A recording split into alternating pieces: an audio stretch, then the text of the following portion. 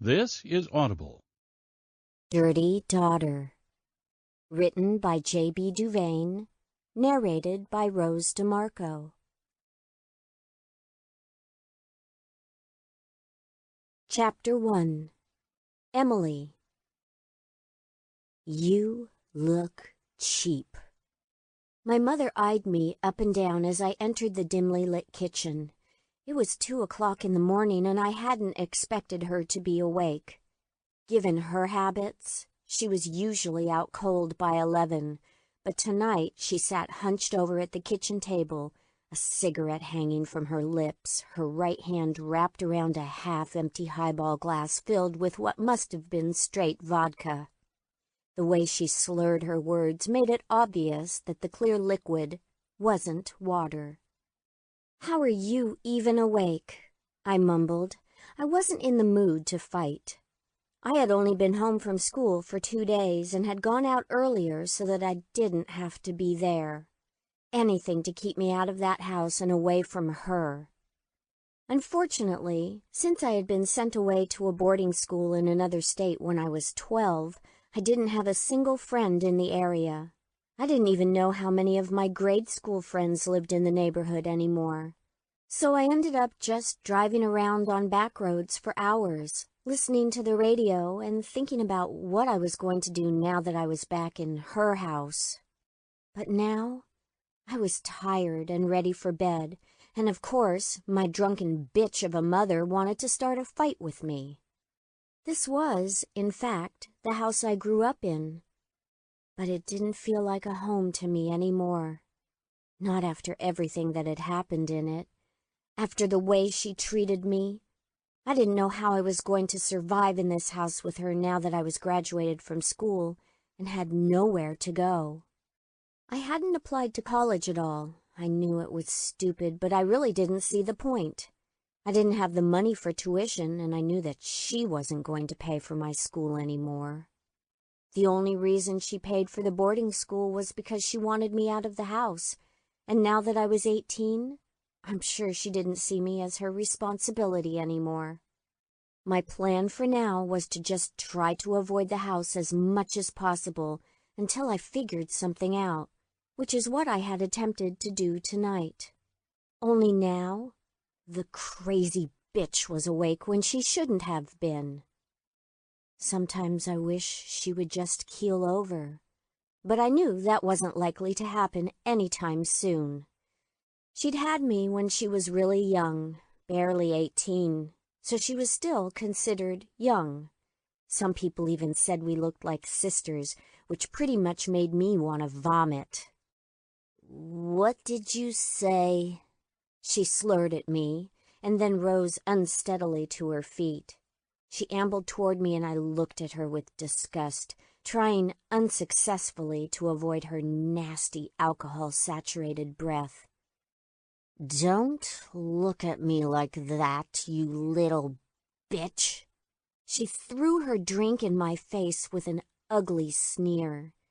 "And get rid of that cheap, slutty dress. You embarrass me, you fucking little whore."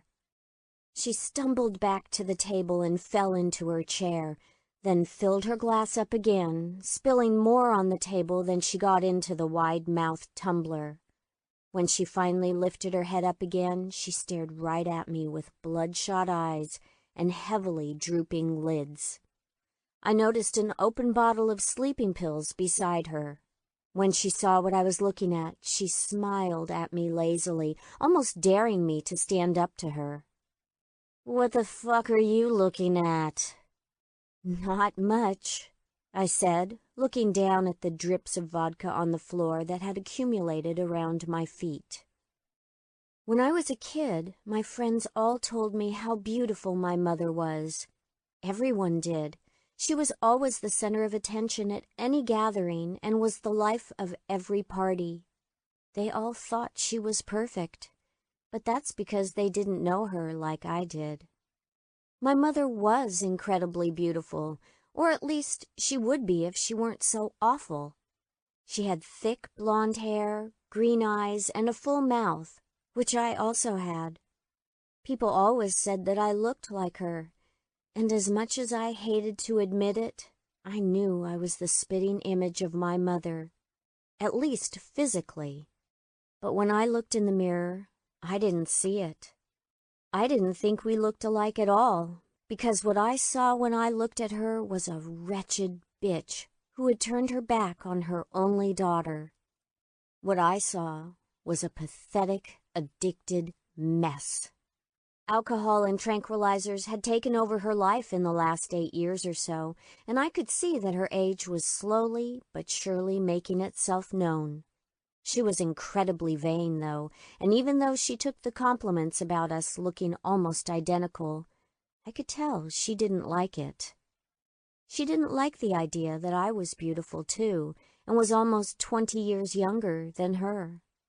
Ever since I had blossomed after puberty, some of my mother's friends would even say that her daughter's beauty had surpassed hers.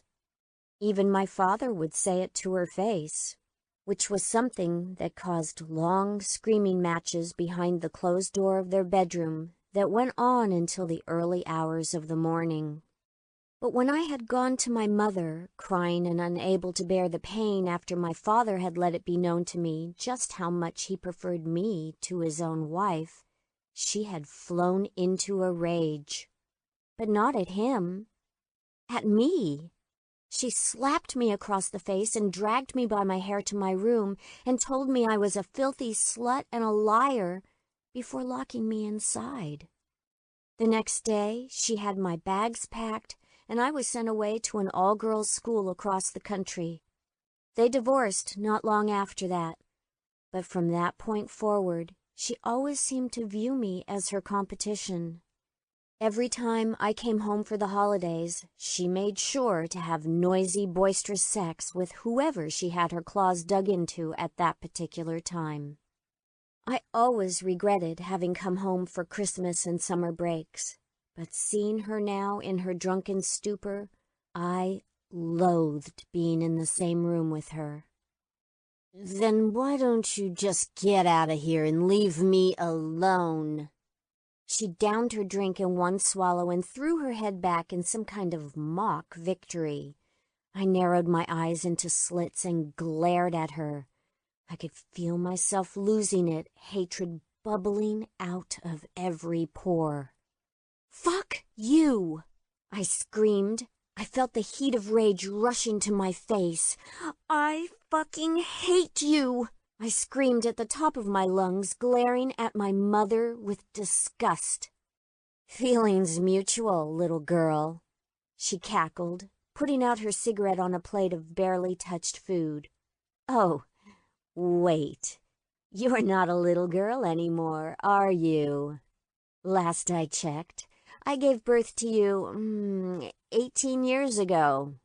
You're an adult now, so how about you get the fuck out of my house? Maybe you can find a man to sponge off of, because I am done supporting you." "Supporting me?" I spat.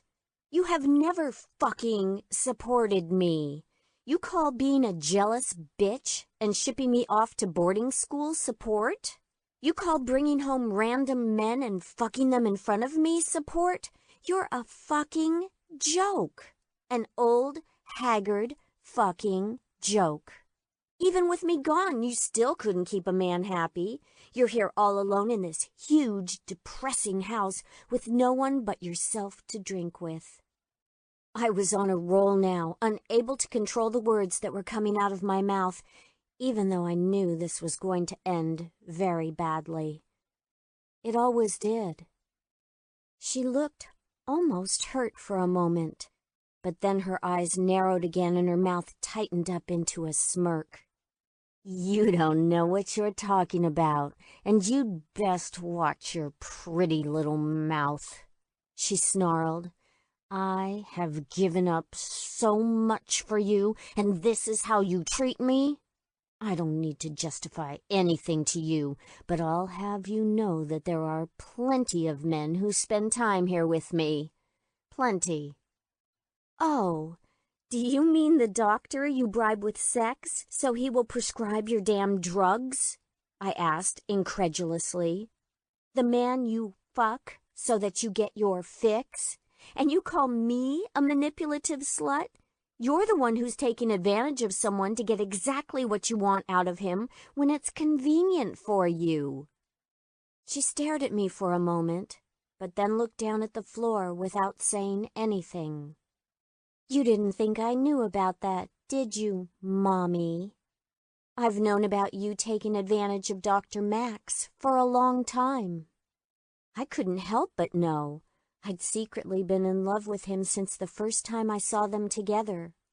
It was years after I'd been sent away to school and my father left. My mother had no idea, but I saw the two of them together, and I'll never forget it. Max was really the only one I wanted to see when I came home for visits, but she rarely let me in the same room as him. I was sure she was afraid that I would steal him away from her. I hated her for keeping him from me, and I hated the way she treated him.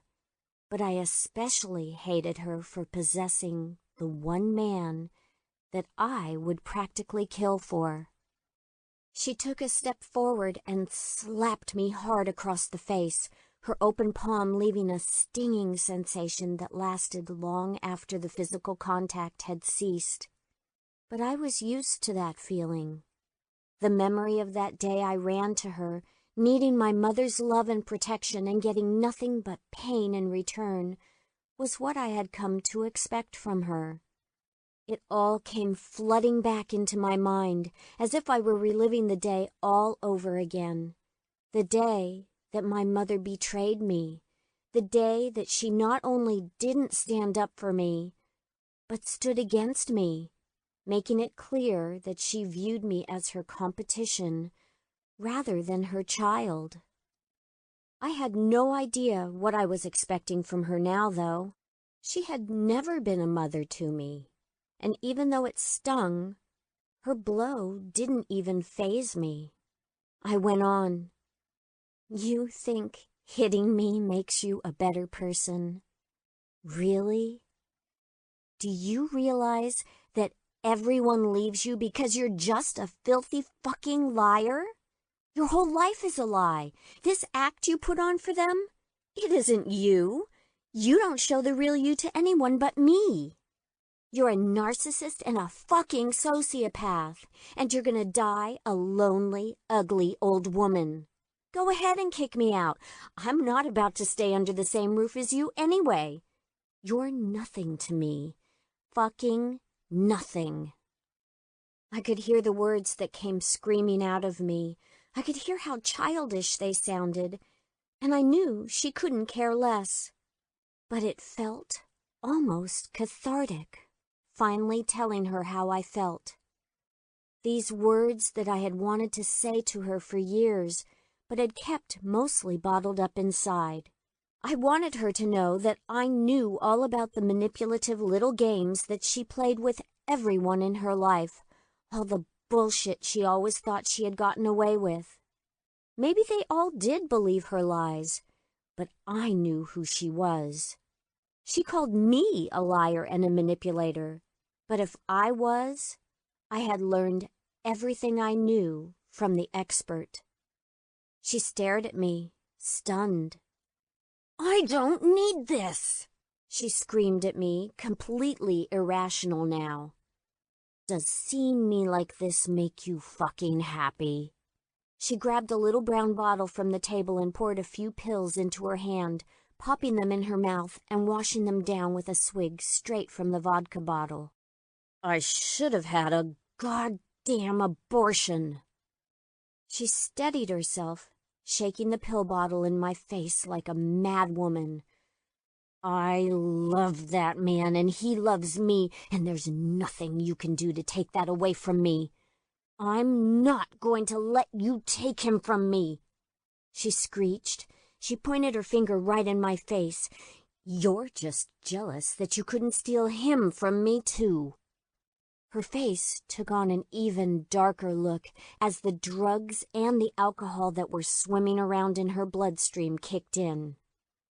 The fact that I was standing in the kitchen at 2 a.m., soaked in the booze she had thrown on me, a stinging handprint on my face, and having to listen to threats she screamed at me like a madwoman made my blood boil. In that moment, I felt like I was someone else. I was no longer the helpless child, the little girl that wanted Mommy to love her. In that moment, I was overtaken by sheer rage. A flood of memories came rushing back into my mind, the awful things she had said and done to me over the years all happening again simultaneously in my mind, like images piling on top of each other, until all I could see was the pain and the loneliness and the never-ending manipulation and lies that were the only legacy she was capable of giving me. Even though I was right there in the kitchen, my physical body standing there locked in hell with this woman who had given me life that I now wanted so desperately out of, in my mind I went somewhere else. I wanted to throw her down onto the ground and kick the shit out of her. I wanted to make her hurt every bit as much as she had made me hurt all my life. But I didn't. I sucked it all up once again. I turned and walked away from her, making my way through the dark living room until I found the smoothly carved banister of the stairway. Although I didn't quite know what I was going to do, I couldn't stand to be in her presence any longer. When we got like this, there was no calming down for days. Besides, she had just kicked me out of the house. I wasn't wanted there. I didn't know where I was going to go, but I had to get out. Anywhere but here, I thought. I threw open my bedroom door, picked up the suitcase that was still half packed with school uniforms, and dumped them onto the floor. I furiously kicked the heap of clothes out of my way, pulling the few normal outfits that I owned off their hangers and shoving them into the suitcase. The panic that I had nowhere to actually go, the fact that I didn't have many friends nearby and hadn't for years, was dawning on me, but I had no choice at this point. My chest felt like it was going to cave in on me, making it difficult to even breathe. When I got everything into my suitcase, I threw open my bedroom door, and there stood my mother wearing her classy silk robe, the wrinkles on her face suddenly accentuated by the shadows in the poorly lit hallway outside my room. I pushed past her, no energy left for another screaming match. As I passed her, she actually called after me, her voice hoarse from all the yelling we had done downstairs. For a split second, I thought maybe she was going to apologize, that the time had finally come when she realized what a shitty mother she was and was ready to make amends. "Emily, dear," she said quietly to my back. I didn't turn at first. I just kept walking toward the stairs. I heard her footsteps behind me. She was following me. A part of my mind conjured a fantasy, a world where when I reached the top of the stairs, I would turn around and I would have a real mom. One that would wrap me in her arms and tell me she was sorry and that I was beautiful and that she would always protect me. She would beg me not to venture out into an unfamiliar world in the middle of the night, but stay here where I had a home, where I was loved. Tears welled in my eyes. I wanted so badly for her to stop me, to put her arms around me and ask me to stay. When I reached the top of the stairs, she was right behind me. I could feel her presence and hear her breath in my ear as we both stood at the top of the stairwell. Me with my hastily packed suitcase in one hand, and her with that damned glass of vodka in hers. "Emily," she said again quietly. "What?" I asked, more exasperated than anything. I turned to look at her, hoping for just a shred of decency.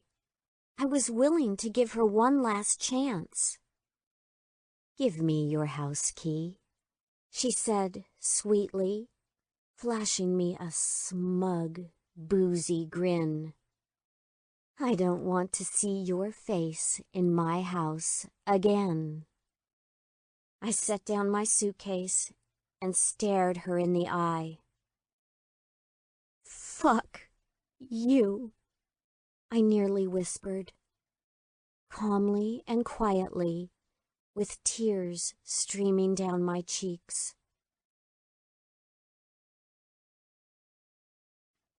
Chapter 2. Max. I walked toward a small group of men and women dressed in black who were surrounding a young lady with her back to me. I knew who it was the minute I walked in the door and made my way across the room through the crowd of mourners. "Emily, please let us know if there's anything we can do for you," said one of the women in the group. "I can't stand the thought of you in this big, dark house all alone now." I waited until there was a pause in the condolences, then moved up behind her.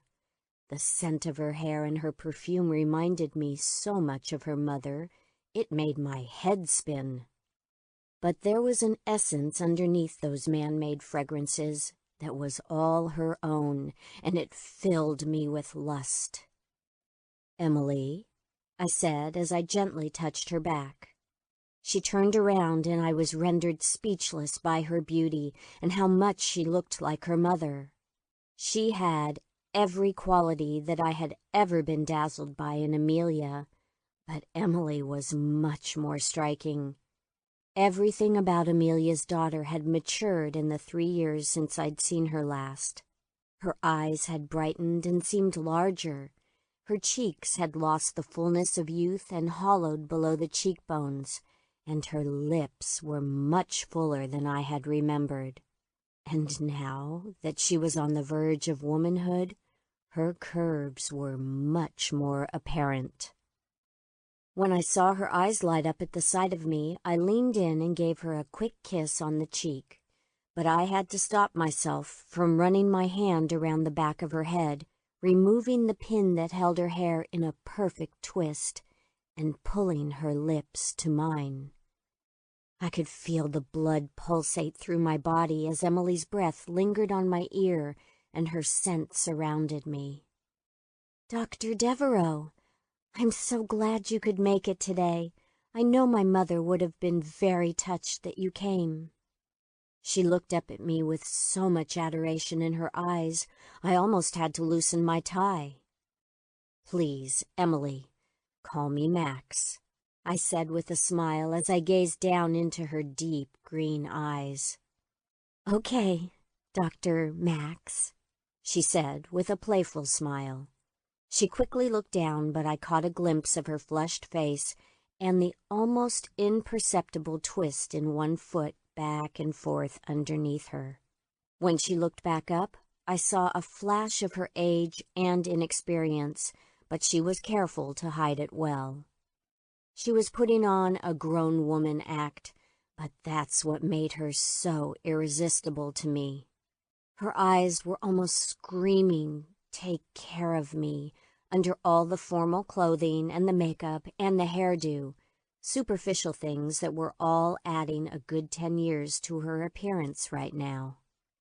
But underneath it all, I knew she was just a scared little girl, and the thought of what that could mean filled me with another surge of craving that almost had me packing her over my shoulder and into the nearest empty room. "How are you doing, Emily? I was so sorry to hear about your mother's death." She looked up at me with a hint of sadness and maybe even a little bit of fear before her eyes fell to the ground again. "I'm doing okay. I'd only been back from school for a week before it happened. It was so sudden and so horrible." A look of sadness swept over her face again, and it was all I could do to keep my hands at my sides. I can only imagine. Are you managing okay? This house is so big. It's been a little overwhelming being in charge of such a massive property, even though it's only been mine for little over a week. If something were to go wrong, I'm not sure who I would even call. Yes, I know how big this house is. I've been here many times. I looked around at the mahogany trim and grand staircase that swept up to the second floor, and the banister that ran along the second-floor landing. I remember so many moments behind those closed doors. One, in particular, filled my mind's eye as I gazed down at Emily. Yes, I remember. A knowing look crept into her eyes, and I had the feeling that she was picturing the exact same moment as I was. Maybe it was just wishful thinking, but I wanted to think that we had shared something special that night, all those years ago. I couldn't breathe for a moment, so I looked away and cleared my throat, pretending to take in the art on the walls. I was surprised at the effect she was having on me, especially so soon after Amelia's death. I hadn't come here to flirt with Emily at all, but I'd be lying if I said I wasn't looking forward to seeing her. I told your mother many times that she should downsize now that it was just her rambling around in all these empty rooms while you were away at school. The downstairs living area was enormous and was just one of the many rooms that haunted my memories on the main floor. Its grand size suited the funeral reception well, since it was clear that Amelia Newhart had been a well-loved woman. Many of her personal and business acquaintances were in attendance, but I was worried that Emily would be here all alone after the guests were gone. Do you have anyone staying here with you? No, it's just me. The housekeeper comes a few times a week, but I rarely see her. Don't you have any nearby friends? Surely you're not too old for slumber parties. I grinned, letting her know I was joking. I said to myself I was trying to lighten the mood a little and make her more comfortable, but I was starting to feel like the one that needed to relax. What I needed was a drink. I looked around the room and spotted the bar. Not anymore. None of the girls from my school live anywhere near here. I had some friends when I was younger, but I haven't really kept in touch lately. I've been meaning to, but since everything that happened, well... Anyway, I don't know why my mother chose a private school in another state, but it didn't do much for my social life. I hear Miss Potter's is one of the best. It has an excellent reputation for college acceptance. I'm sure your mother wanted to make sure you had every advantage possible. I'm not so sure that was the reason she sent me away. A smile slowly curled up at the corners of her perfect lips, but it didn't quite reach her eyes. After they darted around the room a bit, Emily's eyes met mine, and I saw that same lost look that had stirred something inside me earlier. I took her arm and steered her across the room over to the bar. I had an impulse to ask about a boyfriend, but I wasn't sure if that would come off as creepy. I hadn't noticed anyone hanging around her at the funeral. Surely, if she was seeing someone that was worth a damn, he'd be here supporting her at a time like this. But after I thought about it for a moment, I really didn't care if she was seeing anyone. If she was, it wasn't going to last for long. I would see to that. I honestly couldn't see how a girl like Emily didn't have an army of boys following her around at all times. Maybe she really was just that sheltered at the school. I had to admit, the thought that Emily was an untouched woman made my cock involuntarily twitch in my trousers, and I had to adjust my posture in such a way to make sure my arousal was imperceptible. We made our way over to the corner of the room where an enormous amount of food was laid out on a long table. I left Emily there for a moment while I walked to the bar and grabbed 2 glasses of wine. As I approached her, I noticed that she was staring down at the table of trays of cold cuts interspersed with wedges of cheese and piles of bite-sized fruit, but hadn't touched a thing. "Would you like something to eat?" I asked as I handed her a glass. "No, I'm fine, Doctor. I mean, Max. I haven't been very hungry." "Are you sure you're okay? Would you like to sit down?" "No, really, Max, I'm fine. I was just listening to what those women over there were saying. Is it true? Do you think I look just like her?" she asked, looking up into my eyes with furrowed brows and a sincerity that melted my heart. She seemed so lost and sad, and all I wanted to do at that moment was wrap my arms around her and bury my face in her soft hair. But this was definitely not the place. There would be time enough for that later. I would make sure of it. "Yes, you do. There are slight differences, of course, but it is astounding how much you look like your mother, especially when she was closer to your age." "How long did you know her, Max?" "Your mother became a patient of mine about 8 years ago, when you were just a little girl." "But she was more than a patient to you, wasn't she?" Emily asked with a faraway stare that was still focused on a spot just over the food on the table in front of her. As I gently pulled her arm to an empty corner of the room, I couldn't help playing that moment over in my head. I will never forget the image of a young girl standing in the shadowy hall outside of Amelia's bedroom, with long blonde hair hanging loose around her shoulders that were bare underneath a sleeveless white nightgown. That was a couple years ago, when she had just started to blossom into early womanhood, and if my calculations were correct, that made Emily 18 years old now. "Yes, Emily, your mother meant a lot to me." I reached up and moved a strand of hair out of her eye. She looked up at me, her face almost close enough for me to kiss without moving a muscle. I hovered over her a moment, staring into her dark eyes, then took a step backward and quickly looked around the room to see if anyone was watching us. As I tilted the wine glass and emptied it in one swallow, I watched her catch her breath out of the corner of my eye.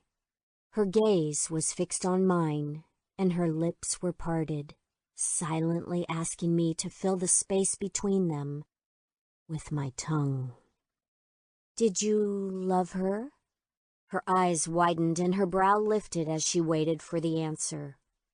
I looked around the room and noticed a few people within earshot, then set down my wine glass, adjusted my tie slightly, and turned back to Emily.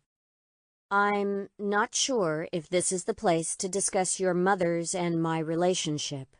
We can make arrangements to meet later and talk, if you'd like. In fact, I would love for you to come see me, Emily. If you need to talk about anything at all, your mother's death, the estate, anything, please call me," I said, taking her hand and placing my card into it. She smiled as she looked down at the small piece of paper in her hand. "Are you going to be my shrink now, Dr. Max?" she asked, looking up at me with a mischievous smile, then biting her lower lip. Oh, she was good. I wasn't about to play my hand yet, though. I wanted to keep her guessing a little while longer.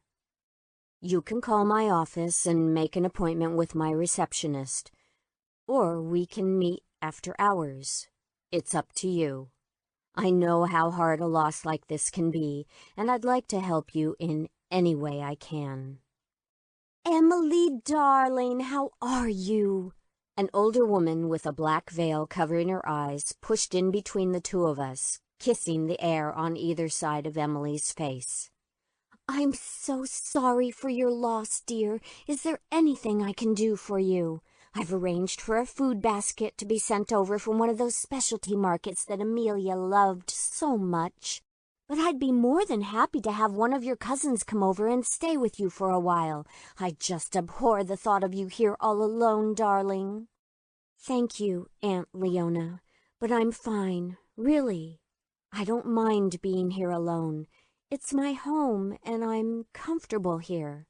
I appreciate your concern, though. Do you know Dr. Devereaux? The woman turned her attention to me and held out her hand. Doctor? She asked, with a smile curling up in the corner of her mouth. Maximilian Devereaux, I said, taking her limp hand and attempting to shake it. I was Amelia's psychiatrist. Oh, yes. Well, I'm sure you had your hands full. She eyed me up and down and then looked back at Emily. Call me if you need anything, darling. She looked at me one more time. Then Emily and I watched her as she drifted off into a group of chatting women, leaving a cloud of powdery sweetness in the air. Is that one of your mother's sisters? I asked. I had never seen or heard of her before. No, that's my father's sister. She lives a few hours from here. It suddenly struck me that Richard wasn't at the reception. Is your father here? No. That was all she said, and with no additional information offered, I thought it best to leave it at that. Are you sure you're going to be okay here all by yourself? This place really is too big for one person. You could get lost in here, I said, as I moved in a little closer to Emily again. She ran her finger around the rim of her wine glass and smiled as she glanced behind me up to the second-floor landing. I've never gotten lost in this house, Max. Not even when I was a young girl. I always knew exactly where I was, even when my mother didn't. Her eyes fixed on mine as she set her wine glass down. I was speechless. She had to be referring to that night. My attention was completely focused on the gap between those perfect lips of hers. All I wanted to do in that moment was pull her body to mine and devour them. So, do you only see patients in your office, or do you see them at your house as well? Her eyes darted away when she tacked on that last part of the question, obviously making an effort to appear casual but not succeeding. I could read her like a book. I wanted to devour her right then and there. I knew she was playing a game with me and that she'd been playing it for years. In the few times I had seen her since she disappeared to that private school, I knew exactly what her eyes were telling me. Those sexy dark eyes that drew me in and grew darker and blacker the longer she stared at me. Eyes that knew exactly what they wanted and how to get it, but were tinged with a faraway look that bordered on fear. The combination was irresistible to me and made me want to hold her and protect her from her own fears. But it also made me want to be everything that she feared. What I wanted was to own her. I wanted her to belong to me. But this was going to have to go my way. I do see patients in my home from time to time, but it would be better if we had some sessions in my office first, so we could get a bit more acquainted. I'd like to get to know more about you, your past, and the things that might be issues for you right now. Is that something that you'd be interested in? Of course, I wouldn't charge you. You're like part of the family to me, and I'd be more than happy to see you for as long as you feel is necessary. Emily looked a little disappointed as she stared off into the distance behind me. When she turned her eyes back to me to respond, she didn't seem as open, as flirty and friendly as she had moments before. Apparently, I had put her off by giving her the full doctor persona. That was the way it needed to be now, though. I was in charge, and I intended to remain in charge of how things progressed between us. "What things in my past do you think I need to discuss with you, Max?" She moved her faraway gaze back to me and focused intently on my eyes. "Is there something you already know about? Did my mother tell you something about me?" I smiled slightly as I thought about all of the things her mother had told me. How the more she talked about her daughter and her apparent issues with the men who surrounded her, as she went through the awkward stage of not a girl anymore and not quite a woman, made her more and more intriguing to me. Emily was a puzzle I wanted to immerse myself in until I figured out every last thing about her. "Your mother told me many things, Emily. We saw each other at least once a week for 8 years. There were times when she was very worried about you, and times when she just needed some advice. Raising a teenage girl isn't my field of expertise, but I believe I did manage to help her make some good decisions." "Decisions regarding what? Why on earth would she need your advice with me?" As she moved closer to me, I could feel the energy coming off of her in waves. She was getting uncomfortably close to attracting the attention of everyone in the room, and even though her behavior concerned me, as I had no interest in the people in this room knowing my business, it also made me crazy with desire. I wanted to throw her over my lap and spank the living daylights out of her while plunging my fingers deep inside her wet pussy. "Emily, I am much more interested in what you have to tell me, and I would much rather do that in the privacy of my office than in front of all these people. I would love to talk to you about anything that's on your mind, but I prefer to keep my conversations confidential, and I don't see any way of achieving that in this room." It was a fine line I was walking, but I knew how to handle a girl like her. She would do what I said and would be putty in my hands by the end of the week. "Oh, you're right, Max. I'm sorry if I was embarrassing you. I think I'm just going through a lot right now and not quite myself, you know? But as a matter of fact, I would like someone to talk to. I would very much like to come see you," she said with an air of finality as she looked up at me, a sweet smile lighting up her eyes. "Don't worry about a thing. You are not embarrassing me at all. I look forward to hearing from you. And in the meantime, if there is anything I can do for you, anything, please call me." Chapter 3. Emily.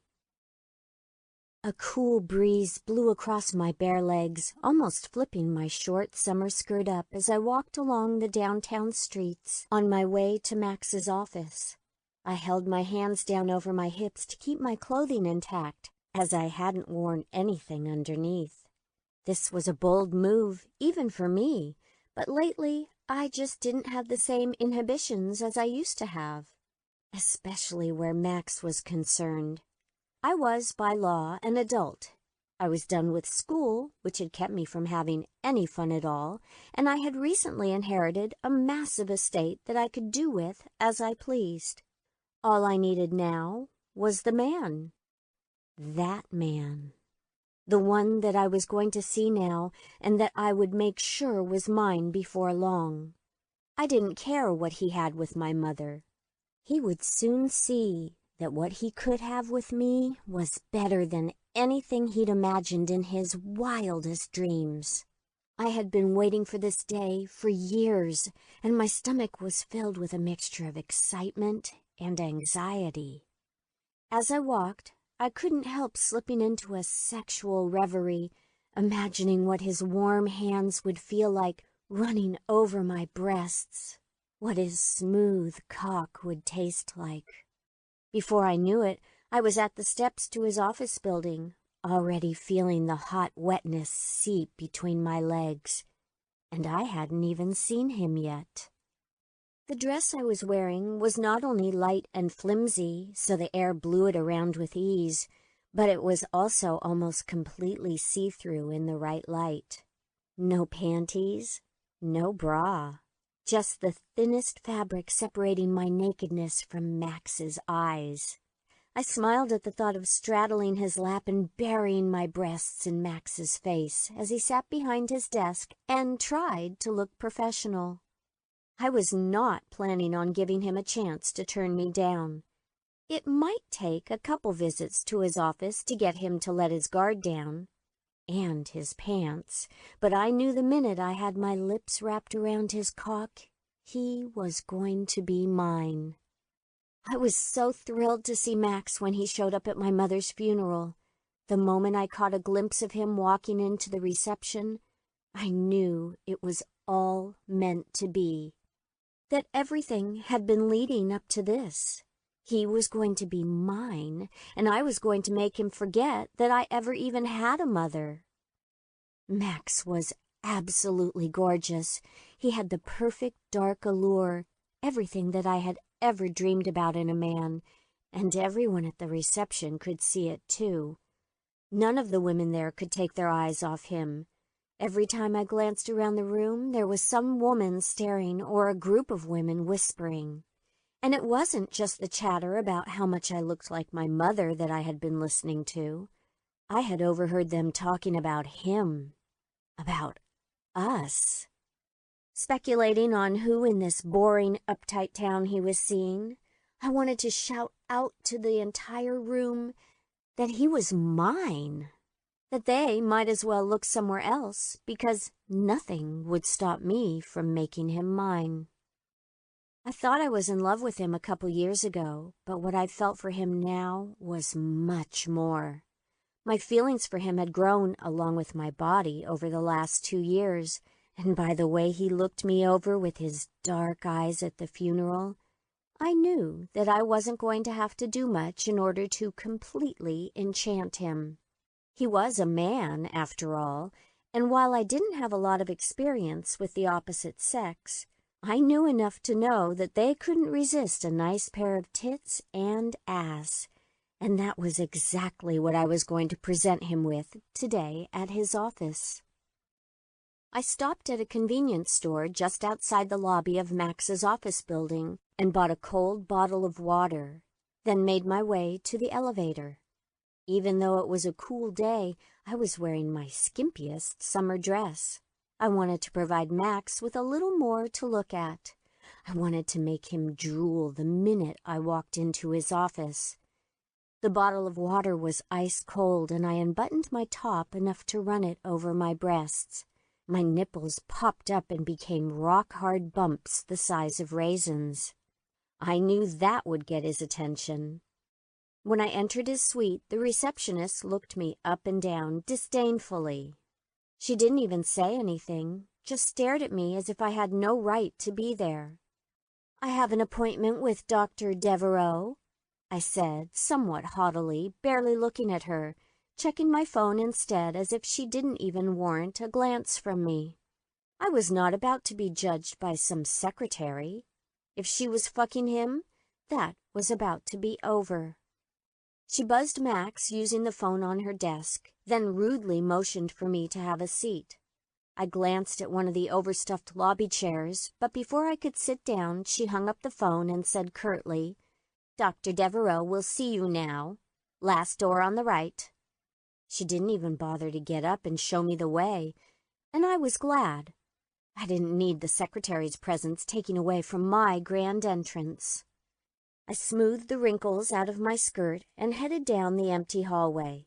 Once I rounded the corner and was out of her sight, I took a quick glance at myself using the reflection in my phone and fluffed my hair.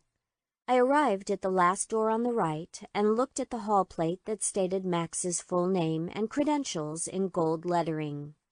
I discreetly pinched my nipples one last time to get them extra hard before rapping lightly on the door and then slowly turning it without waiting for an answer.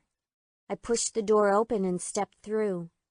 Max looked up casually, and when his eyes focused on me, they widened and his mouth opened slightly. I stood before him, putting myself on display and letting him gaze at me a few moments before attempting to move or speak.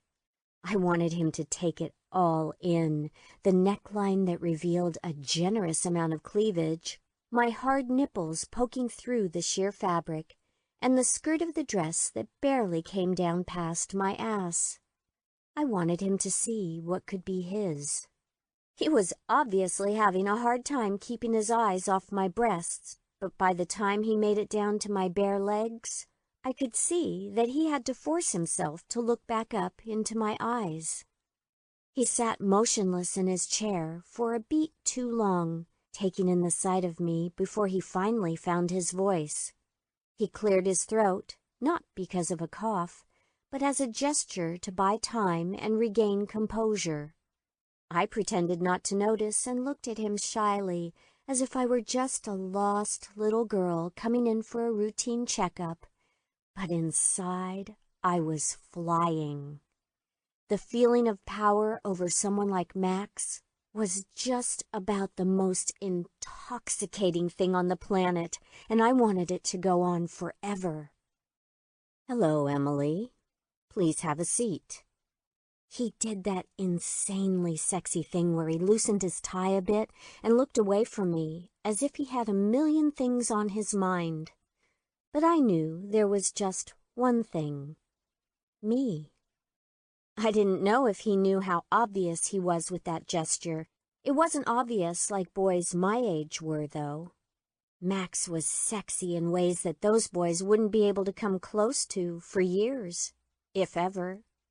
I wanted to kneel down in front of him where he sat behind his desk and undo his belt right then, taking him deep into my mouth and milking his seed right out of him.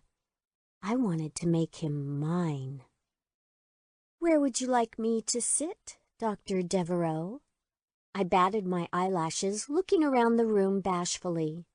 If only he knew of all the dirty things that were going through my head, he may not think me to be so innocent. He smiled slightly as he sat in his high-backed leather chair, only the top half of his body visible. "Wherever you're comfortable, the chair or the couch." He gestured to the leather chair with arms in front of his desk and a brown leather couch against the wall to my left. "And please, Emily, call me Max." "Okay, Max," I said with a smile, then looked around the room at my options. What I really wanted to do was to walk right up behind him and sit on his lap, but I couldn't bring myself to be that bold yet. Maybe I'd try that on the next visit. I walked over to the couch and set my purse down, keeping my back to him so that I could get a chance to show him my tight, barely covered ass as I walked. I turned to walk the short distance back over to the chair and noticed his eyes following me. As I sat down in the chair, I bent forward and squeezed my arms into my breasts so the cleavage was more pronounced. Then I settled against the smooth leather, feeling the cool surface on my bare pussy. As I pushed myself back, I let the skirt of my dress hike up to the tops of my thighs, then crossed my legs in what appeared on the surface to be a demure gesture, but in reality was my way of letting him see up my skirt just ever so slightly, enough to make him wonder throughout our session if he really had just gotten a glimpse of my shaved, nubile pussy. I would smile throughout our session because I knew the answer to that question was yes. "How are you doing, Emily? I was very glad to see you'd made an appointment to come in." I answered slowly, looking at the floor as I spoke.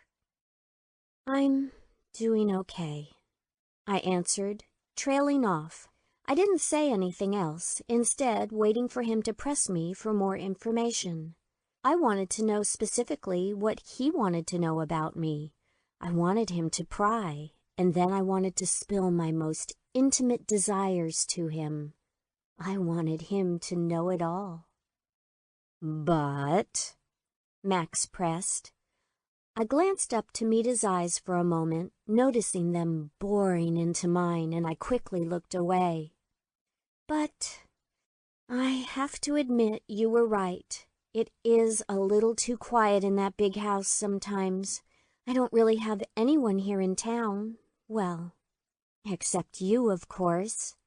I looked up and offered him a sweet smile before continuing. And it would be nice to have some company every now and again. Your company, I thought to myself. I didn't want anyone else's. Have you thought about getting a job? Taking some classes, maybe? Max queried. I laughed. I was left a large inheritance. The thought of menial labor as entertainment doesn't interest me.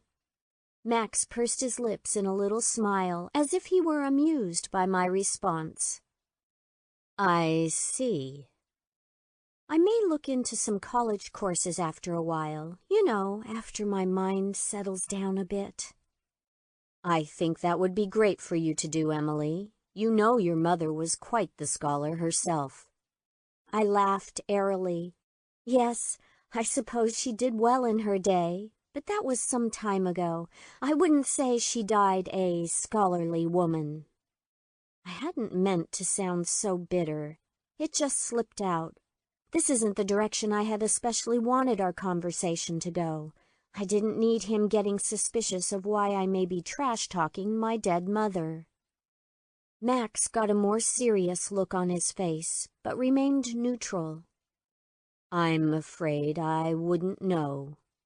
His tone invited me to go on if I had wanted, but after a long silence he continued.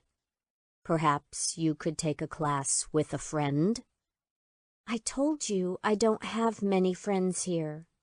I wanted to make sure he understood that he could come over any time, especially any of the cold, lonely nights. And it's mostly the nights that seem to go on forever. I lowered my eyes and shifted in my seat, letting my skirt ride up a teensy bit further and parting my legs ever so slightly while stealing a peek at him through my lashes. His gaze was directed to the gap in my thighs, and I was positive he had caught an illicit glimpse of my exposed slit this time.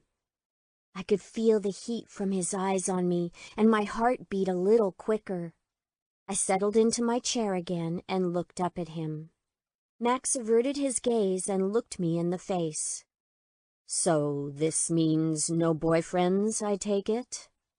A wide grin spread across my face as I asked playfully, Are you asking if I'm single, Doctor? Max smirked a little, but he didn't say a word. Instead, he stared into my eyes, his dark pools making me feel smaller and weaker the longer they held mine. Almost like a rabbit caught by a wolf.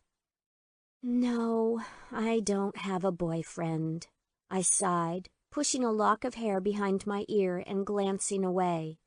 I decided to try a new angle.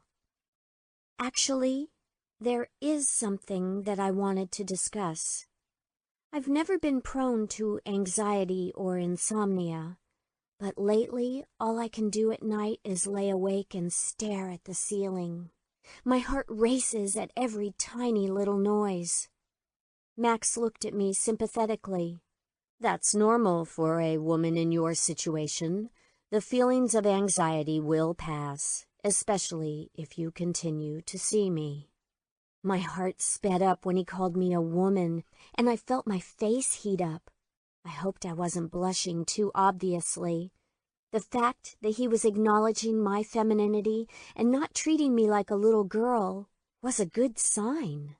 He was definitely acknowledging my feminine physique, letting his eyes drift to my chest whenever he thought he could get away with it without me noticing. You live alone, don't you? I asked quizzically. I do, he replied. Well, what do you do to pass the nights? I asked innocently. Surely even a man like you longs for company sometimes." "I keep myself quite busy," he replied evenly. "Too busy for a girlfriend?" "We aren't here to discuss my love life, But you did say that you wanted to offer a friendly ear to me, so I am asking you a friendly question. How are we going to be friends if we don't share things with each other?" I countered. Max pursed his lips and gave a half smile. "You're right about that. We are friends, Emily, but that doesn't make my love life any of your business." "Fine," I said pleasantly.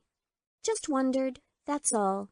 But you're right, it's not my business." I leaned forward to grab the water bottle that I had set down on the side table.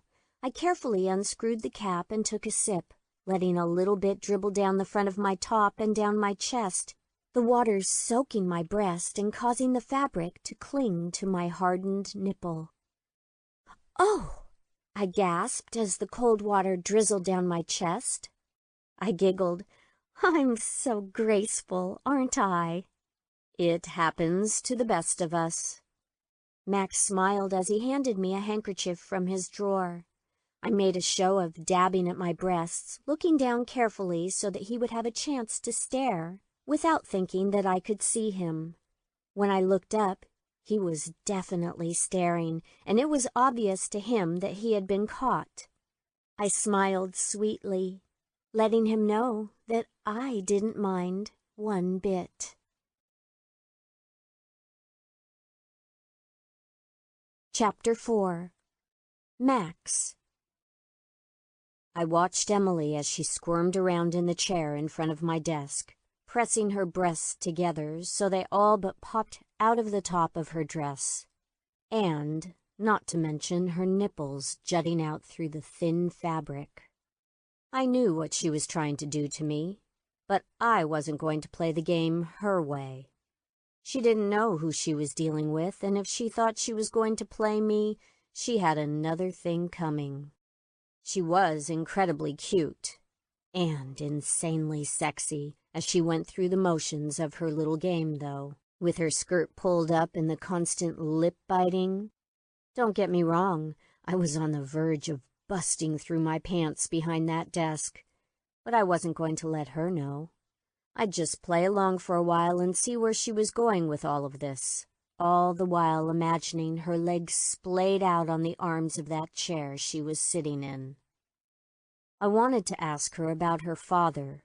That was a relationship I was intrigued by, not because I wanted to know about him specifically, but because I wanted to know if he'd ever touched her.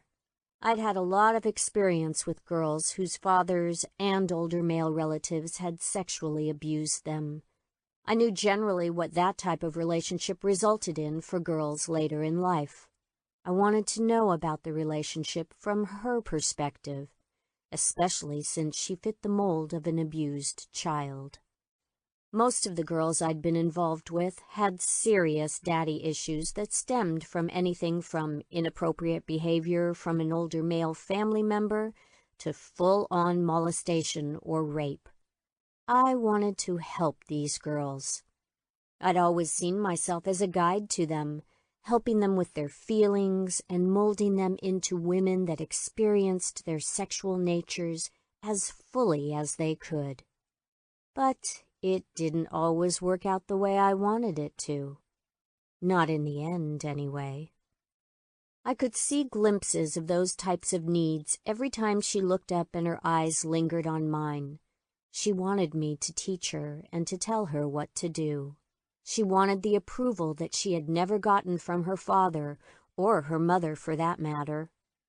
I knew that Amelia was jealous of her own daughter, and I knew that's why she sent Emily away to a private school. I knew that woman was incredibly insecure and that she was terrified that her daughter would come between us. But there was so much more going on in our relationship that I couldn't say no to her. She was the only woman I'd ever loved, but she was also the only woman I'd been with who called the shots. Some of them, anyway. but I could see it would be different with Emily.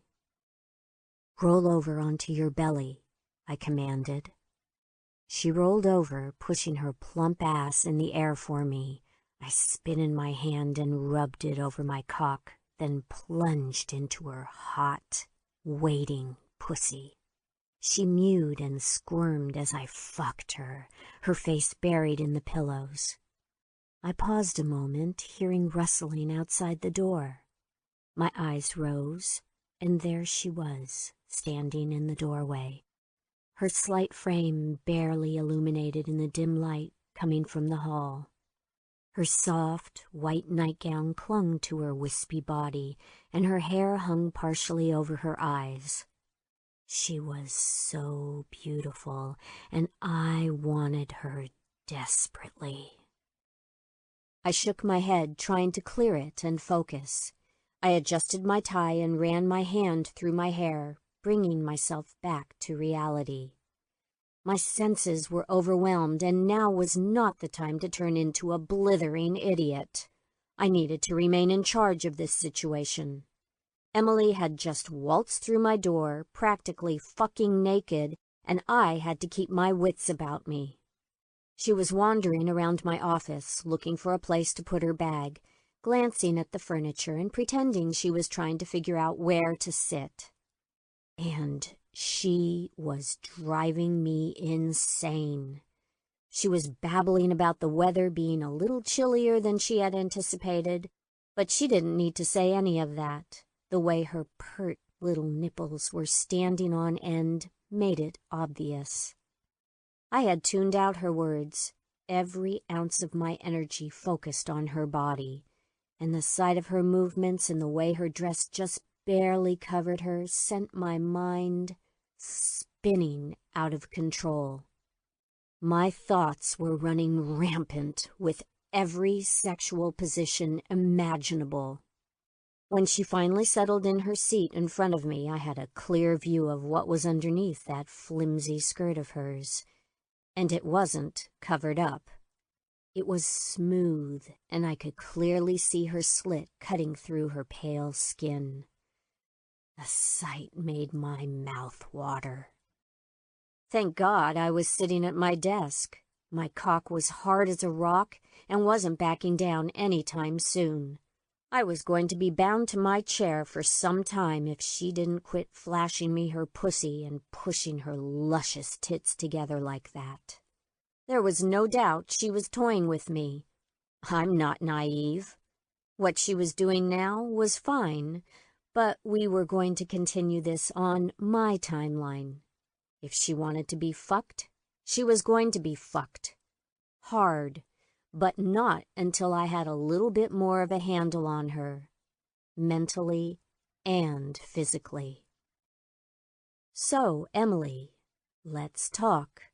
I know you're going through much more than a girl your age typically has to go through. What can I help you with? She gazed at the ceiling, contemplating what she wanted to say to me, then heaved a huge sigh and leaned back in her chair. The way she flung her body back reminded me of a child on the verge of having a tantrum. The contrast between her childlike mannerisms and her very womanly body was making my dick positively ache. Finally, she spoke. The house is just so big and lonely. I thought I could handle it, but I don't know what to do.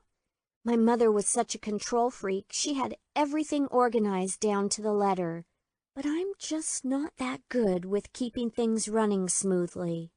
I don't know how she did it, especially with her habits. She looked bitter as she said this word. I was well aware of her mother's vices. I opened my mouth to speak, but she went on. And all those empty rooms are starting to take their toll. Too many memories associated with those abandoned rooms. What kind of memories? I asked, my cock growing harder with each word. She looked at me darkly, but said nothing. She looked even more fuckable with that nasty look on her face. I took a different approach when she remained silent. We don't have to address everything right now, Emily, but I do hope that one day you will trust me with what's bothering you, with your memories. She nodded, her blonde hair falling in front of her face a little. I wanted to reach across the desk and brush it out of her eyes, but if I did that, I wouldn't be able to resist putting my tongue into her mouth. Have you thought any more about selling it and moving somewhere a little more manageable? Her face returned to normal, and she started to come back out of her shell. We could talk about more mundane things this session. That was fine, but I was going to find out what was floating around in that mind of hers, and before long, she wouldn't be holding anything back from me at all. Well, yes, I've thought about it quite a bit since you mentioned it at the funeral. I just don't know where to start with selling a house like that, not to mention all of the antiques my mother collected. None of it is really my style. If you'd like help with any of that, I'd be more than happy to look into it for you. Really? That would be so kind of you. I don't have anyone to help, really. I mean, there are some aunts and uncles and cousins, but I don't have much of a relationship with any of them, and they all lived so far away. Besides, to tell you the truth, I don't exactly trust my extended family. I'm not sure what my mother may have told you, but there have been a lot of rough spots in our family relations. I don't want to speak ill of her, but I know my mother told the rest of the family many things about my behavior, many things that were not true. She had very skewed views of me, like I was some sort of competition. I raised my eyebrows at this, not in an incredulous way, but instead with a knowing acceptance. I knew there was tension between Amelia and her daughter. Her mother was a beautiful woman and wasn't used to being upstaged by anyone. But I had no idea she told anyone but me about her feelings. From what she had said to me, they were fears that she tried not to dwell on, fears that embarrassed her and that she didn't want to be judged by. Well, I don't doubt what you're telling me. I am aware you and your mother had a very complex relationship. I waited for her to go on. A thoughtful look came over her, then she spoke, looking me directly in the eye. I think I would like you to help me sell the house, though. I have no desire to manage a huge piece of property like that. The thought of it is just too overwhelming. I would much rather liquidate and move on. Would you really be willing to help me with all of that? I certainly would. I told you, Emily, I'll do anything I can to help you. How can we get started then? Do you know any realtors you can refer me to? I do, but I'll tell you what. If you're really serious and you feel like you can trust me, then you can just sign the deed over to me and I will take care of the rest. You don't have to lift a finger. As soon as the house sells, I will notify you, and in the meantime, I'll help you look for a place that is more suited to your lifestyle. How does that sound? I was truly happy to help, mostly because this arrangement would bind me to her more solidly than we already were. She smiled warmly. I would like that very much. Thank you, Max. Then she blushed and added with an air of playfulness, I still think I might feel more comfortable in that big old house if I had some company, though. It gets so cold there at night, and while we're finding me a new place, I think it would be good for me to have someone there to curl up with. Someone to keep me warm. She looked straight at me, gauging my reaction. She was a bold little thing. I chuckled at this, although in my mind I pictured her lying underneath me, sweating and screaming out my name. How about a dog instead? I offered with a little smirk, then fidgeted under my desk, adjusting my posture. No, I'm allergic. I really do think a man would be better. She smiled coyly. She was being a lot more direct than I had anticipated. I should have known, having been raised by a woman like Amelia, that she wouldn't be easy to predict. But that's what made this conquest all the more thrilling. She bit her bottom lip again and looked at me, waiting for my response. At least she was steering this conversation in a good direction for me to find out some things I needed to know. So, no boyfriend, then? I asked her with what I hoped was an expressionless tone. Is that really any of your business? She asked, feigning offense. Contrary to the illusion that she was trying very hard to create, I didn't suspect that she had ever had a boyfriend or very much experience with a man at all. But I imagined she didn't want me to know that. She wanted me to think of her as a worldly woman, one that would rival her mother in every way. But what she didn't understand was it was her innocence, her lissom, nubile body that screamed virgin at every twist and turn, that made my cock stand at attention and practically bust through my pants. I had a sixth sense for untouched pussy and innocence that was desperate to be sullied. To be honest, I wanted her either way, but the thought of my cock being the first one inside her, ripping her little cherry to shreds, had me going wild. It wasn't just desire now. I fucking needed to rip her apart. I think it is my business if we're going to have a doctor-patient relationship. If I'm going to be able to help you at all, you have to let me in, Emily, I replied, using my best psychiatrist tone with her. What about if we were to have a different kind of relationship? Then would it still be your business? She responded, looking up at me with big eyes. This was obviously all a game to her, and my heart was pounding right along with her through every twist and turn that our discussion took. Then it would most certainly be my business, I said sternly, without missing a beat. I looked her dead in the eye, letting my darkness bore into her, and letting her know in no uncertain terms who was in control here, who would always be in control. Her cheeks visibly flushed when she noticed me staring at her, and I openly ogled her tits for a moment, letting her see me stare, then raised my eyes back to meet hers. She should know that I was going to take what was mine, and that her games had consequences. She looked down at her hands, seeming to lose some of her confidence, and nearly whispered, "No, then I haven't." She looked down at the floor, suddenly being bashful, and I couldn't tell whether this was part of her act or not.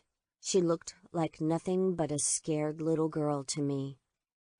After unsuccessfully trying to pry information about my own love life out of me, she started biting her nails, and I knew that scared little girl I saw a minute ago wasn't an act. It was a habit of hers I'd seen before, and her obvious nervousness made her even sexier. This newly formed woman, sitting in my office chair, flashing me her pussy and pointing her nipples at me, had now reverted back to a nail-biting little girl. I couldn't have wanted her more. I leaned across my desk and grabbed her wrist firmly, its dainty size and smoothness feeling absolutely perfect under my firm grasp. I wanted to grab the other one and hold them both above her head while I fucked her senseless. She looked up with a start, but kept her eyes on her hand as I pulled it away from her mouth. She was so close, I could smell her fruity lip gloss. I wanted to suck those pouty lips into my mouth and lick every last bit off of them. We both paused for just a beat, my strong hand wrapped firmly around her thin, delicate wrist. I let her feel the power that was present in this simple, seemingly non-sexual act of dominance that made my desire for her soar. She let out an audible gasp, and her eyes rose to meet mine. "Don't bite your nails. Your hands are far too beautiful to be chewed on," I said to her in a deep voice that had taken on an air of sensuality. I didn't sound like a doctor any longer. I sounded like a man who was about to explode all over a set of perfect pink lips. I slowly brought her hand to my lips and wrapped my lips around her finger, looking into her eyes as I did. The movements were slow and measured, but I had to hold myself back from jumping across the desk. My cock was aching so badly. I didn't know how much longer I could take this. I needed to own her. I released her hand and watched her cheeks flush as she looked down. She brought her hand up to her breasts and unbuttoned the top 2 buttons of her dress, revealing a dangerous amount of cleavage. Her nipples were still covered, but everything down the center of her chest was visible. I watched her with interest. "Do you think I'm beautiful, Dr. Max?" she asked, her voice taking on a sultry tone of its own, one that I didn't even know she was capable of. I let out a low chuckle, leaning back in my chair now, repositioning myself and cocking my head to the side. I waited a moment before speaking, somehow forcing myself to say the words. "I think you should button your shirt, Emily."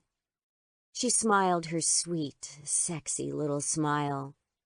"It's a little hot in here, don't you think? This feels much better." She undid another button, and her nipples threatened to pop out entirely.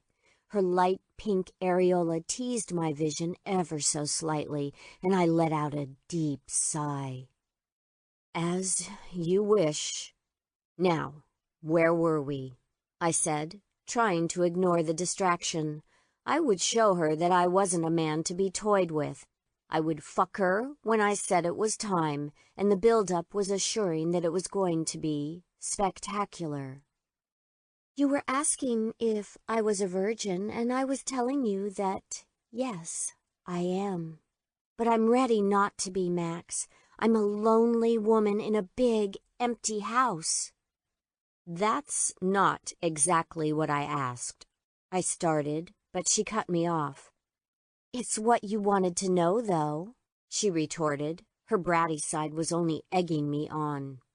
She scooted forward and leaned toward me over the desk. "You told me yourself if I needed anything at all, you'd be happy to help me." "I think we should wrap things up for the day. Why don't you come back and see me again, next week, and we can start over?" I said evenly, avoiding eye contact. Emily huffed and looked at me sternly. I sincerely hoped she wasn't going to throw a tantrum in here. I wanted her to wait until she was tied to my bedposts. Then she could huff and puff all she wanted, and I would spank the fuck out of her until she screamed. She licked her lips, not rising from the chair, undid another button of her top, eyes locked on mine. "Still want me to go?" she asked innocently as she shrugged out of her blouse. The sheer fabric slipped down her arms and revealed her perfectly round breasts with nipples so erect that I wanted to bite them off. "That's enough, Emily." I stood, walking around to the other side of my desk where she sat topless before me, her untouched breasts begging for my attention, her pussy undoubtedly leaking all over my office chair, the very same one her mother had occupied many times before. When I rounded my desk, she was immediately made aware of the imposing tent in my expensive trousers. My manhood strained at the fabric, and when I stopped next to her, my cock was parked at her eye level. I did nothing to cover myself, instead letting her gaze on my massive cock. I wanted her to see the magnitude of what she was playing with. Her eyes widened as she stared at my erection, her lips parted slightly. She looked like a deer in headlights now, unsure what to do with herself. I grabbed her by the wrist again, gently but powerfully, just as I had before when I chastised her for her childish habit. I guided her hand to my crotch, and she opened her palm and placed it squarely on my rock-hard cock. "Feel that, little girl?" I growled at her. My professional demeanor was gone and had been replaced by the animal lust that this girl had initiated and magnified in me until it threatened to take over every ounce of decorum I possessed. I could barely breathe with her shaking hand cupping my throbbing member through my pants. I felt the intensity pour out of me as my eyes seared into hers. She trembled and nodded, letting out a little squeak that made my cock buck under her touch. "Do you really think you can take all of that?" I moved her hand up and down my cock. She licked her lips, letting her teeth catch on the lower one. Then she looked up at me with hungry eyes. "Yes," she whispered, her voice an octave lower than it had been a minute ago. "Is that what you want? There's no turning back if you say yes." Her eyes were almost terrified now, filled with a desperation that spelled out just how much she wanted my cock inside her. "Yes." "Yes, please," I corrected her sternly, rubbing my bulge, still clothed in my trousers, against her pale, soft cheek. "Yes, please." Her eyes were begging for me to fill her, but she wasn't getting it today. Not yet. Although it took everything I had not to bend her over right there in my office, I held back. Now was not the time. I pulled her out of the chair and grabbed her ass, holding her body against mine. I cupped her face in my hands and intertwined my fingers into her long, beautiful hair. Then I pulled her face in, almost kissing those plump lips of hers, but instead I hovered over her. My lips were so close to hers, I could feel the heat pouring off of her in waves. I stayed there for a long moment, keeping her in my spell while her body squirmed against me, crying out for my cock. I pulled her head back and buried my mouth in her neck, licking and sucking it with a force that was merely a preview of what I would be doing to her virgin pussy before long. I heard a soft moan escape from her throat as she continued to grind against me, tentatively at first, but with a growing fervor. Her bare tits were pressed against my chest, but I made sure not to touch them with my hands. I wanted her little pussy to ache for me, to be screaming for my touch by the time I finally gave her what she wanted. I backed away from her and held her at the waist in front of me. "Make an appointment with the receptionist to come back to see me on Wednesday," I said. She nodded. Her blonde hair tousled in the back. I crossed the room to pick up her purse and handed it to her while she buttoned her dress. She silently took her purse from my hand, then looked up at me, a fire blazing in her eyes. She looked like she was going to say something, but didn't. I opened the door for her slowly. "Don't forget Wednesday," I said in a low voice into her ear as she passed me. Chapter 5. Emily. On my second visit to Max's office, I confidently strode past the receptionist and down the hall. When I passed her desk, she tried to stop me, but I waved her off. She knew who I was. I saw that look she gave me as I entered the reception room. She practically rolled her eyes when I walked toward her, and I wasn't going to give her the satisfaction of treating me like a little girl. I had an appointment, and I had business with Max. I had sprayed on my most alluring perfume and was dressed in a tight black dress and strappy heels. I looked like I should be going to a cocktail party instead of an appointment with my psychiatrist. But we both knew he was more than that. He had played hard to get last time, but those last few minutes in his office took my breath away. I knew he wanted me as much as I wanted him, and I was going to break him down today. I knew he could only last so long before he let me wrap my lips around that massive cock of his. The corner of the manila folder that contained the deeds to my mother's, to my property peeked out of the top of my purse. I was more than happy to have Max take over all the details of my property for me.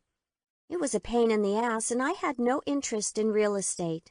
Besides, having Max take over tied us together. If I didn't find another place to live and the house sold, I wouldn't have anywhere to go other than a hotel. There's no way he would turn me away, especially if I looked at him with my glossy lips slightly parted, like I did when I put my hand over his hard cock. He wanted to slip his cock in that space just as much as I wanted it there. There was no denying that. I knew there'd be no way he'd be able to say no to me. Today, I was going for a different approach. No more timid little girl. I had dressed for the occasion, and I was done playing games. Well, sort of. His door opened when I approached, so I walked right in, leaning against the doorframe for just a moment, showcasing myself. Emily, right on time. Lovely to see you, as always. Max greeted me, slowly looking me up and down with interest. You do look exquisite today, if you don't mind me saying so. He smiled as he smoothed down his tie. Dear God, he was beyond sexy. I closed the door behind me without him asking. We were going to need our privacy. I had already decided that much. Thank you, Max. I smiled demurely. Please, make yourself comfortable. Max motioned for me to sit across from him. His eyes were boring into me, searing my flesh. I wanted to strip off the tight fabric and just ride him right then and there. I wanted to feel the tingling of my bare flesh as I slid my stomach down his chest, his lips kissing their way down the cavern in between my breasts, as I sat right down on that fat cock of his. I waited a beat before I entered the room. My head was still swimming from the image of us fucking on the chair behind his desk. I've been looking forward to finding out how things have been going for you since our last visit. If there's anything that's been on your mind that you'd like to discuss. Instead of sitting, I slid the folder from my purse and held it up. Actually, there are a lot of things that have been on my mind since our last visit, but I was hoping we could get the formalities of the paperwork out of the way first. I brought the property deeds. Of course, Emily. Bring everything here and we'll take a look at what needs to be signed. I don't see why we can't get this sorted out today. Perfect, I said sweetly. I stood across from him and placed the folder on the desk, slowly opening it and carefully removing the papers. From where I stood, I could smell his cologne, and it made me want to eat him alive. I could practically feel the heat coming from his body as he watched every move I made. I gestured to the line at the bottom where he would need to sign, then giggled and made a show of how silly I was to put the form upside down. I used that as an excuse to move around to his side of the desk. "Thanks again for taking on such a burden for me, Max. You don't know how much this means to me. What a weight off my shoulders this is," I purred, sidling up beside him, so close that our arms were touching. His body felt electric, even from where I was standing. I couldn't even imagine how amazing it would feel to be pressed up against him, both of us naked and lost in the moment. I couldn't get my mind off of how incredible it would feel to be taken by him. "I feel like I don't have anybody in the world left except you." I tried to sound sad, but not too pitiful. I wanted his sympathy, a comforting touch, a hand on my arm, my thigh, anything to get back to where we had left things off last week. I leaned over, pushing my breasts together and making sure he was aware of my cleavage. Max let his eyes slowly drift over me, not even bothering to conceal the fact that he was staring at my breasts, which were so close to his face that a movement of a few inches would allow him to take my hardened nipple into his gorgeous mouth. The thought of this alone made my body buzz with electricity. I smiled down at him when he finally tore his eyes from my breasts, letting him know that I caught him looking. He didn't seem the least bit embarrassed, so I decided to take things a step further, slithering into his lap as I brought the papers in front of us. He seemed surprised by this bold gesture, but I felt the telltale hardness under my thigh. Softly grinding into it, acknowledging his arousal, I said sweetly, "I had my mother's lawyer draw these up. There are sticky notes posted where you need to sign. Right here," I said as I flipped the page, "and I think a few more here." He trailed his warm hand up my arm softly and almost imperceptibly sniffed my skin. I could feel his breathing slightly change with my proximity. He then reached past me for the fountain pen, enclosing me in his arms as he did so. As he leaned forward to sign, he put his face so close to my chest that I could feel his warm breath on the top of my breasts. My pussy was so wet. I was certain he could feel my aroused dampness on his leg.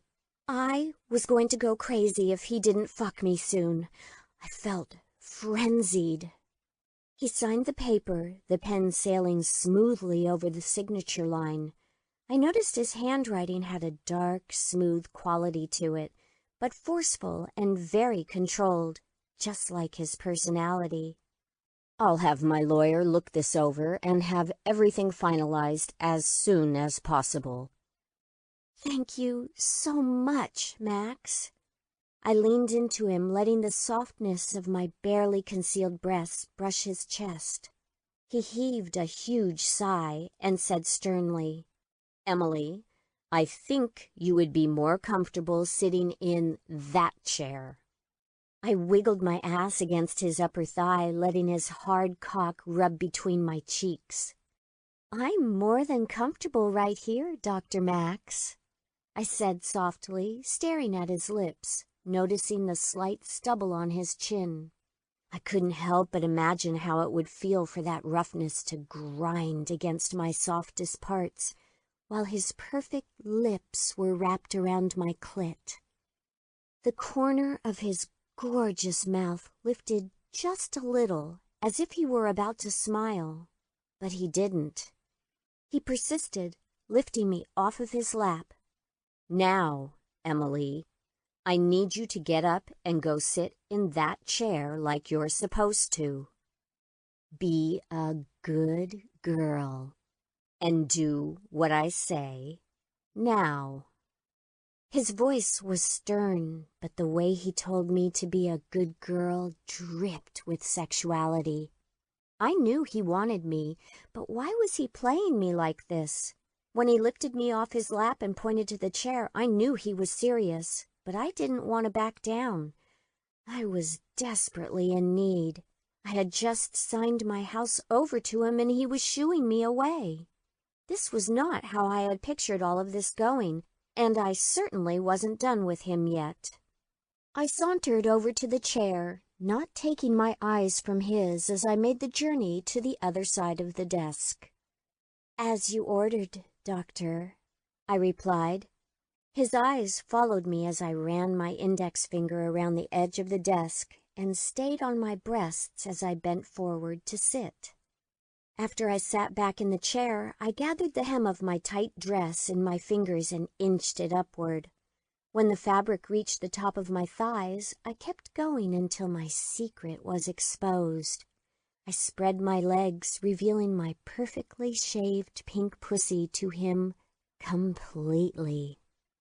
Max's dark eyes widened, and he licked his lips, saying nothing, his eyes glued to my glistening pussy.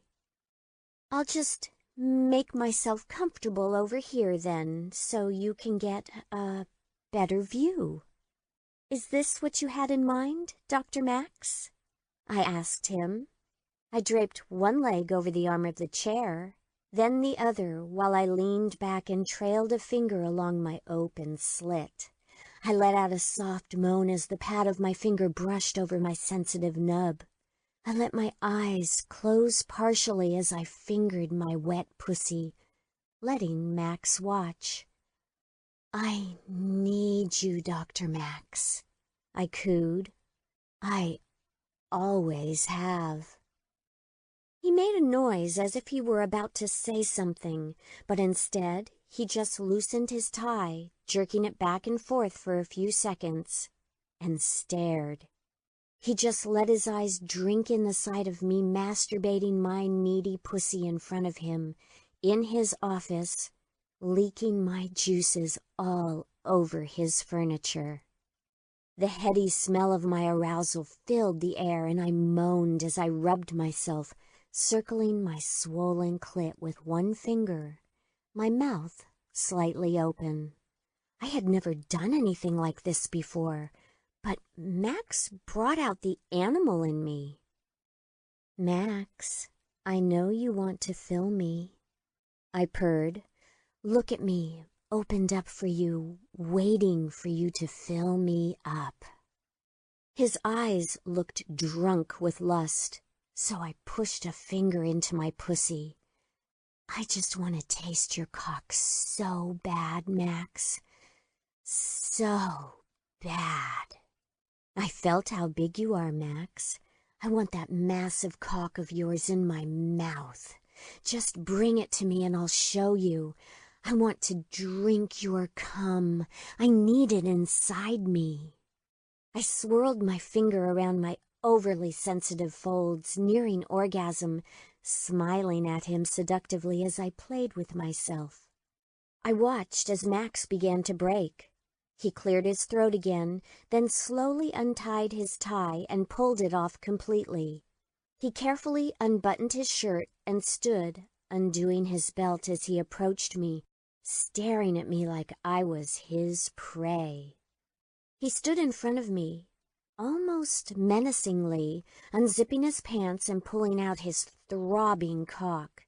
Mere inches from my face, his cock stood at full attention, smooth and hot, pointing right at me, threatening to spear right through me. "Oh, God, Max, please let me suck it." Max growled, putting his hand on the back of my head, not forcefully, but very firmly. I relaxed into his touch, my hand still fingering my pussy, and allowed him to guide me. I parted my lips and anxiously awaited for my first taste of his smooth cock. I had dreamt of what his cum would taste like for much too long, and I was thirsty to drink from him. I stared at his perfect cock, then flicked my eyes to his face. "You're a bad doctor, Dr. Max." "Yes, but doesn't that make you a good girl?" Max gruffly replied. My eyes stayed on him as he guided my lips to his cock, touching the head to my full pink lips. He circled my gloss-coated lips with the pre-cum-coated head of his cock for a moment before sliding it into my mouth. I let out a low moan that vibrated around his cockhead as the weight of it pressed against my tongue, stretching my mouth wider than it had ever been before. He was so much thicker than I had imagined, and when I closed my lips around him, he filled my mouth completely. My pussy ached, wanting to feel his thickness fill it completely. My nostrils flared, breathing in his musky scent of manhood. I closed my eyes for a moment, savoring his taste and the feel of his thickness sliding in and out of me. His hand clenched around my hair, pulling a wad of it into his fist and tugging slightly, which drove me insane. I had never felt anything like I did when he touched me, and I wanted more. I wanted more of everything he had. "Look into my eyes when you suck me, Emily," he firmly instructed. I opened my eyes, and he was looking down at me. When my eyes locked to his, he pushed forward, shoving his cock toward the back of my throat and making my eyes tear up. I tried to back away. I wasn't used to anything touching my throat that way. But he held my head firmly, not letting me move, but not moving himself either. I could feel the veins of his cock pulsing against my tongue, his erection impaling my mouth and threatening my throat. He held me there for several seconds. Anytime my eyes started to close, he tugged my hair with more force, reminding me to keep my eyes on him. Tears fell from my eyes as I struggled to breathe around his behemoth cock. I could feel my mascara being ruined, and I could taste his salty pre-cum as it dripped down the back of my throat. He finally released me, and I backed off of him, trying to regain my breath. I allowed my mouth to nearly slide off as I inhaled deeply through my nose. Even though I was still struggling for breath, I continued to swirl my tongue around his smooth, bulbous head, lapping up the pre-cum that was leaking from him. No sooner had I caught my breath than he slid himself back in, letting out a low growl as his shaft almost completely disappeared in my mouth. I kept my eyes on him as I swallowed him down, deeper this time than before. I sat still with my arms draped over the side of the leather office chair, my dress still pulled up and my wet pussy exposed to the open air, begging to be filled. "Suck me, Emily. All of me. This is what you wanted, isn't it?"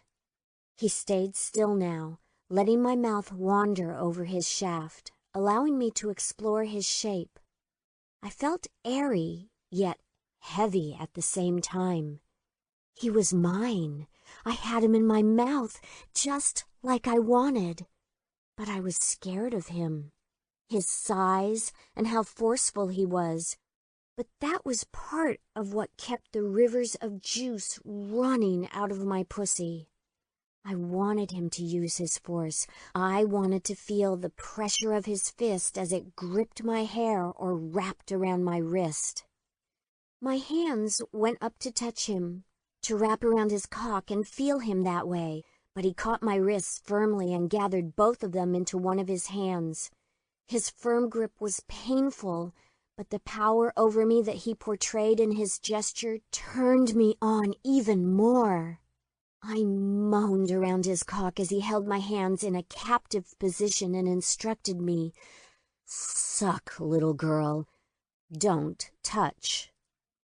I did as I was told, looking back up into his eyes with lust and adoration as I bobbed back and forth on his cock, determined to suck the cream from him and swallow every last drop. I shifted in my seat, spreading my legs further. When I did, he reached his free hand between my legs and gave my needy pussy one solid slap before taking it away again. He smirked down at me, chastising me as I continued to suck. I always knew that you were a bad girl. I sucked him harder, feverishly moaning and allowing him to thrust deeper and deeper. Tears ran down my cheeks again when he pushed his pelvis into my face. My nose was pressed against his dark pubic hair, and his massive cock was lodged in my throat. I struggled underneath his firm grasp, my ass wriggling around in the chair, but I didn't want him to stop. I wanted this feeling of being forced and used, of being held in place while he took what he wanted from me. I thought I would gag, but somehow the feeling passed and I got into a rhythm with his cock sliding in and out of my mouth and down my throat. Max breathed heavily. "Fuck yes, little girl," he mumbled. I barely moved as he moved in and out of me, thrusting himself in my mouth and down my throat, and I watched him in awe. Suddenly, his hips bucked forward, sending his cock deep inside me. A low, manly growl escaped from him as his cock swelled inside my mouth. He held my head against him with both hands while he looked down at my red, tear-stained face. "Don't fucking move," he said through gritted teeth. "Keep those pretty eyes right on me," he instructed. The way he told me what to do was exactly what I wanted and needed from him. I let out a soft mew of agreement through my full mouth as I looked into his eyes. I felt him twitch, his body tensing up for a few moments, his face contorting slightly. Then a release of tension as a shudder passed through him and a stream of hot cum exploded into me. I greedily drank his essence, letting the hot, milky cream slide down my throat and nourish me.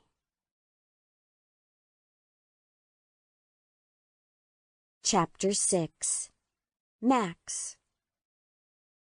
Emily's soft hair was ensnarled in my fingers, and I watched her perfect lips suck me deep into her hot little mouth.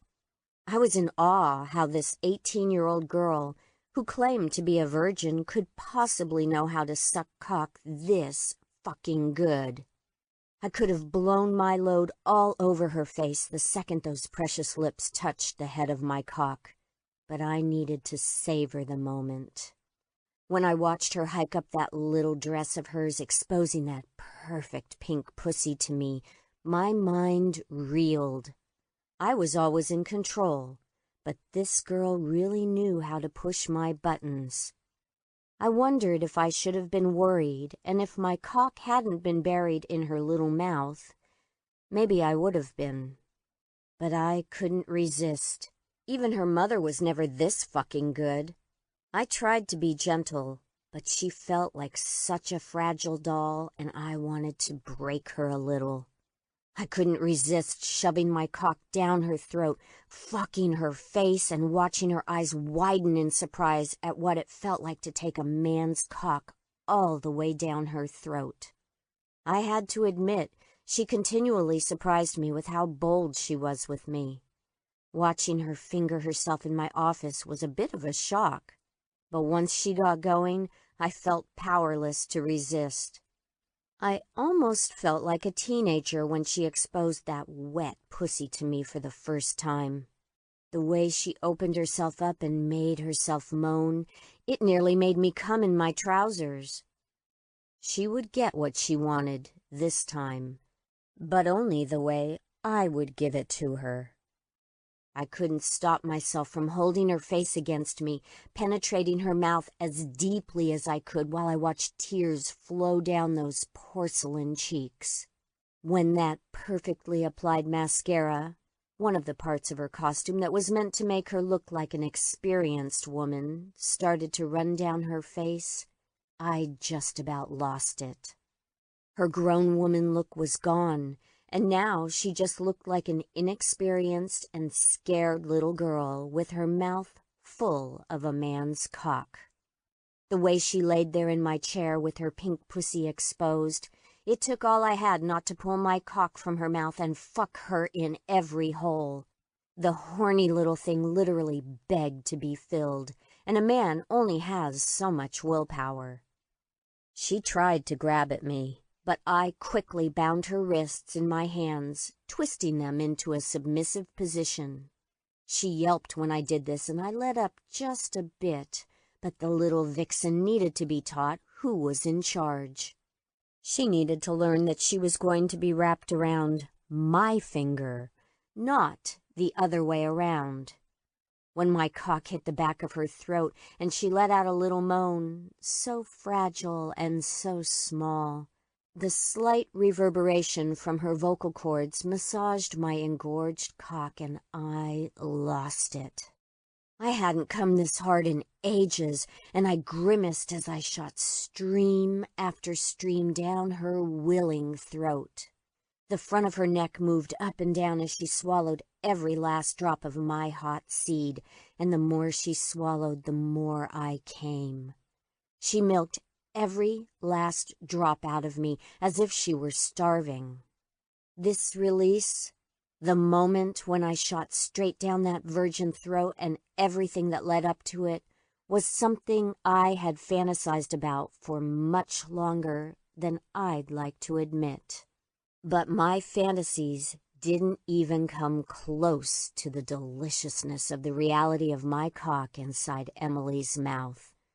But as I came down to earth, the magnitude of what had just happened hit me.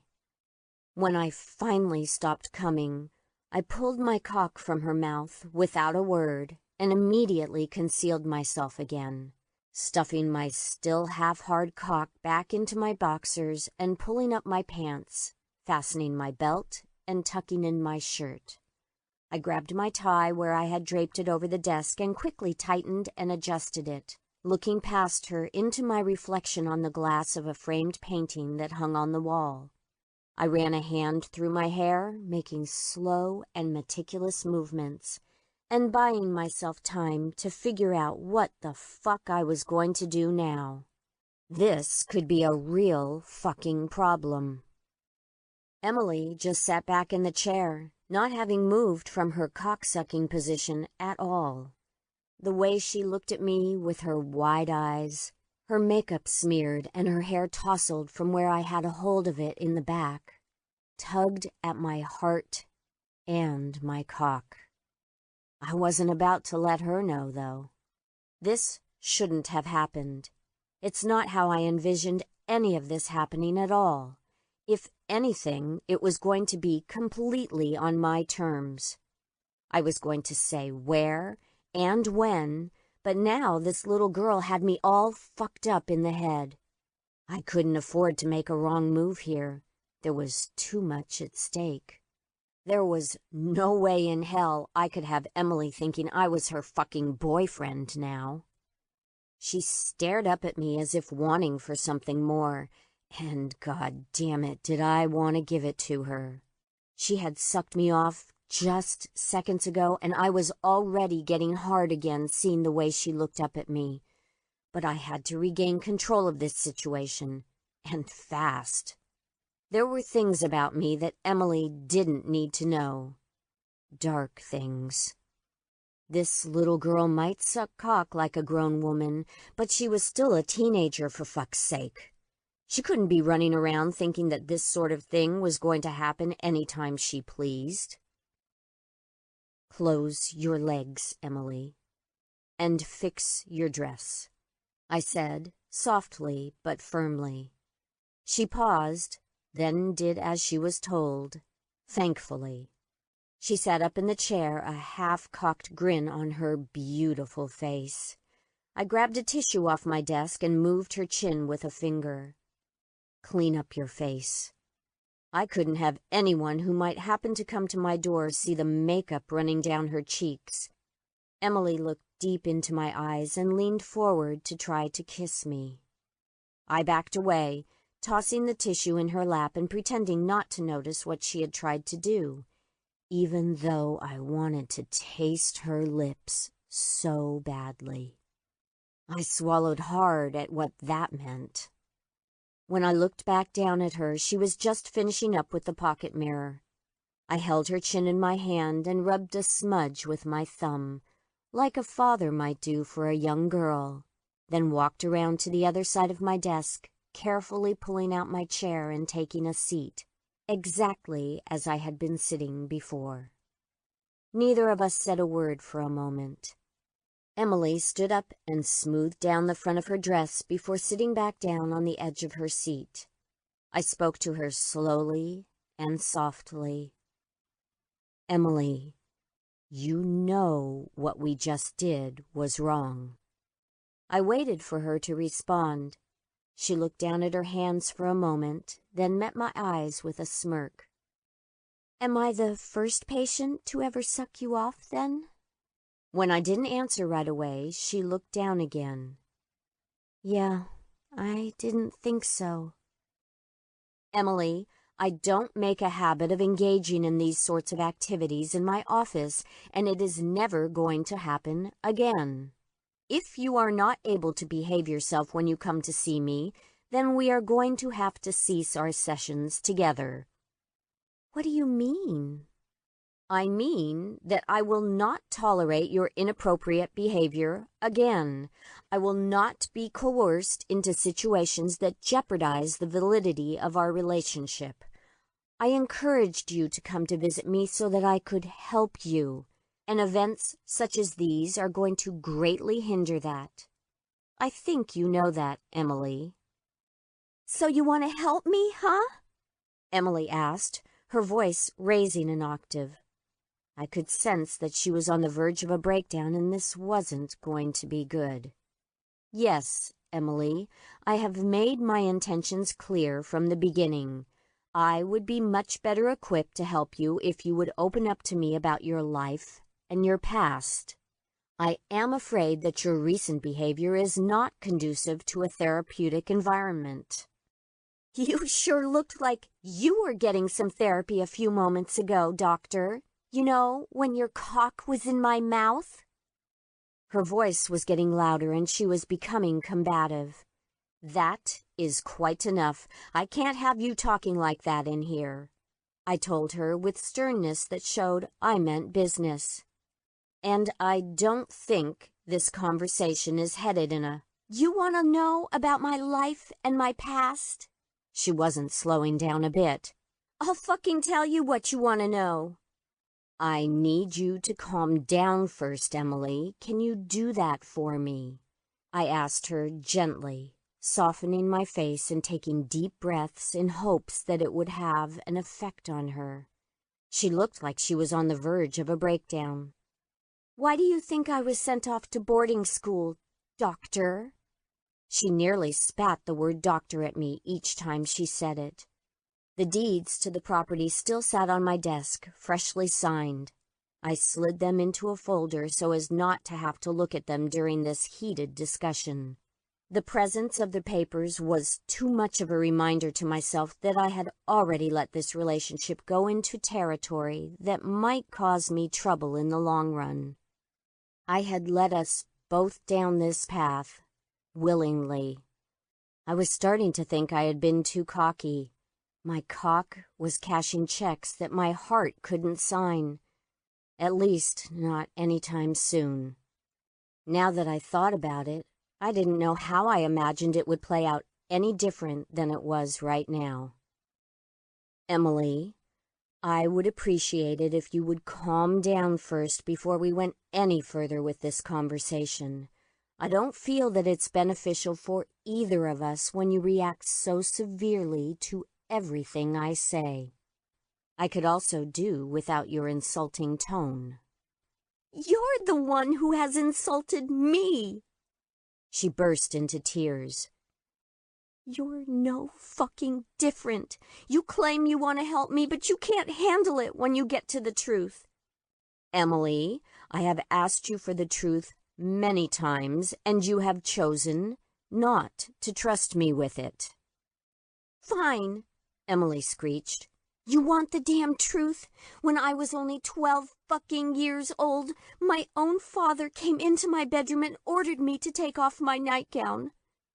She was still yelling and making a scene, but after a long pause, she calmed down. I could see the tears streaming down her cheeks, even though her head was turned down. He touched me everywhere that night. From that time forward, he came into my room whenever he felt like it and ordered me to strip naked and kneel before him. He told me if I didn't do it, that he was going to tell everyone that I did it on my own, that it was all my idea. She started to quietly sob, and I handed her a tissue. It broke my heart to see her like that.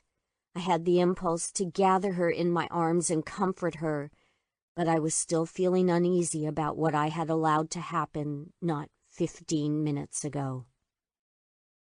Of course, I believed him, she finally choked out. Whenever I would kneel, he would make me open my mouth, and then he'd tell me he had something sweet to put in it. Like I didn't already know what it was going to be. Over the next few months, his visits became more frequent. So often I could hardly bear to go to bed at night knowing what was going to happen. Emily looked up at me and stared into my eyes. You wanted to know about my childhood so you could help me? Well, then help me now, Dr. Max. Why don't you pull down your pants so you can help me some more? Just like my father used to do? That last sentence was like a kick in the stomach. I felt all of the wind had been knocked out of me, and all I could do was look at her where she sat across the desk, while her cold stare cut into me, her face flushed and her eyes bloodshot. My bitch mother, the one you seem to think so highly of, is the one that sent me away. She didn't do it to protect me. She did it to protect herself. She wasn't some scholarly saint who wanted a better education for her daughter, which I'm sure is what she must have told you. She wanted me out because she thought I was stealing her husband, my father.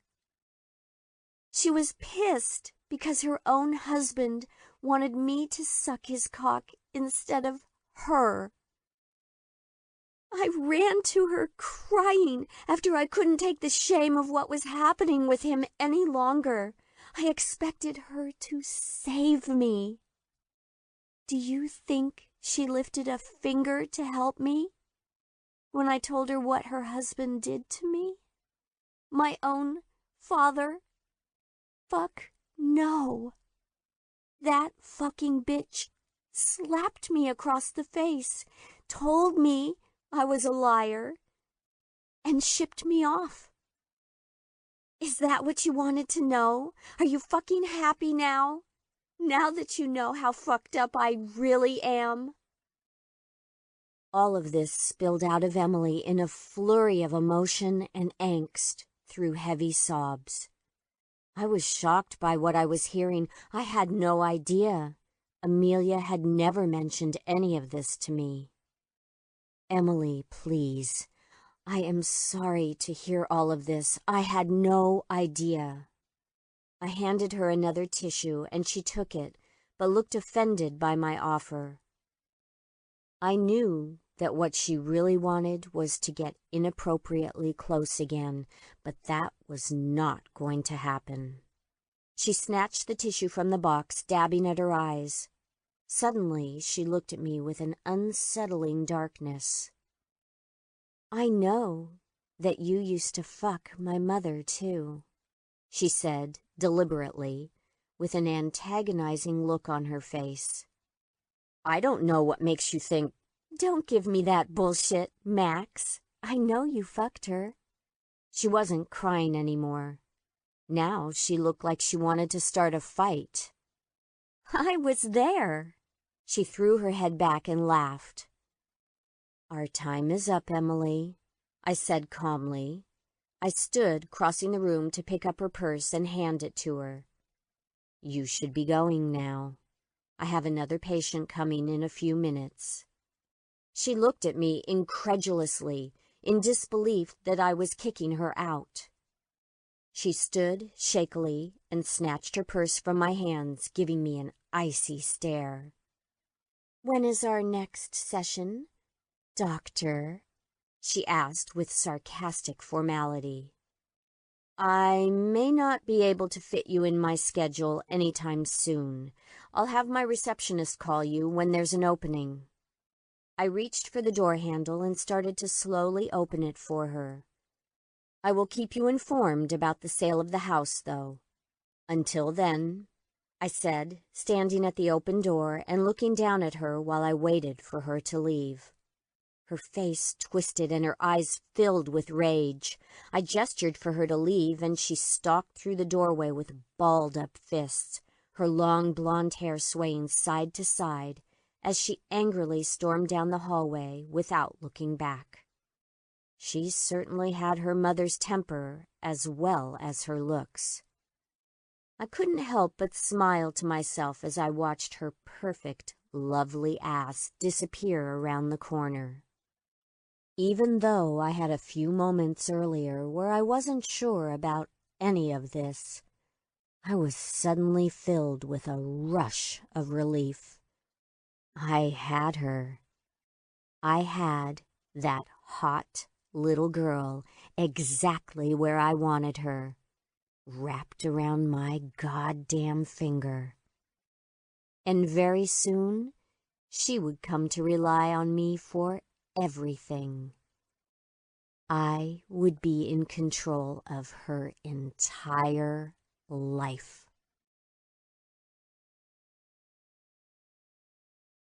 Chapter 7. Emily. "Please pick up your phone," I silently thought to myself. I have been trying to reach my so-called friends all afternoon, and not a single one of them had picked up yet. They were probably all getting ready for college, going shopping for dorm room accessories with their mothers before going off to some Ivy League school. I just wanted to talk to someone. Anyone. I felt horrible about the way things had ended with Max, and I just needed some perspective. It had been so long since I'd talked to him, almost 2 weeks, and I felt like everything that went wrong between us was my fault. I couldn't be all bad, though. I couldn't be the one to blame for everything, but that's exactly how I was feeling. That's how he made me feel anyway. That I was disgusting and horrible, and he couldn't stand to talk to me as a doctor, let alone look at me again. He hated me. I knew it. And I couldn't bear the thought of him feeling that way about me now. Not after what had happened between us. As a last resort, I decided to call Kelly, my best friend from before I had been sent away. Kelly and I hadn't had much contact over the last few years, but she was the only friend that I had that still lived in town and whose number I still had in my phone. Early on, we'd made a point to see each other every break, and we always had a good time. But our visits had become less frequent, and it had been over a year since I'd seen her or even talked to her.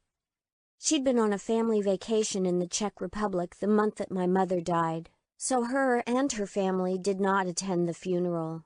I knew from her Facebook post that she had recently returned. Being a private person, I had made a point not to publicize anything that had happened. Kelly would have no idea and would undoubtedly be shocked at the news.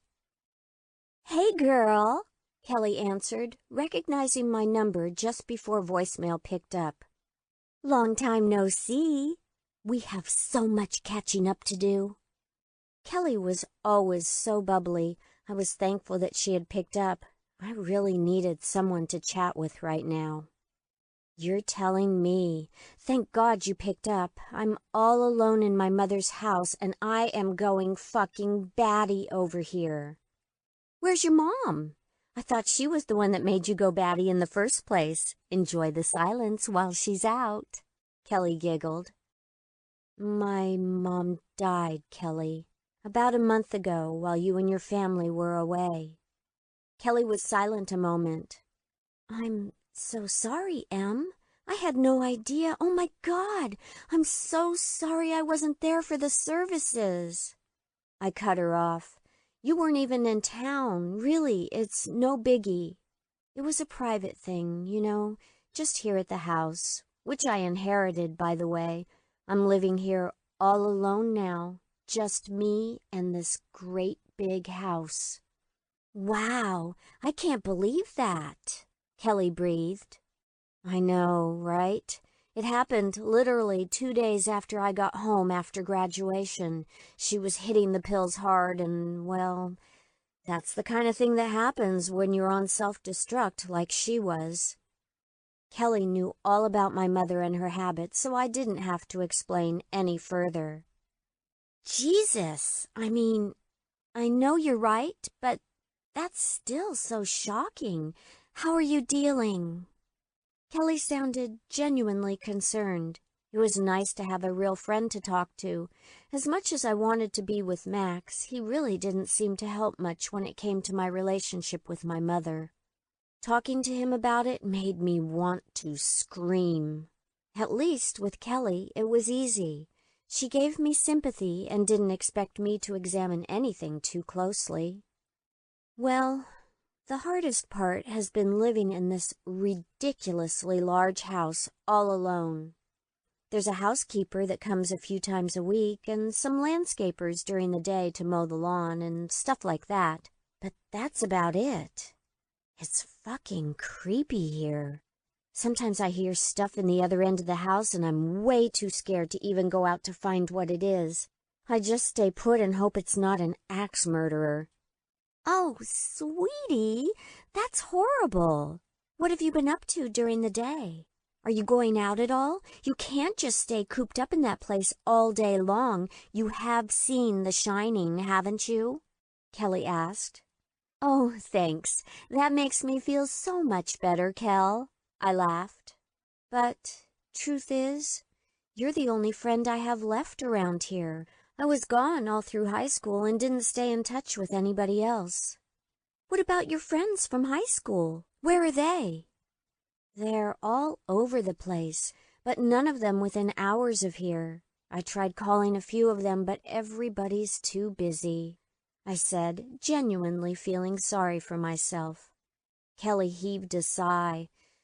We're going out, girl. I'm not going to let you turn into some crazy cat lady over there. I laughed. Thanks, Kel. I knew you'd have something up your sleeve. Did you have a boyfriend at school? No. I laughed again. It was an all-girls school and we were on lockdown pretty much 24/7.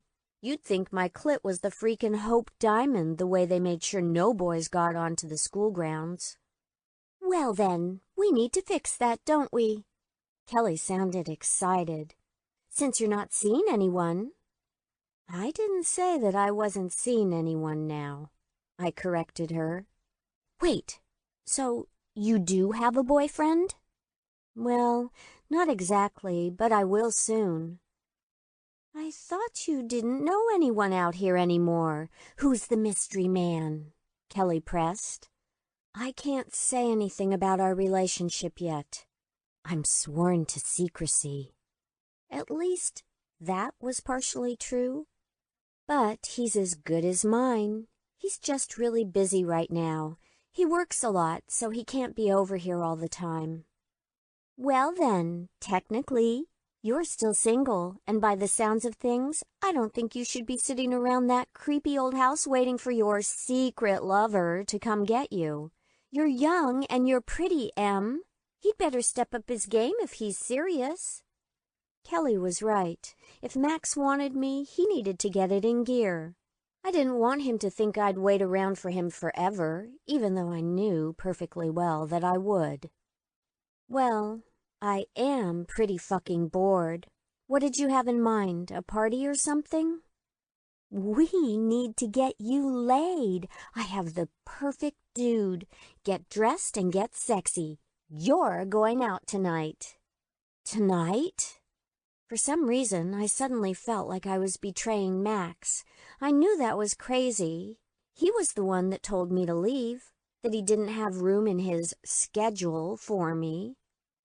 What the hell? I thought to myself. I'm not just going to sit around and wait for him. "Yes, girl. Don't make me repeat myself," Kelly laughed. "His name is Jason, and you're going to have to wring out your panties when you see him. I'd date him myself if he wasn't my boyfriend's best friend." "Fine," I agreed. "Tonight." I was nervous, but I really did need to get out of this house and get Max off my mind. "Great! I'll pick you up tonight at around 8. I can drive myself. Just tell me where to meet you." After we made the arrangements, I hung up the phone, feeling excited, but still nervous. I was feeling so horrible about what had happened with Max when he told me to leave his office. Even though I couldn't get him off my mind, I needed to prove to myself somehow that I was desirable. I knew I was going to wait for him, as long as it took to make him mine, but I wasn't going to just sit around in this depressing house while I was waiting. It was time for me to go out and have my fun, and I was going to make sure he knew about it. I showed up at the restaurant at 8, just as we had planned. I'd never been on a blind date. Actually, not many dates at all, to be honest, and I really wanted my car there in case it sucked and I needed to get out quick. Jason was scorching hot, as promised, and the night had turned into a late one. He happened to have been slightly older than me, which Kelly hadn't mentioned, but it was a total plus. After dinner, he purchased a bottle of wine for us, and we sat on the benches by the river, drinking and chatting and making out. While it wasn't the same level of heat that I had felt for Max, his kisses were nice. I was still so distracted by thoughts of Max, though, that I couldn't really get into it. Jason was a lovely distraction, but even though he was older than me, he still seemed like such a boy. I was after a man, and Jason just didn't have what it took to get me going. I felt like hours went by while I laid under him, waiting to get worked up enough to even want to take my clothes off. I kept fantasizing about the way Max had held both my wrists in one of his massive hands and the look on his face while he rammed his cock down my throat. And those eyes of his, the way they burned into me while I sucked his cock, and even after when he touched my face. I couldn't get the image of him off my mind, and eventually I told Jason to stop. I just couldn't go through with it. I didn't want to fuck anyone else. I wanted Max. He was going to be sorry. Before drifting to sleep, I made a vow to myself to make sure I tortured Max with what he was missing out on as soon as possible. I was going to make him regret telling me to leave. He was going to be out of his mind with lust for me before I was done with him. The next morning, the sun didn't wake me up until noon. I lay in bed staring at the ceiling with the events of the previous night playing out in my head, and my smile faded. I remembered it wasn't Max who I had been with. I didn't have him or Jason anymore. It was just me, alone again in this empty house, left to think about all of my problems by myself. I rolled on my back and reached over for my phone and gasped when I saw that I had 3 missed calls from Max last night while I was out. I couldn't even fathom how I had missed them. I looked at the time and they were all made very late, after I had gone to bed. I smiled when I thought of him calling me in the middle of the night and not getting an answer. My heart beating fast, I checked for any texts or voicemails, but there weren't any. Typical Max. It was just his style to make me wonder why he had called. That dark mystery was exactly what I couldn't get enough of. With trembling fingers, I called him back, still lying in bed wearing nothing but my panties. I toyed with my nipples while waiting for him to answer, anticipating the sound of that deep, sexy voice of his that I had missed so much these past 2 weeks. He picked up on the third ring. Emily. Max, I returned his formality. I see you were trying to reach me? Actually, yes. I was quite worried when I tried multiple times last night and you didn't pick up. His statement was clearly meant to be a question. Let the games begin, I thought to myself with a huge grin. Oh, Max, I laughed airily. There's no need to worry about me. I was just out on a date. I knew this would pique his curiosity. A date? Well, good for you, Emily. I'm just glad that you're safe. I couldn't help but be concerned when I didn't hear back last night or this morning. There was that disciplinarian tone that made me so wet. So, why were you trying to reach me all of a sudden? I asked, trying desperately to sound nonchalant. Well, for one, I wanted to check on you. I hadn't heard from you in nearly 2 weeks. If you do recall, you informed me that you didn't have any time for me in your precious schedule. After I sucked your cock, that is. Emily, that's not... He started, then cleared his throat. The other reason I wanted to speak with you is that the realtor emailed me a list of items to go over with you before the house goes on the market. I need to meet with you sometime soon so we can get it listed. My schedule is very flexible, Max, as well as my legs, I added for an extra twist of the knife. You are welcome to come by any time. I see. So I take it you didn't have your date over to your home last night, then?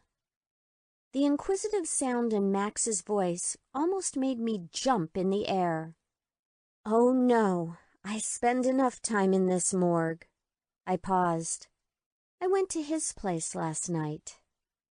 Max was trying to keep his cool, but I could hear his breath hitch. Is it such a good idea to be spending the night with boys you just met? I think that maybe you've had enough upheaval lately, don't you? Why would it matter to you? And don't tell me because I care about you, when we both know that if you were concerned about me solely as a patient, you wouldn't be calling me at 1 o'clock on a Friday night, or 2, or again at 3. You also would not have me suck your cock in your office, I pointed out. The thought of having his big, hard cock in my mouth got me excited again, and my hand snaked between my legs and into my panties, circling my clit as I talked to him on the phone. Emily, I thought we both agreed that what we did was wrong.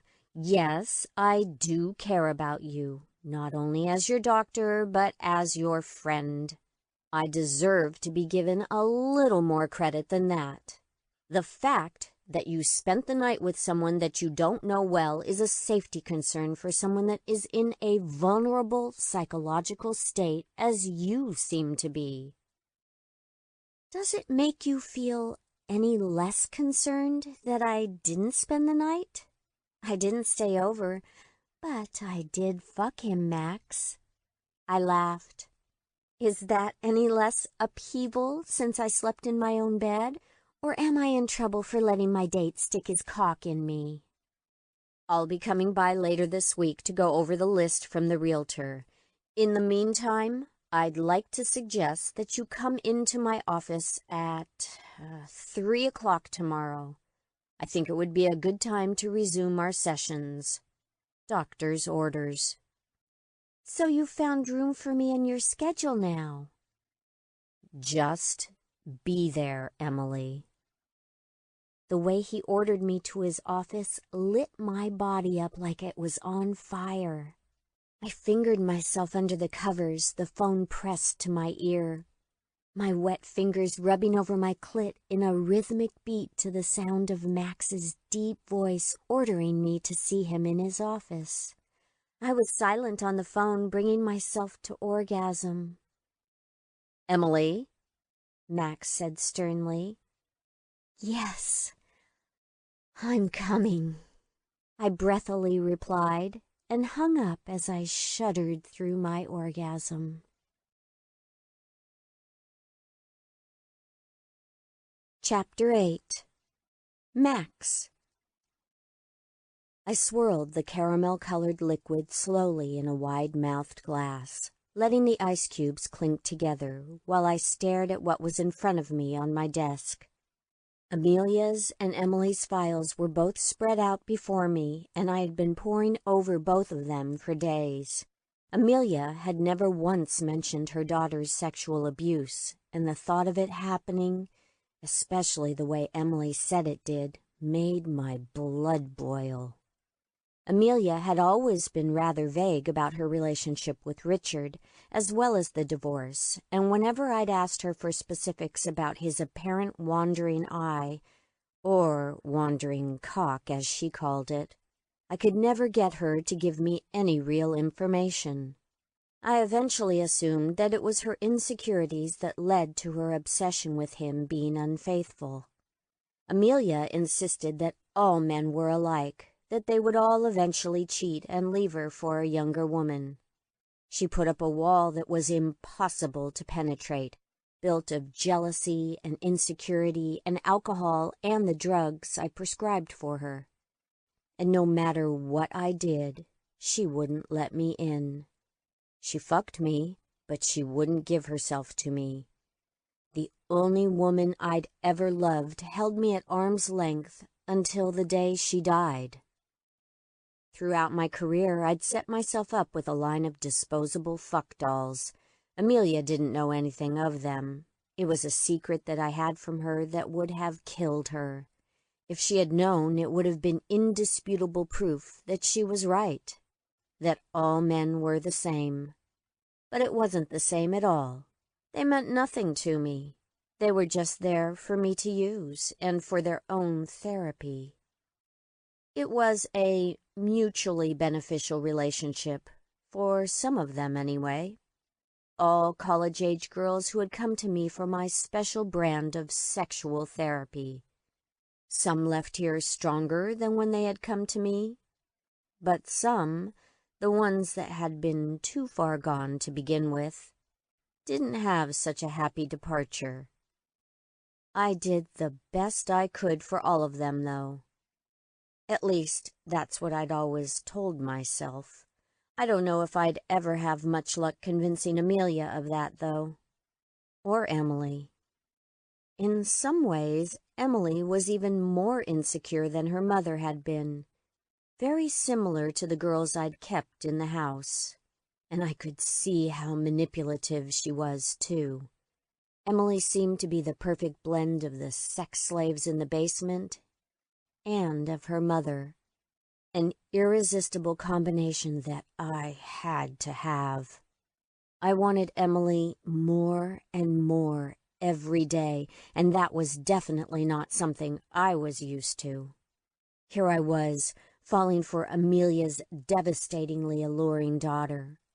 One minute I had her where I wanted her, but the next I had the unshakable feeling that she was pulling the rug out from underneath me.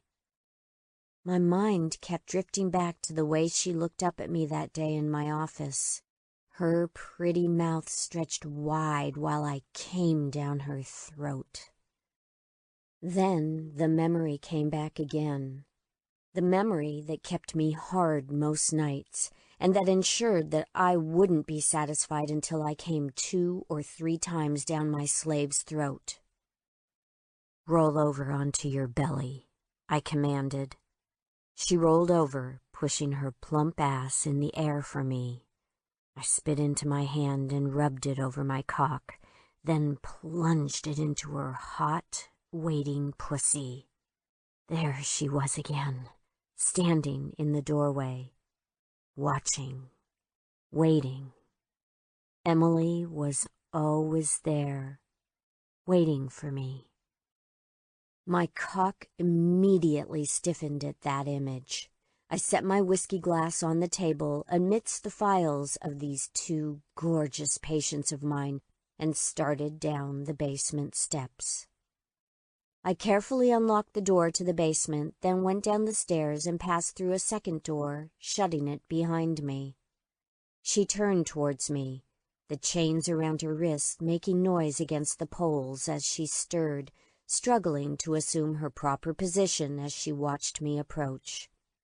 I carefully removed my belt and dropped my pants, letting my aching cock spring free. You know how this goes, my little Lucy.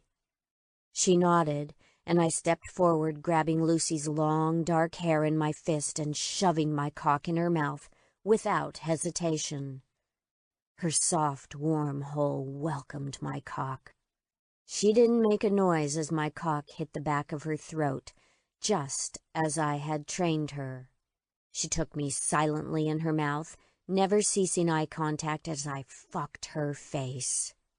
She had taken to her training so well, and I knew I'd be sad to see her go.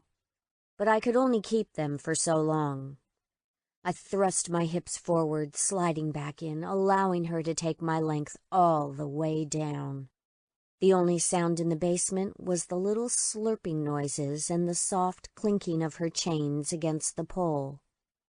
The restraints she wore were fur-covered, so as not to leave any telltale marks on her wrist and neck. I gripped her hair and held her face against my pubic bone, her nose mashed into my pelvis. When I pulled out, I could hear her sucking in air, but with my cock down her throat there was no way for her to breathe. I held her there, feeling her body stiffen with the need for air as I came down her throat with a loud growl. When I was finished, I slowly withdrew my cock from her lips. Dots of my white seed mixed with her saliva that was dripping down her chin. I watched her as she snaked her tongue around her mouth, mopping up every last drop. I looked down at her with adoration. My Lucy. It was time for her to be replaced. While she hadn't been the first, she was perhaps the most willingly obedient of them all. I secured my belt and turned to go. Before closing the door, I called back to her. "I'll be back shortly with your last dinner." I latched the door behind me and continued up the basement steps, then entered my living room and flipped the television screen to the security monitor. Lucy popped onto the screen, sitting quietly against the wall with a vacant look in her eyes. I picked up my cell phone and dialed the state hospital. "Yes, it's Dr. Maximilian Devereaux. I'm calling about an incoming patient." I waited on the line for the attending physician. "I'll be sending you another girl," I said into the phone. "Yes, her name is Lucy Wells. She'll need to be admitted as soon as possible, preferably tonight or tomorrow morning." The physician started in with the usual questions about placement, but I cut him off. "No, I'm afraid you don't understand. This girl will need to be admitted into the special unit. In the sub-basement?" I listed off the tranquilizers and antipsychotics she was on, then agreed that it was a shame for such a young girl to need to be locked up in isolation. "I've done all I can do. I only hope that someone there can give her the help she needs." After the arrangements were made, I wrapped up the conversation. "That sounds perfect. I'll have her escorted in tomorrow morning, first thing." I ended the call and continued to watch Lucy's movements through the monitor. Emily's printed name on her file on the table, visible out of the corner of my eye. In my office the next day, Emily sat across from me, a disturbed look on her face. I couldn't help but think that she looked so much more fuckable when she was pissed off and angry. She had shown up exactly on time as I had requested, wearing a dark shade of red lipstick and black high heels with skin-tight black jeans and a V-neck top that her tits were threatening to spill out of. Her legs seemed impossibly long in the tight pants, and I could barely hear her over the movie that was playing in my head. A scene where those long legs were wrapped around me and I was buried deep in that pussy of hers that she had shown me the last time she was in my office. "I don't think I can deal any more, Max," Emily sniffed, on the verge of tears. "It's just too much. Everything. It's just too much to even think about all at once." Tell me exactly what it is that you feel you are unable to cope with. Please, Emily, give me details. This is exactly why I asked you here.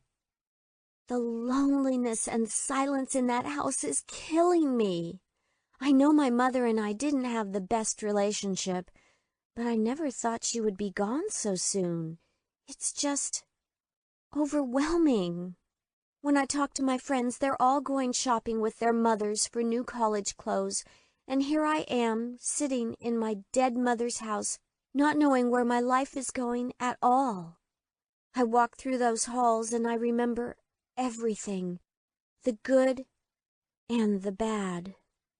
To be honest, though, it's mostly the bad. Emily got a faraway look in her eyes.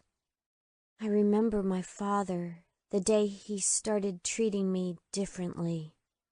The things he used to say to me, the threats he used to make. I remember my mother beating me when she found out. She laughed bitterly. So much to be nostalgic about, huh? I can imagine this is utterly disturbing to you. I just want to thank you for telling me these things. I was working hard to make sure that I had her trust. It was going to be essential in what I had planned for her. What about your new boyfriend? Is he not offering the support that you had hoped? I asked with a cocked brow that I couldn't conceal.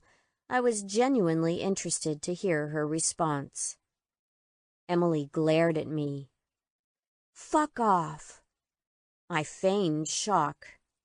Emily, such language coming out of such a pretty mouth. I smiled at her. I wasn't trying to be provocative. It's just a question that has bearing on your therapy. We've been through this before. I can't help you if you don't let me in. I tried to let you in. You missed your chance, Emily snapped. If you must know, he's not my fucking boyfriend. I got laid, and that was it. Happy? On the contrary, you should know by now that I only want what is best for you. A supportive boyfriend might have been good for you. If she only knew that I would have had that bastard's neck snapped if he'd stuck around long enough for me to identify him. Emily rolled her eyes.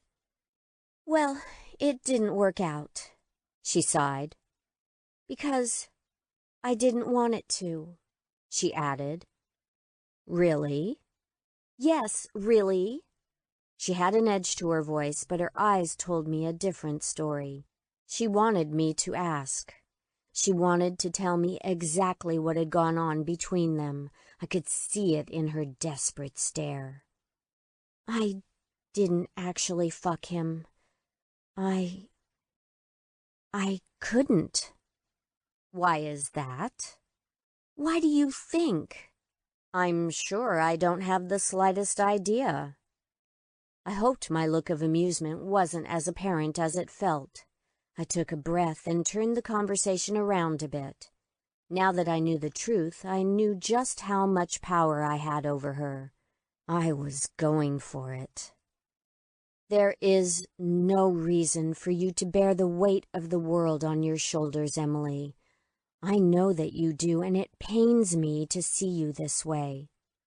I think some time alone with someone you trust would be very beneficial for you right now. What do you mean? I mean that some rest and relaxation and the support of someone you know and care about, and who cares about you, might be just the thing you need. I think it might help if you could step away from your life, the house, your mother's death, the whole situation you found yourself in. For a little while, at least. Her eyes started to grow wide as the obvious possibilities filled her head. Just listen for a moment, Emily. Don't respond right away. There is a whole world out there beyond what you can see for yourself right now. There is no reason why a girl as young and as beautiful as you should be locked away in a house all by herself, fraught with worry over things she cannot control. I have a proposition for you, if you're willing to listen. I wanted Emily to feel that she was in control of this decision, and was glad to see her visibly perk up, sitting higher in her chair with her eyes glued to mine as she listened to my suggestion. What's that, Max? I think it would be beneficial for you to perhaps take a little retreat. I do have a house in the countryside about 2 hours from here. I could take you there this weekend to stay for the week. You could relax, swim, daydream, do anything you wanted. She sank back down in her chair and looked visibly dejected. What's the difference whether I'm alone in my dead mother's house or alone in your damn country retreat? Emily asked bitterly. I didn't say you would be alone. My voice almost echoed through the silent office. I would be accompanying you. In case you needed any assistance, I could be available to you as you needed me to be. That sounds like an okay idea, I guess. The elation on Emily's face was apparent, even though her words made it sound like she had to weigh the pros and cons of a week alone with me. More manipulation. Every time I saw her, she practically made my head spin. Good girl, I thought to myself. Very well, then. It's settled. Have your bag packed, and I will stop by to gather you late Friday afternoon. We'll take the scenic route to the house. You'll like the drive. Maybe stop for a picnic and some fresh air. I am willing to bet that a change of scenery and the fresh country air will do you a world of good. Maybe even give you a new perspective on all these things that have been troubling you. Emily smiled seductively. I think you're right, Max.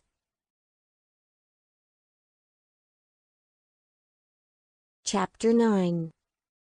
Emily. My open suitcase was spread out on my bed, the same suitcase I had packed the other night my mother kicked me out of her house. I meticulously pored over every item that I had in my closet, trying to choose the perfect outfits for the upcoming week-long getaway with Max. Since I had plenty of disposable time and money, I'd been out shopping quite a bit lately, and every purchase I made was backed by thoughts of what Max might think, with the intended outcome of every item of clothing being that he wouldn't be able to resist fucking me senseless. If things went my way, I wouldn't be wearing much of anything this week at his house. Out of the blue, he had invited me to go to his fucking country house with him, just me and him. I knew he was a complex man, but this was an undeniable gesture that he had real feelings for me, and I couldn't help but notice that the invitation came after I told him about Jason.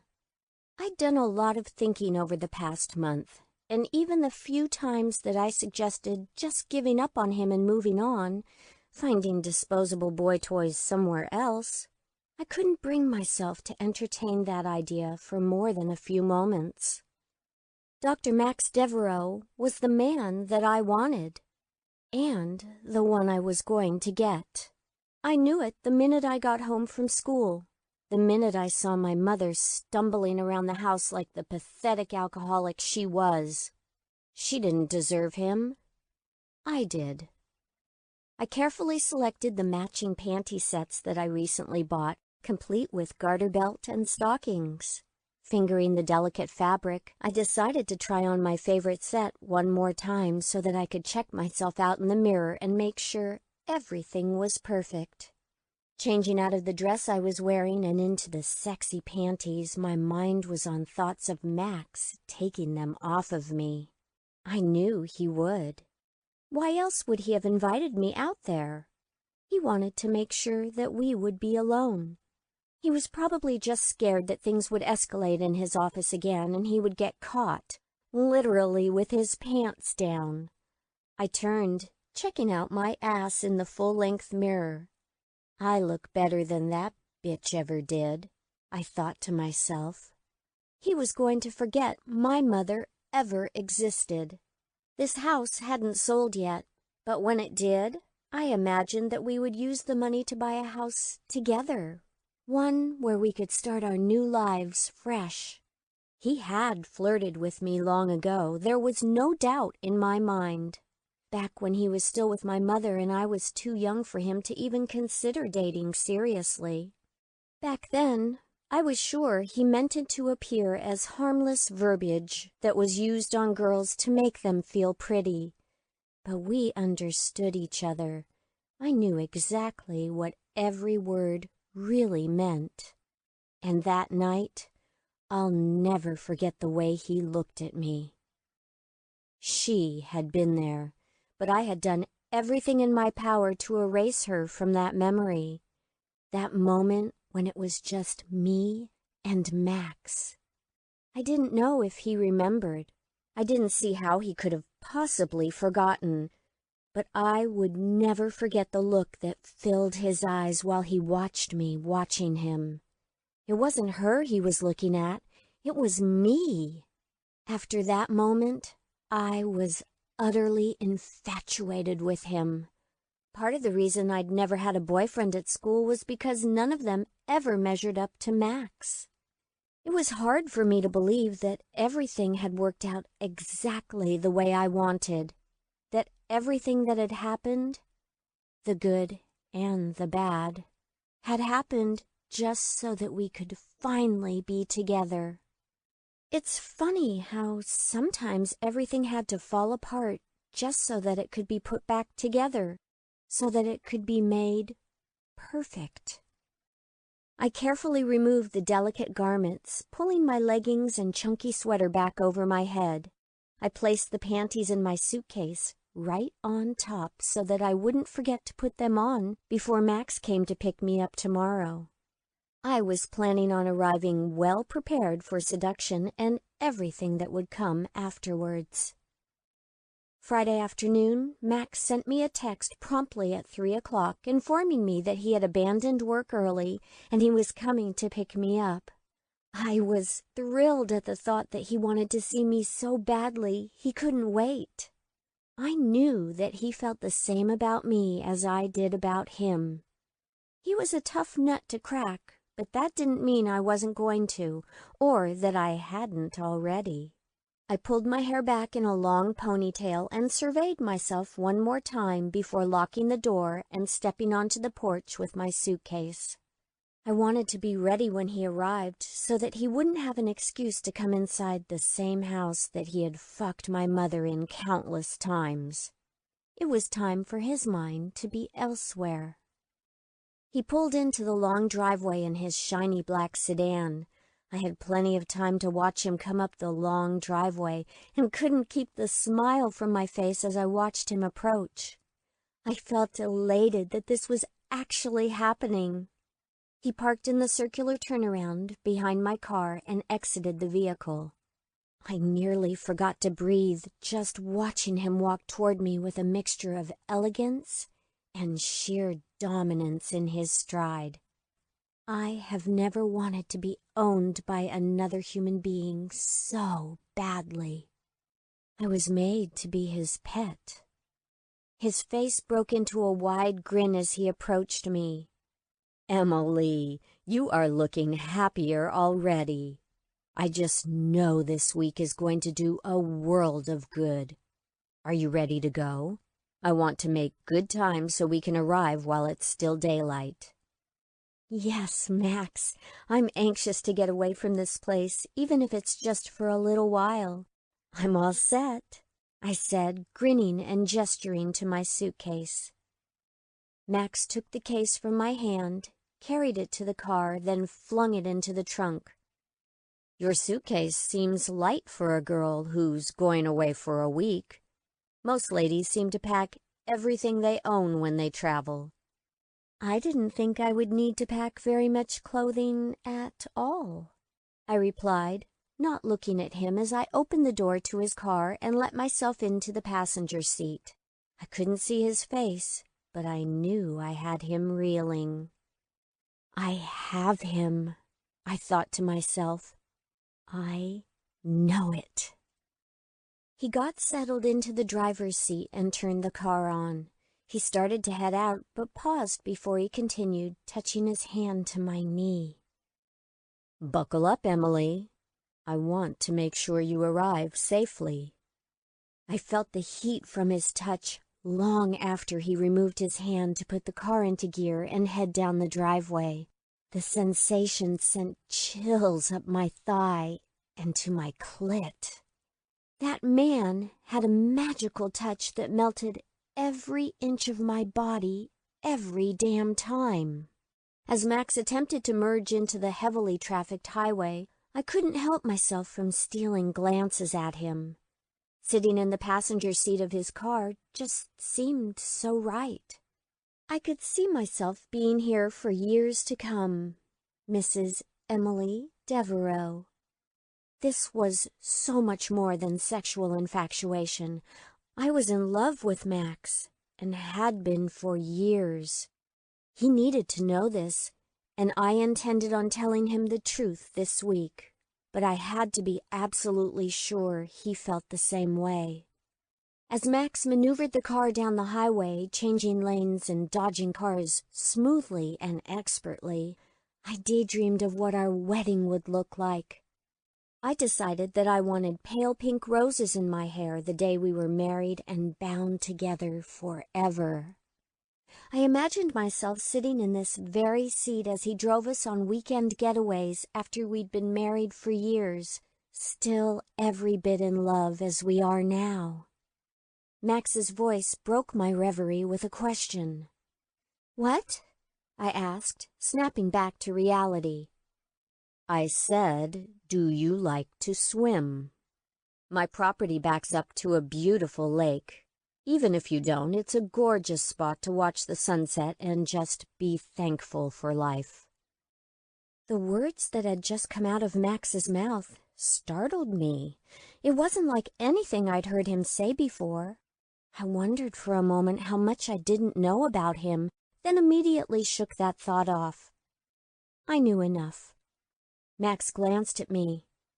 What have you been thinking about, anyway? You've been quiet this whole trip. I blushed. Oh, nothing, just wondering what you have in store for the week ahead. I'm not used to being whisked off to lush country cottages by my doctor, you know, I replied, giving him a sexy little laugh. To answer your question, though, yes, I like swimming. I made sure to bring a bikini. Very good. Max sounded pleased. We'll have to be sure and go for a swim tomorrow afternoon. His use of the word we made my heart jump. And you do have a right to be curious, I suppose. I should hope no other doctor of yours has taken you home with him. Max smiled. But, of course, you and I both know that we are friends above all else. We understand each other, I said, glancing back at him, fire in our eyes, locking until Max had to tear his gaze from mine and return his eyes to the road. The tension hung in the air between us, palpably. But the moment with Max was ruined for me when the mental image of he and my mother entered my mind, her face against the sheet while he drove into her, making her moan. Lately, no matter how hard I tried, I couldn't shake that image. The thought of it made me sick, and not sick in the way that nobody wants to see their parents having sex. It wasn't that at all. It was a jealous kind of sickness, the type you feel when your lover is touching someone that isn't you, and you know in your heart that it's all wrong, and they never should have been with anyone but you for as long as they lived. My only consolation was that maybe she was just a fuck for him. Surely that was all it was for her. That and the benefits that were afforded her in prescription form as a result of their intimacy. I had to find out what my mother had meant to him. He was always going on about how we were friends and how he needed honesty out of me, yet he was unwilling to share any personal information with me at all. Information that I had a right to know. Information that involved my own mother and the man I loved. This week was going to change that. I was going to find out the truth. I had to know what he had felt for her and be assured that it was nothing compared to what he felt for me. I had to know that it was me and only me that he yearned for all along. I knew it wasn't the best time to start searching for answers before we had even gotten to the comfort of the country house, but my mouth spoke the words before my mind could catch up and reason with it. As soon as I spoke the words, I knew I should have waited, but it was too late. So, how exactly would you define the relationship between you and my mother? I wasn't trying to be cold, but I practically spit out the word mother. I had never called her Mom anyway. Max sighed. Your mother and I had an intimate relationship, Emily. I know you're aware of that. She was very special to me for many years, as a patient at first, and then more than that. I'm not sure what else you want to know, or why you think it has to do with us. I think I have a right to be curious, don't I? You admitted that earlier. My mother is gone and I can't ask her. You're all I have to fill in the blanks. You're the only one that I can trust to tell me the truth. I decided to play the little orphaned girl card to gain his pity. Well, what I told you is certainly the truth. I don't think I need to go into graphic detail on everything that your mother and I may have done together, but as you know, we did have a sexual relationship. As far as what you would call that relationship, I don't have an answer for that. Your mother was a complex woman, as I'm sure you also know even better than I do. She was very independent and, from what I experienced in therapy and my personal life with her, intended to keep everyone at an arm's length. I do miss her, and I know that's something you and I clearly have in common. I had to look away so that he wouldn't see me rolling my eyes at that last comment. Right, I said, staring out the window. I was silent for a while as we rolled down the highway. I was ready to give Max everything that she never could. Chapter 10. Max. As it turned out, Emily was even bolder than I'd thought. I hadn't expected the conversation about her mother so soon. It wasn't something I particularly relished talking about with her. She seemed to become unsettled every time we spoke about that relationship. It would have to be uncovered sooner or later, but I was more interested in what was going to happen between Emily and I when we got to the seclusion of the cottage. As we sped down the highway, I mentally went over all the details of the room I had set up for her in my house. Emily was going to take Lucy's place. Yes, but she was special to me, more than a mere toy like the others. The fact that she looked so nearly like her mother was an added bonus for me. It made me feel like I could arrive at some sort of closure with her through the opening up of her daughter to me. It was perfect. I would have everything I ever wanted, everything Amelia had withheld from me. I had to admit, though, that what I saw in Emily was different than what I'd experienced with Amelia. I loved Amelia, and even though I'd held out the hope to the very end that she would change, I knew deep down that she wasn't as submissive as I'd wanted. I felt Emily could be everything for me, everything I'd ever dreamed of in a slave and in a woman. She was so willing to comply with my requests, no matter what they were. Amelia always seemed to know exactly what she was doing with every calculated movement and gesture, sexual and otherwise, whereas Emily was so young, so inexperienced, and so willing.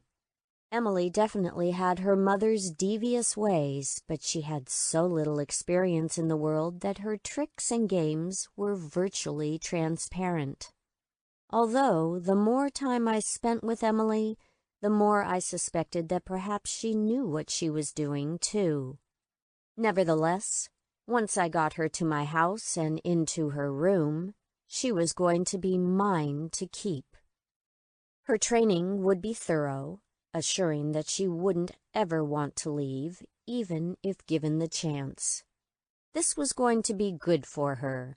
A girl like Emily needed structure. She needed an authority figure, someone to tell her when to jump and when to bend over. My cock twitched at the thought of what was to come. I glanced over at Emily as she chewed absent-mindedly on her lower lip. The juxtaposition of a grown woman and a little girl that she flaunted without even realizing it drove me nearly insane. "Nearly there," I smiled at her, patting her knee. "I need to use the restroom. Can you stop, please?" Emily asked. "I don't think I can wait." "Of course," I said, pulling off at the next exit. It was just as well that we stopped now. I didn't want her wandering around the house unattended as soon as we got there. Of course, I had removed things from plain sight that I didn't want her to see, but there was always the off chance that she would be a little snoop, which, given her demeanor at times, was pretty likely. As I watched her blonde ponytail disappear into the rest stop bathroom, I became even more excited to get this week underway. When she got back in the car, I laughed to myself when I saw that her makeup had been retouched and she had brushed through her hair. Not much point in all of that, I thought to myself. I knew I was going to have her all messed up again soon enough. Within a half hour, we were pulling up the long drive that led to my vacation home. Even though it was only a couple hours from the city, it always felt like I was in another country when I came out here. Another place that was so far removed from the rest of the world that it had all but disappeared. This place was my sanctuary, where everything that happened revolved around my desires and my needs. In all the years that Amelia and I were together, she had only once or twice agreed to join me out here. But now I had Emily here with me, and I wasn't going to let her go. I walked around to her side of the car and let her out. It was dusk, and the only sound were the crickets and the rustling wind. I grabbed Emily's suitcase from the trunk and approached her where she was standing. She hugged her arms around her thin body, waiting impatiently to go inside. "It's chilly out here," Emily complained. "I should have brought a jacket." "It's always a little cooler out here in the country. Don't worry, though. We won't be out here for long, and I keep it nice and toasty inside," I assured her. I couldn't help but notice how far her hard nipples were poking out from underneath her thin shirt. My cock flared again as I put one arm around her and guided her up the steps. I unlocked the door and stepped inside, flicking on the lights. Emily was right behind me. She gasped as she looked around the entry with awe. We entered a large foyer with dark mahogany trim and moss-green walls. "Welcome, Emily. Make yourself comfortable." I gestured for her to walk in ahead of me to the living room. I set her suitcase down at the base of a staircase, then took off my jacket and hung it on a rack near the entry. Emily sat down on an oversized couch with massive pillows that came up to her shoulders. She looked like a little girl sitting in a grown-up chair, and it made me smile. "How about a drink?" I asked, clasping my hands together. "That sounds good," she said. Her voice sounded a bit shaky, as if she were unsure of herself, which made me all the more excited. I went to the kitchen, then came back to find her looking at one of my paintings. She turned when I walked up behind her and smiled when I handed her a glass of sherry. "Are you trying to get me drunk, Doctor?" she asked with a bat of her eyelashes. "It's not very professional to ply an underage girl with alcohol." "You're a mature young lady, and I'm sure you can handle a glass of sherry. Besides, I thought it would help you relax a bit. And no more of that doctor business this week, Emily," I reminded her. "I mean it." Emily smiled, taking a sip. "Oh, yeah, I forgot. Thank you, Max." I tapped on my glass for a moment, watching Emily and deciding my next move. It was time I got a bit more stern with her. She was on my territory now, and I figured I should start out early on making sure she understood that I wouldn't tolerate any more games. I didn't want to leave a doubt in her mind as to who was in charge. Fully and completely in charge. "Emily, since we are going to be spending the week together, I think it might be a good idea for me to show you what I expect from you." Her eyes flashed at me. "What you expect?" "Yes. In fact, maybe it would be a good idea for me to show you the rest of the house now, and then we can go see your room. I want you to start to feel more comfortable here, with me." "Oh, but I do feel comfortable, Max. I've been so excited about this trip."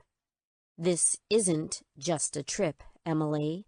I want you to understand the nature of the relationship we have now. I want you to stop blurring the boundaries of our roles." "I thought you said we were friends." "You've said it more times than I can count, actually." She straightened her back a bit, and I could tell that I had hit some sort of nerve. "Look, this is supposed to be a relaxing week for the both of us," I said, setting my glass down and putting my hand on her shoulder. "I don't want any bad feelings. I just feel that it would benefit both of us to be clear about where we stand in regards to one another. Don't you agree?" I looked deeply into her eyes, tucking a tuft of hair behind her ear. "I agree completely," Emily said, gazing back at me and looking relieved. I offered her my hand and led her down the hall that was off the main living room. The house was large. Not as large as her mother's house that she had grown up in, but was still large enough that most would consider it to be a rather lavish property. I noticed that she had kicked off her heels under the couch before we had left the room and smiled to myself at this. Emily was so strong, yet so pliable at the same time. She clearly was begging for someone to take care of her, take control, and relieve the burdens that she had been carrying for so long. Everything about her made me want to keep her all to myself, to keep her here and never let her go. I had never worked out in my head exactly why this was, but it was obviously something that had become more of a habit throughout my life. I didn't want to share what was mine with anyone. I didn't even want to share her beauty with the world anymore. They'd all seen enough of her. Her remaining years would be for me alone. When I looked at her again, she was much shorter than she had been with her shoes on. She looked just like an oversized doll. "Which way to my room, Max?" she asked, biting her bottom lip and looking at me excitedly with a touch of seductive darkness in her eyes. "We'll get there. First, I wanted to show you the deck." I led her through the kitchen to the back of the house, which was nearly a single wall of glass. Through the massive window there was a view of the woods, and beyond that, the mountains. Emily gasped. "It's beautiful." She stepped back from the window, backing up against my body, and I put an arm around her and turned her toward me. "I was hoping you'd think so," I said. "I want you to be happy here, Emily. I want you to stay for a long time." "So, this is for longer than a week?" she asked, her eyes filled with hope. "Yes, I want this to be for longer than a week." "Oh, Max!" She threw her arms around me and I lifted her up, her slim body so light in my arms. "I'm so happy. I would do anything for you, you know that." "I certainly hope so," I said as I set her back down on the ground. "Now, let's go see your room."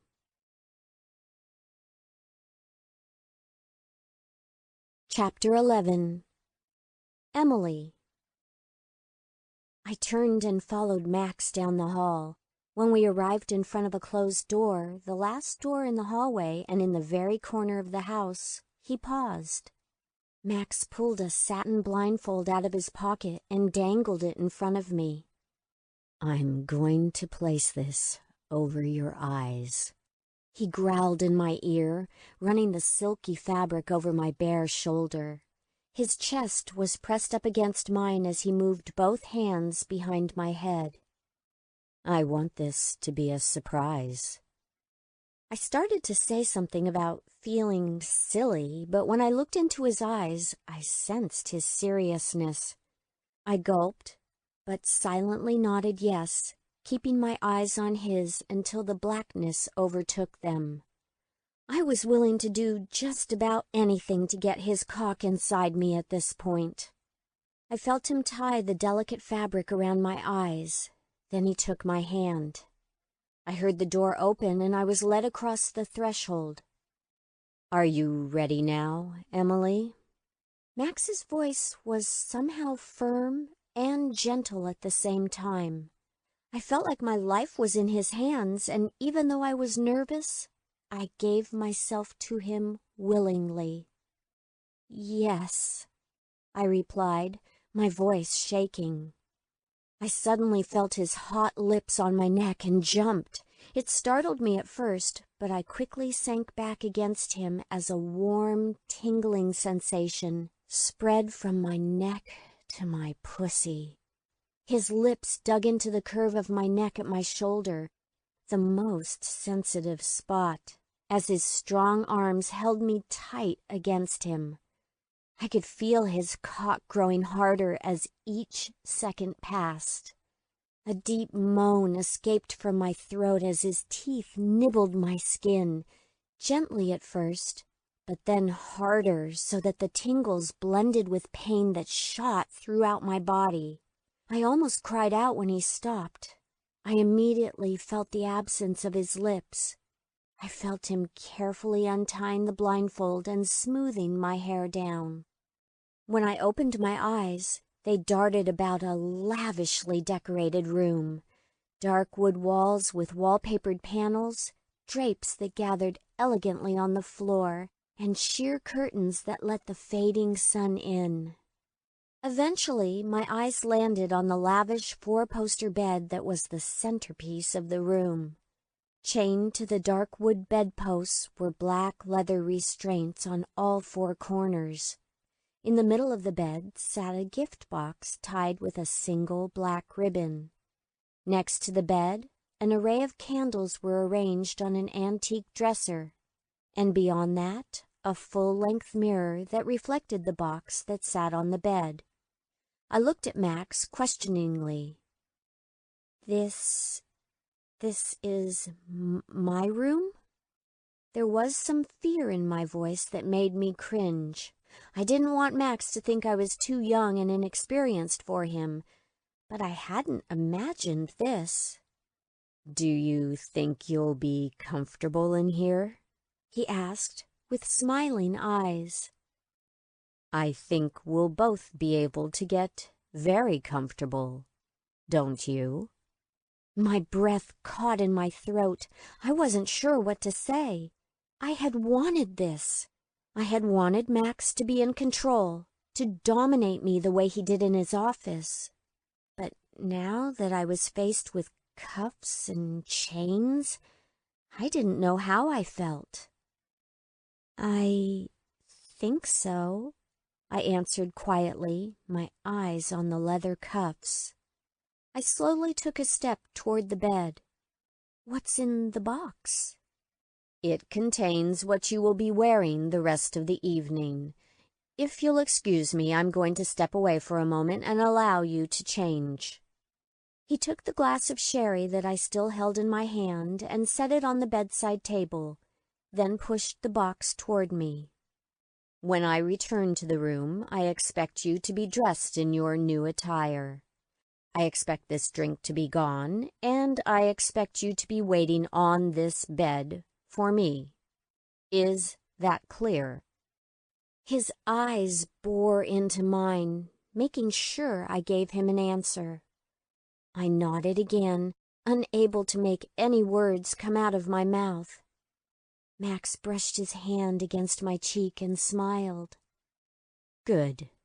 I'll be back shortly," he whispered. Then I was alone in the room. I looked around again to get my bearings and try to calm myself.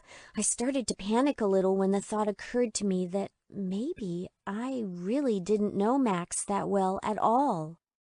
"No," I said out loud to myself. "You're being silly. This is all just new and a little scary. Max isn't going to hurt you." I looked in the full-length mirror across the bed at the hollow stare that met mine. "He loves you." When Max opened the door again a few minutes later, I was on the bed exactly as he had instructed. I was wearing the black lace panties and garter that I had found in the box, and my breasts were covered by a sheer camisole with corset-like ribbons that tied up the front. It took time to tie myself, but I did it as quickly as I could. I didn't want to disappoint Max. I sat perched on the edge of the bed and watched him enter the room. He couldn't take his eyes off me, and that alone was worth pushing through the nervousness and uncertainty I felt. Max set a tray of drinks on the side table and approached me, his hard cock already visible in his pants. "Have I done everything the way you wanted, Max?" I asked softly. "Yes," he assured me. "Everything is perfect. Are you comfortable in your new attire?" he asked, staring openly at my breasts that were pushed up high by the corset and clearly visible through the sheer black fabric. I smiled. I didn't want to be difficult, but this was the most uncomfortable thing I'd ever put on in my life. "No," I admitted. "Good. You aren't supposed to be. Besides, it will be coming off shortly." "So you're going to fuck me now?" I asked, suddenly desperate to feel his cock inside me again. That's all I wanted, to feel him inside me, to be as close to him as humanly possible. Max gave me a stern look and spoke firmly. Yes, Emily, I am going to fuck you. However, from this point forward, you will do exactly as I say. When we are together like this, you will only speak when I address you. He trailed a finger over my lips and stared at them as he continued. You will open your legs or your mouth when I tell you to. His hand moved down and held my chin softly. And you will only come when I tell you to. Moving his hand down to my pussy, he pet the soft area between my legs through the thin fabric. I could feel the wetness seeping through my panties, and when Max brought his finger back up, he pushed it into my mouth and I tasted myself on him. Do you understand? Yes? Yes. What?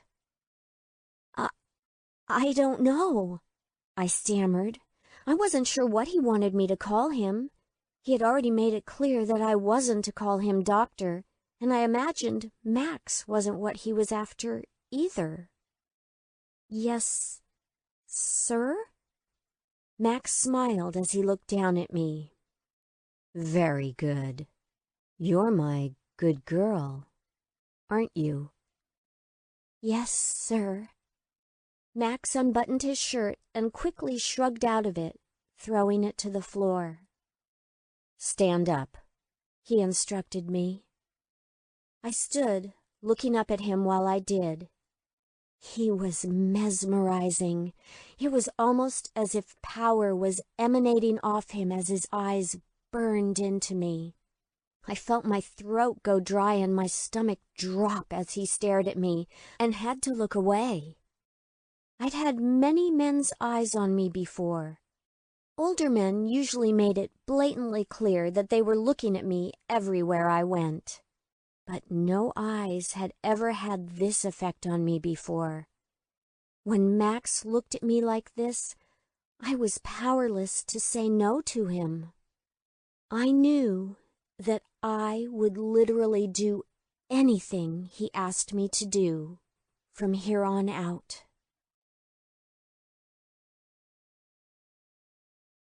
Chapter 12. Max. Look at me, I whispered. She lifted her face toward mine, undoubtedly expecting a kiss. Do you want this? I asked her. This wasn't something that I would normally confirm at this point. I didn't care about consent when it came to the other girls. They were usually so messed up that they barely knew what was going on. But for some reason, with Emily, I needed to know that she wanted this as much as I did. I didn't know if it was her admission of what she had been through with her father that made me feel extra protective of her, or the simple fact that she was the spitting image of her mother. But, for whatever reason, I had feelings for her that made things different. Feelings that I hadn't been able to completely come to terms with, that scared me a little and made me feel somewhat uncomfortable. I wanted her to be here for me, but I also wanted her to be here with me. Emily nodded. Her lips were a natural shade of dark pink and her cheeks were flushed, her physicality giving away her arousal and telling me the truth that she wasn't willing to let pass her lips just yet. I smiled. On your knees, then. She silently obeyed, and I unbuckled my pants, letting them fall to the floor. Keep your hands folded in your lap, I instructed her as I pulled out my aching cock.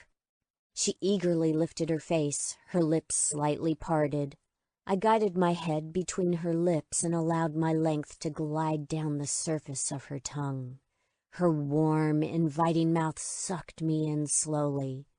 Watching my cock disappear between her lips again was even better this time because it was all for me. I was watching her suck me down while she was wearing the clothing that I had picked out for her. She was going to be my most perfect slave. I didn't force myself into her. I would be fucking her other holes soon enough. Instead, I enjoyed watching her do all the work, craning her neck to take me in and pressing her cute little nose against my pubic bone when she had me completely down her throat. And all the while, those gorgeous eyes stayed on mine. She hadn't forgotten what I had demanded of her in the office. She had already learned what I wanted, what I needed from her. She made soft, moaning noises, and I had to withdraw before I lost control and came down her throat too soon. Tonight, what I had in mind for her was to squeeze my fat cock into that tight, virgin pussy of hers. "That's enough," I said sternly, pulling myself out of her mouth and immediately missing the warm wetness. "Remove your panties and get on the bed." She cautiously did as I instructed, with mildly trembling hands. I watched closely as she hooked the sides of the flimsy lace fabric and pulled the panties down, revealing her smooth, bare pussy to me. Even in the dim light, she was glistening from her arousal. When the panties reached her feet, she slowly stepped out of them and stepped backwards to sit on the edge of the bed. "All the way back," I told her. Fluffing the pillows, I gestured that she should lay with her head on them. "Legs apart." I surveyed her lissom body as it stretched out before me, my cock responding by standing at full attention. Suddenly, thoughts filled my head of that first time I had seen her beauty, the night outside the bedroom in the dark hallway. "Roll over onto your belly," I commanded, my cock buried deep in her hot, tight pussy now as I fucked her. But my eyes weren't on Amelia. My eyes were on the vision in the hallway. Emily stood there, so beautiful, so delicate. She stood there and she watched. She couldn't take her eyes off of me, and I knew then that she would be mine. Climbing onto the bed and positioning myself between her pale legs, I looked into Emily's eyes. She waited patiently for me, her body trembling in anticipation. I leaned over her, untying the corseted top and letting it fall open. Her breasts popped out from the constraints of the sheer fabric, revealing hard nipples that cried out to be bitten and sucked. Her tits looked like candy to me, and I couldn't do anything but lean my head down and bite into one, groping the other with my hand and kneading the softness into my palm. My cock brushed against her dripping wet sex, and she gasped. Emily reached up to touch my face, attempting to pull me in for a kiss, but I resisted. "No, roll over onto your belly," I said, the words suddenly sounding so foreign to me, like they were coming from someone else. Emily squirmed under my touch and her eyes grew wide. "I hope you realize that you are mine now. You are to do as I say." I let the head of my cock touch her wet folds again, and Emily's eyes closed for a moment. When she opened them again, they were filled with tears. "I'll do anything for you, Max." "That's good, my little doll," I whispered as I fingered her pussy, priming her for her first fucking. She was so wet, dripping all over my hand. My thumb rested on her clit and I rubbed, opening her up. She moaned under my touch. "Max," she whispered breathlessly, "kiss me." "I didn't say you could speak," I said sternly. "I told you to roll onto your belly." A tear rolled down one cheek as she did what I told her to do, her small body twisting underneath me until she was on her stomach with her legs spread wide. Positioning my cock at her entrance, I suddenly pushed, spreading her open with force.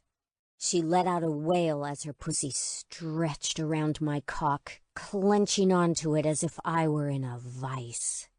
But I had been in her vice-like grip for a long time, whether I wanted to admit it to myself or not. I heard Emily's cries as I fed my cock into her young pussy, forcing it in inch by inch until I was deep inside her and she was wailing. I imagined that my enormous cock was practically tearing her apart, and that image made me harder with each thrust. After a few moments, she lifted her ass in the air, allowing me to go deeper, pumping in all the way to the hilt. I grabbed her breasts from behind and fucked her hard, feeling the soft flesh jiggle in my hands. She dug her nails into the pillow where her cries were smothered.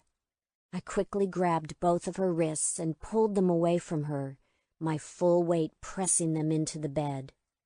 Then I reached up and clamped the restraints around each of her wrists, spreading her arms wide and rendering her completely immobile. She looked even more beautiful this way. "What is this?" Emily looked a little worried at her lack of mobility. She pulled at the restraints, trying to free herself from the hold I had of her. But it was no use. I gripped her ass and continued to pummel into her, each thrust making me moan deeply. "You just lay there and enjoy the ride, little doll," I said through gritted teeth. "Nothing for you to worry your pretty little head about."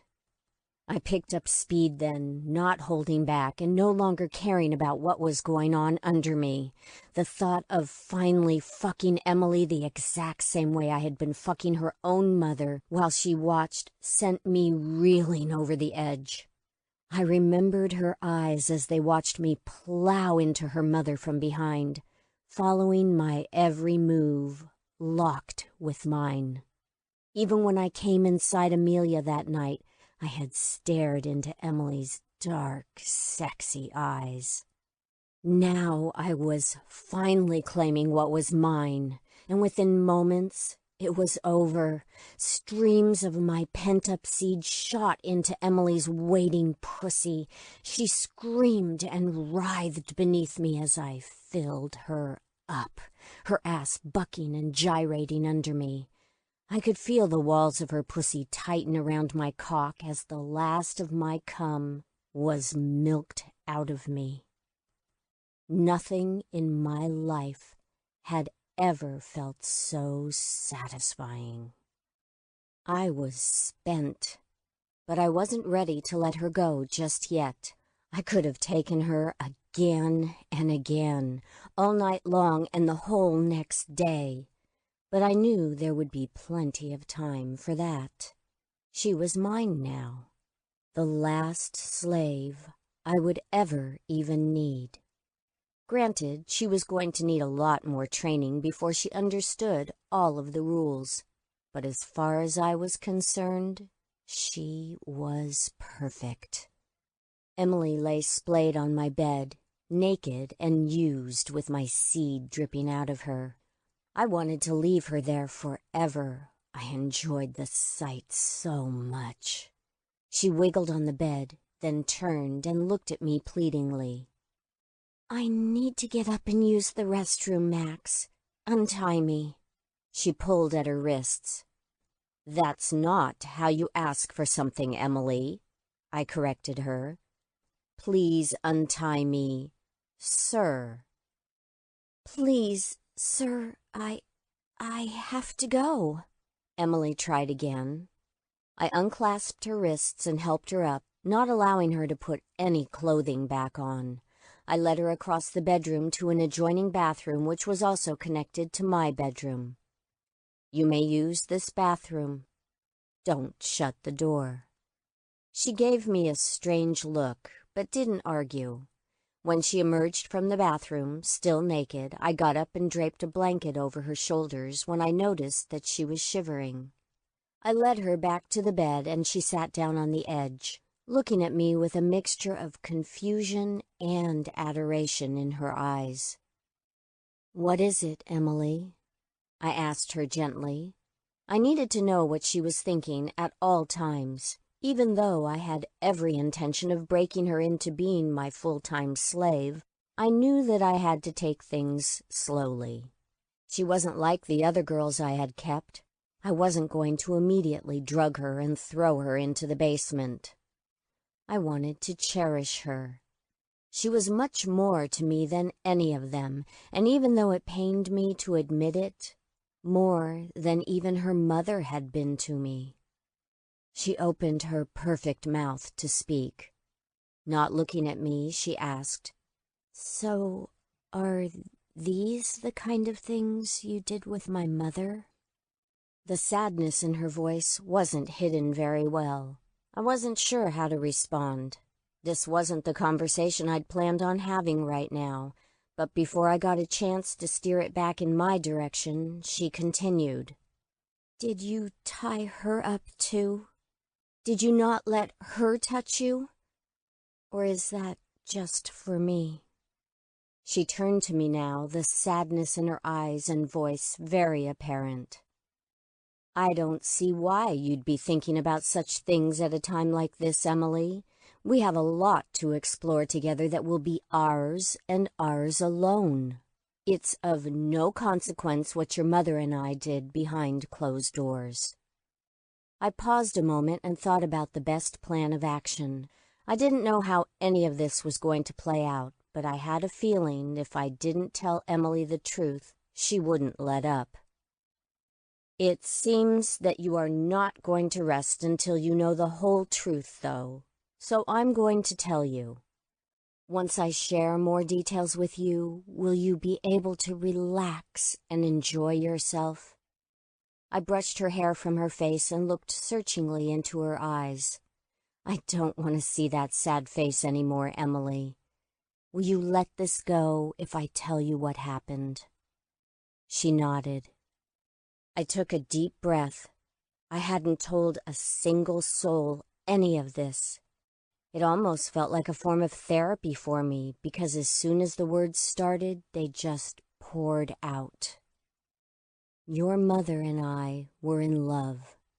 She was the first patient of mine that I had actually fallen for, and it made me question a lot of things about myself, about what kind of doctor and man I was.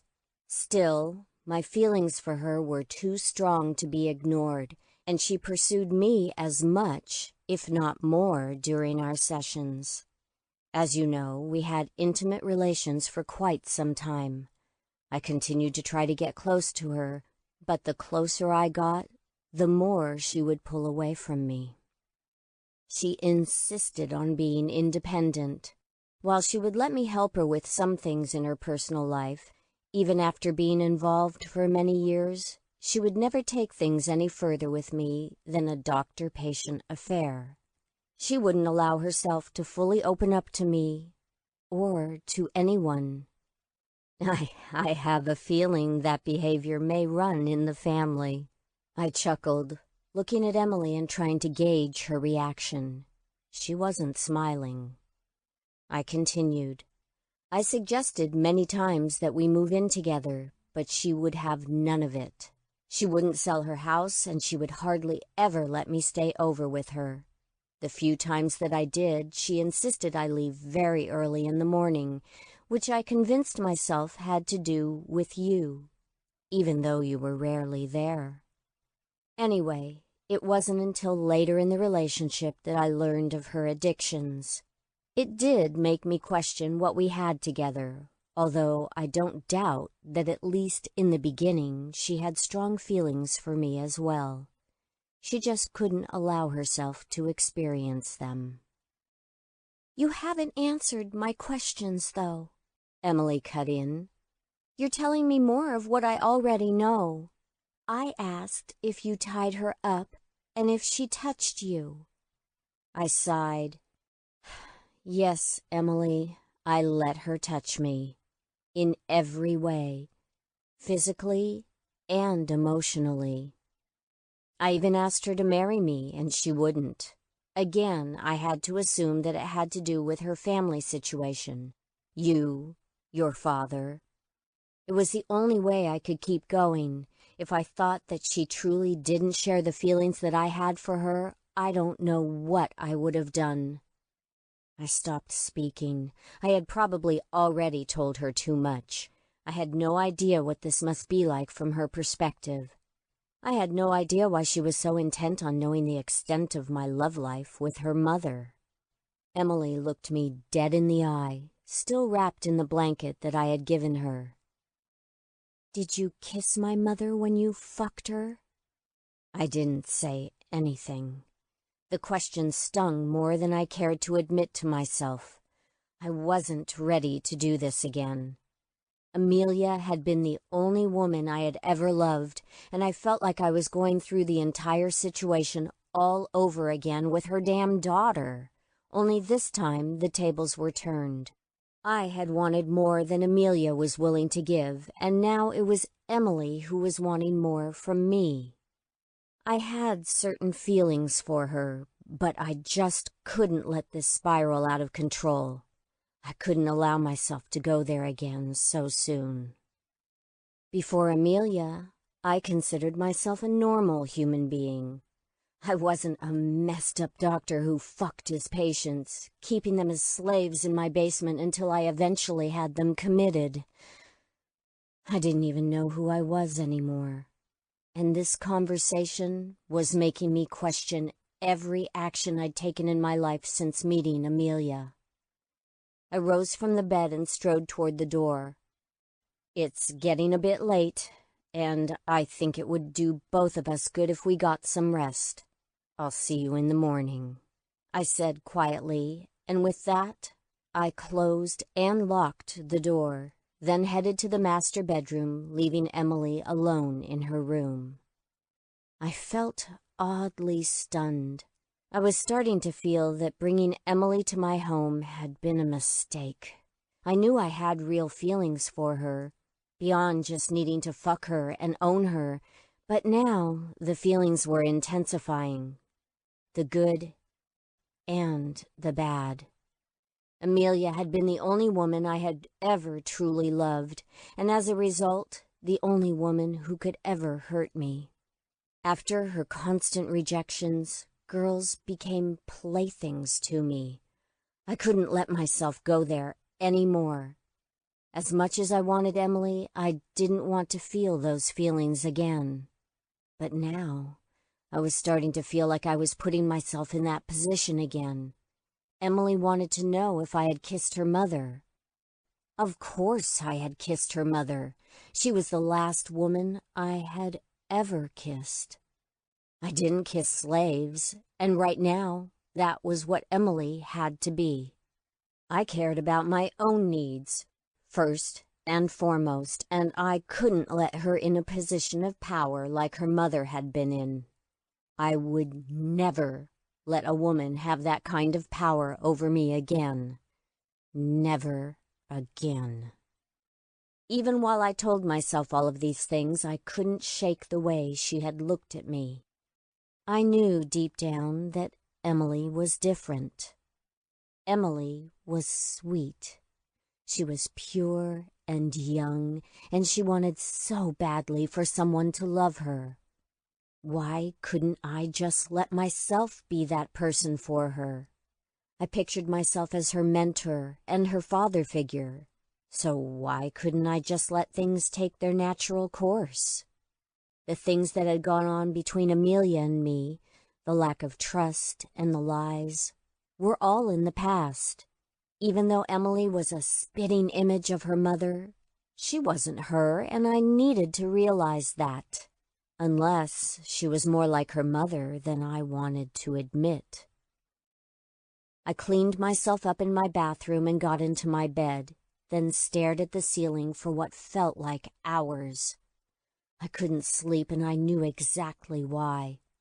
The girl that was in my house was not just another troubled girl that I had brought here. She was the girl that I had watched in the hallway all those years ago in her sheer white nightgown with those delicate bare shoulders. We watched each other in the dim light while I fucked her mother, the woman I loved. "Roll over onto your belly," I commanded. The same damned memory playing over and over in my head, even now. The way Emily looked as she watched me in awe. The way her eyes stayed glued to mine even as I came. That look was what I had pictured in my head all these years, every time I came into the mouth or pussy of one of the slaves in the basement. And she was here now. She was in my house, and I was starting to feel like it was all too much. I tossed and turned, conflicted and feeling hopeless that I couldn't just let myself feel what I knew was inside of me for Emily. The thought of her in the other room, all alone, was too much to bear, but I knew that if I went back in there, I wouldn't be able to keep myself off of her. I didn't care. I started down the hallway, quietly opening her door. I found her nestled under the blankets, still naked. She looked angelic. I slid into bed next to her, and she immediately woke up, scooting her body toward mine. I wrapped my arms around her fragile frame, holding her tight against my warm body, my cock growing harder as it rubbed her naked flesh. She wrapped her arms around me, and I let her this time, her long hair tangled and falling in her face. I snaked my hand between her legs, and when I found her wetness, I slipped my fingers inside, pumping into her and making her gasp. That was it. We still hadn't spoken a word, and none needed to be spoken. We both knew that this was what we needed. The rest of the issues could be worked out later. Now, rolling onto her side away from me, I entered her from behind, sliding her body forward and back while she twisted her upper half around to look at me while I fucked her, her lips slightly parted. Rocking her back and forth, her gorgeous tits bounced in my hands with every thrust. Then she did the unexpected. She rolled over until she was on her belly, and I rolled with her, now hovering over her perfect ass. The reverberations of my thrusts made her perfectly round globes move rhythmically every time my cock slammed into her. She moaned passionately into the pillows as I pounded her from behind, penetrating her much deeper than before. I wasn't going to stop until I felt her pussy convulse around my cock. I pulled her up by the hips, then reached around her front and circled her engorged nub. It didn't take long before her filled pussy began to clench around me, spasms beyond her control as she shuddered through her orgasm. The sound of her voice involuntarily calling out my name made me lose control, spilling my seed into her again for the second time that night as her pussy milked my cock.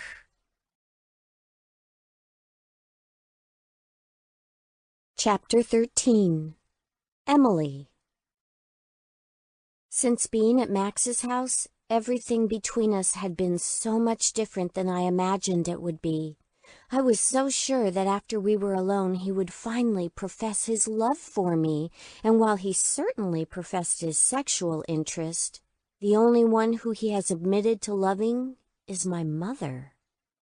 When he left me alone in my room after we'd had sex that first time, I was too shocked and hurt to even move for at least an hour. I just lay there, curled up on the bed, the restraints hanging limply from the bedpost, and silently cried that I could be so stupid. Why did I think that Max loved me? I was just a stupid little girl to him, and now I was humiliated. Everything I'd done since I'd been home had been for him, and he's done nothing but give me the cold shoulder time and again. He even admitted to being in love with my bitch addict mother. Me? Nothing. I fell asleep against him, his warm body cradling me after he fucked me again. Every time he came near me, I wanted so much to be angry with him, to treat him like he treated me, but I couldn't bring myself to do it. When I looked into his dark eyes, I was under his spell every time, willing to do anything he asked. He tied me to his bed, and I just let him ravage me, enjoying every minute of it. I hated myself for the way I let him treat me, but I couldn't help it. Lying in bed with the morning sun filtering in, I forced myself to get out of bed and head to the bathroom. Max had left me a warm robe to wear, and I slid into it, thankful for the soft fabric against my skin. I felt so small and vulnerable around him, and I wanted so badly for him to take care of me. I padded into the bathroom and splashed cool water on my face. Letting my robe hang open, I surveyed myself in the mirror and wondered why he wouldn't let me touch him. Wondered why he wouldn't kiss me and tell me that he loved me. I was beautiful enough. I was better than my mother in every way, and he should be able to see that. I couldn't stamp down the jealousy that was within me. Even though she was dead, she was still preventing my happiness. How the fuck did she manage to ruin my life, even from the grave? My blood boiled with anger, and my head filled with negative thoughts as I brushed my teeth and ran a brush through my hair. I opened the bathroom drawer looking for lotion to spread over my legs when something caught my eye. An emerald earring was nestled in a small dish inside the drawer. I picked it up and held it in my hand.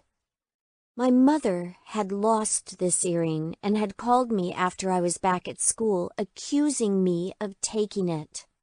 I was dumbfounded that she would accuse me of stealing a single earring, as if I was some common thief that frequented pawn shops. I realized as I stared at the earring in my hand that she must have lost it here or in Max's office, and he found it. The fact that he was holding on to it made me blind with rage.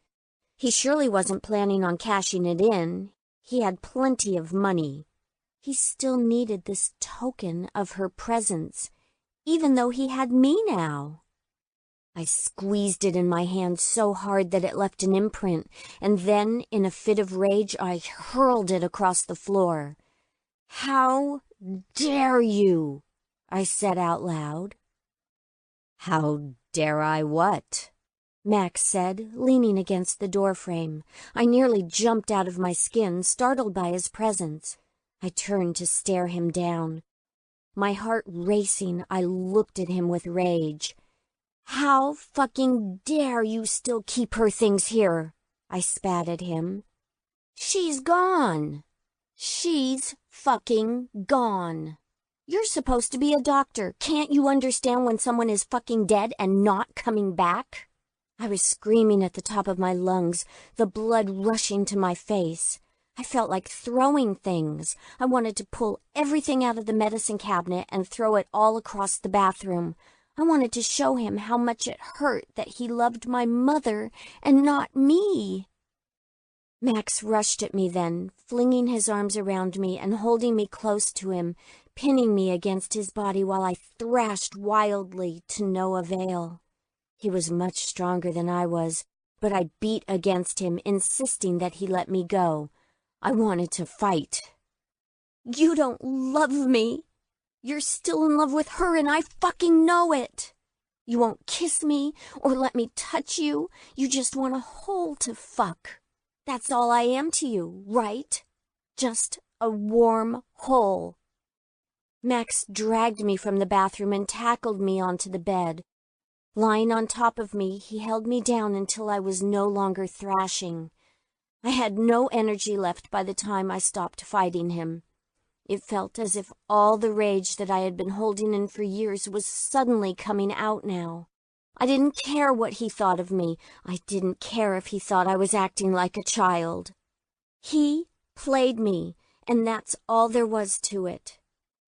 "Emily, you have to stop yelling like this," Max said sternly. I pushed against him with all my might, but he wasn't going anywhere. "No, it's all your fault. You deserve to be yelled at," I screamed. "If you don't stop, I'm going to have to restrain you," Max said calmly, holding me down on the bed. I thrashed against him once more. He expertly grabbed my wrists and splayed them on the bed, slipping the restraints on my wrist after pulling my arm out of the sleeve of the robe before I could even react. He quickly fastened the other side, then moved down to the foot of the bed and secured my ankles, leaving me splayed on the bed, completely naked. Something about being tied to the bed and the way he looked at me when I was spread before him immediately calmed me. I began to cry. Max approached me, leaning over my face and brushing my hair away. He wiped my tears from my cheek with the back of his hand, then lay down beside me, one arm draped over my body. He let his hand rest on my breast and ran his thumb over my nipple, making it harden immediately under his expert touch. "Emily," he said in a low voice, "you are being very unruly. Do you know what I do with unruly girls?" His eyes looked deeply into mine.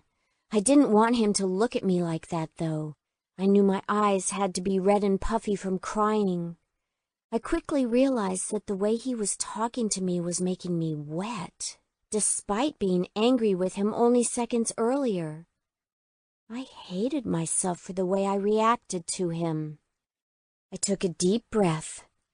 He trailed his finger down my belly, stopping just above my pussy. "Emily, I know that we both want this. Now, do you want to calm down and allow yourself to take what you want? Or are you going to keep throwing a tantrum?" Max said, circling his finger on my upper thigh.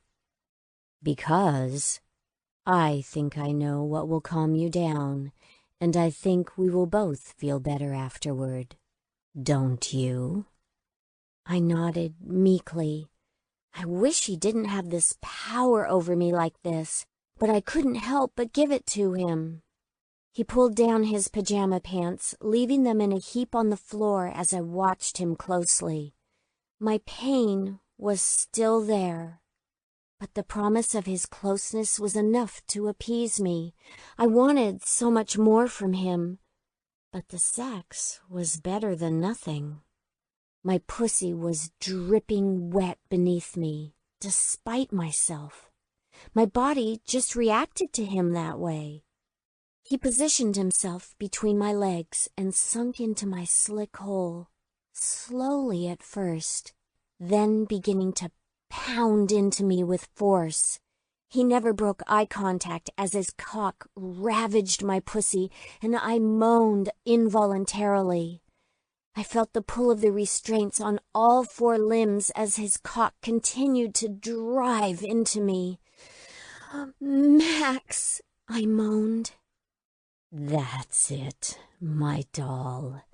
Let it all out," he whispered with a smile on his face. I loved seeing him look down at me like that, but it made me sad to realize that it was only when he was fucking me. My eyes filled with tears as I watched him watch me. He bent down and bit my nipple hard, sending currents of what started out as pain, but what quickly became electric jolts of pleasure straight to my clit. "Oh, God, Max!" I called out, unable to stop myself from shuddering as an orgasm ripped through me. "Oh, God, you're making me come." Max gripped my hips, holding me on him as I clenched his cock. I could feel him bucking and twitching inside of me as he came inside me too, filling me up with his sticky hot seed. It felt so good knowing that he was inside me. Not just his cock, but his most intimate fluids. They made me feel loved and accepted. I knew it wasn't enough. I knew that I needed more from Max, but it was all he was giving me right now, and I had to make it enough. As the waves of our orgasms subsided, he removed himself from me, then calmly asked if I felt better. I nodded my head.